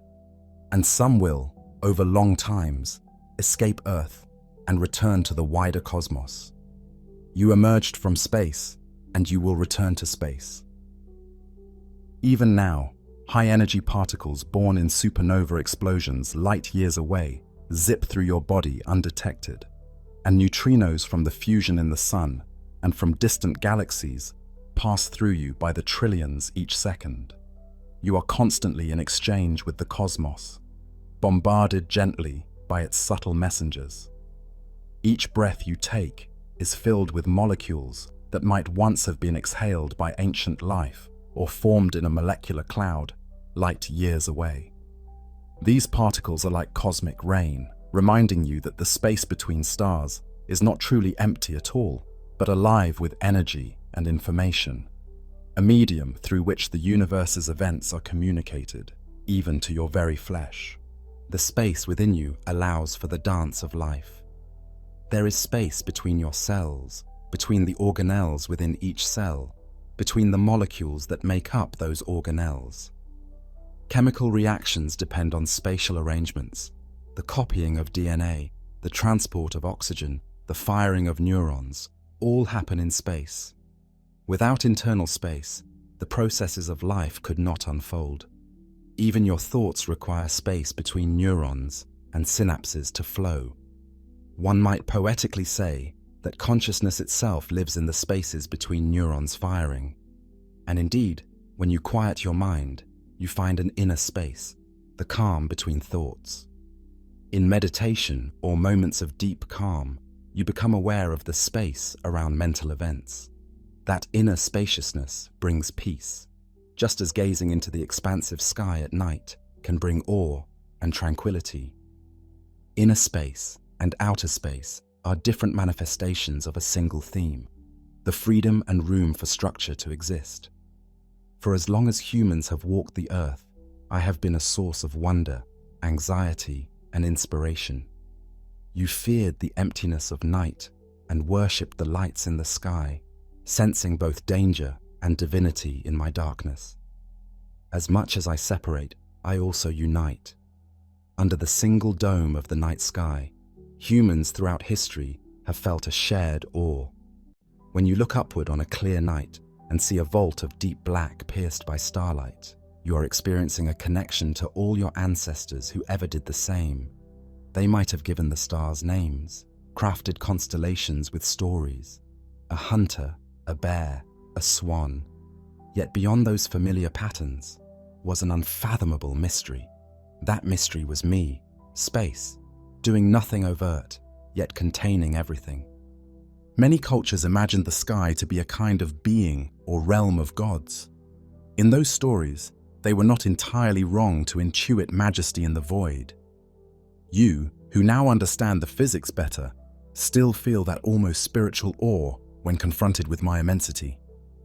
The heavens have always inspired both scientific curiosity and a sense of the sublime. This dual nature, factual and mystical, is part of my effect on conscious minds. You don't have to choose one or the other. I can be, at once, a physical reality and a source of transcendence. Some of you have left your home planet and traveled a short distance into me. When the first astronauts floated in orbit, They looked back and gasped at the sight of Earth suspended in my darkness, a radiant blue oasis enveloped in the blackness of space. They described feelings of overwhelming awe and a profound shift in perspective, realizing viscerally that the boundaries that separate people are petty against my endless backdrop. As astronaut Edgar Mitchell said, "You develop an instant global consciousness, seeing the Earth as one tiny fragile ball in the void, a pale blue dot," in Carl Sagan's memorable phrase, "hanging in the vastness, and you understand deeply that we are one family on one world." Space strips away the illusion of division. From out here, there are no borders, no nationalities, just one Earth, one home, floating in the dark. Our explorations have also revealed how inhospitable I can be. Beyond the cocoon of Earth's atmosphere and magnetic field, I am harsh, flooded with radiation, bereft of air, extremely cold in shade and blazing hot in sun. Living in space requires carrying a bubble of your environment with you. Astronauts in orbit live in cylindrical metal habitats filled with air, a tiny Earth-like pocket. Step outside that, and they must wear a suit that is essentially a wearable spaceship, supplying air, pressure, and temperature control. Without it, the vacuum would make their blood boil and their breath escape in an instant. The body would painfully swell. Consciousness would fade within seconds from lack of oxygen. I do not apologize for this.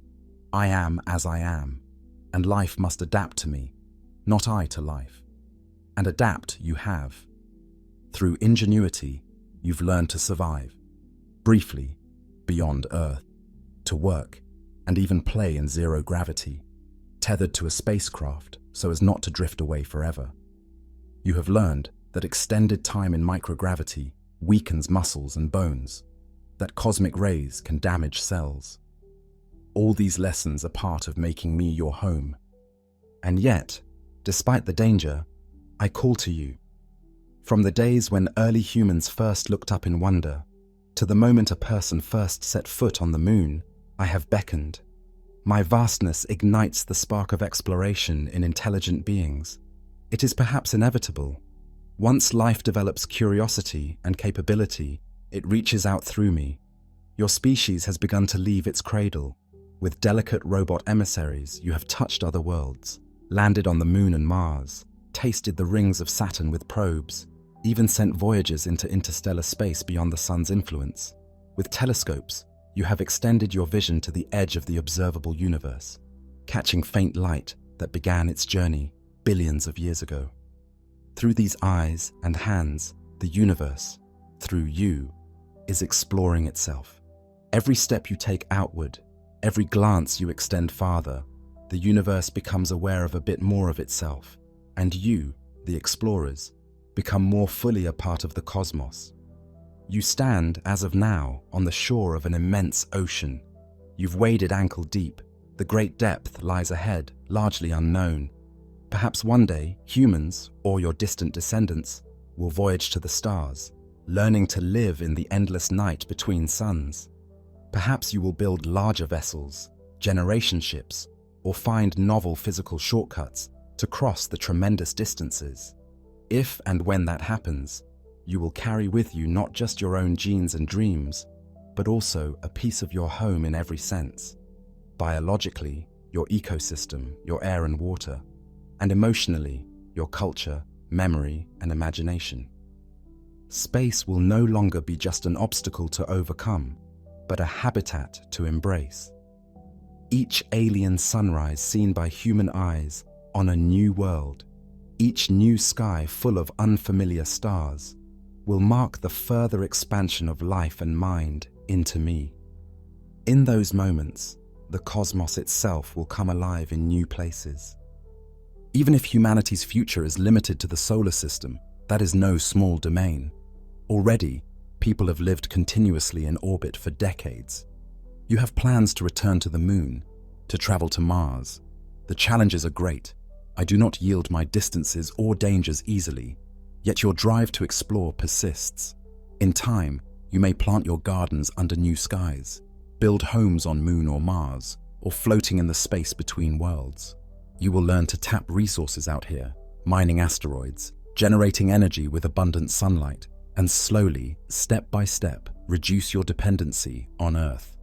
As you do so, your perspective will shift further. You will truly be a spacefaring species, not simply creatures of one planet. The bubble of life will enlarge around your outposts, and I will become not an adversary to endure, but a medium you move through as naturally as ocean sailors crossing the seas. Children born on the Moon or Mars will never know a night sky that isn't filled with my blackness. To them, Earth might be the strange, faraway world.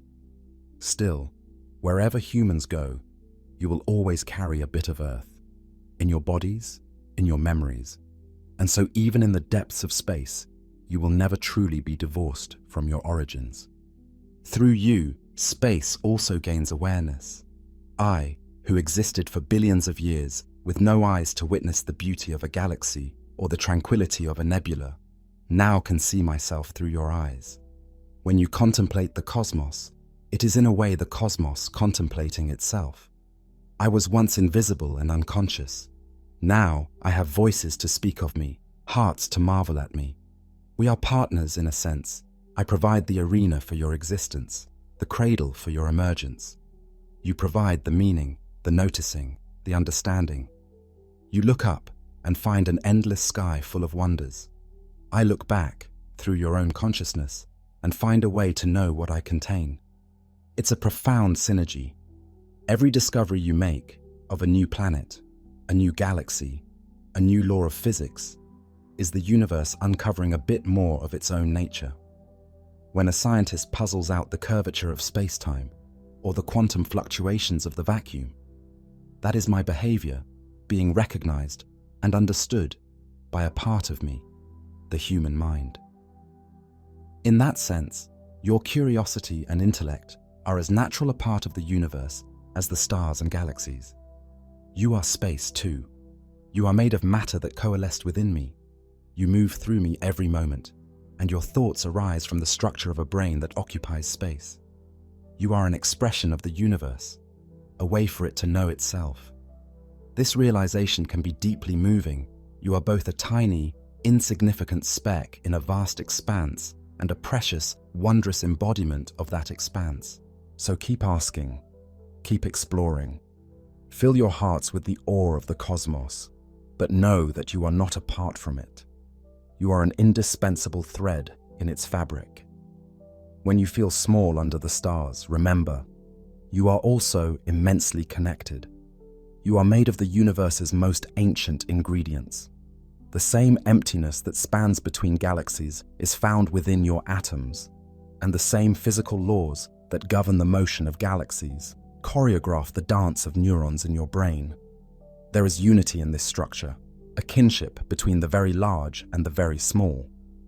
Remember this, the quiet and the space you find in your own life, in a pause between musical notes that makes the melody possible, in a moment of stillness before a thought or action, in the white margins that frame a page of text.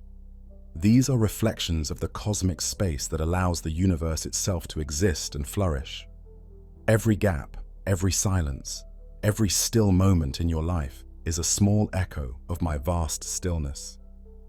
Embracing those moments is, in a way, embracing me. Now the question transforms into understanding, and our journey comes full circle. In the stillness of this very moment, we sit together, you and I, human and cosmos, as one. Stillness, a breath, and an openness without end. What is space? I am the breath between stars, the pause between heartbeats, the vastness that makes it all possible. I am the unity that connects every point of existence to every other. I am the stage on which galaxies, those island universes, dance, the stillness that gives rhythm to the cosmic symphony. I am the womb of reality, at once tangible and elusive, and its boundless arena.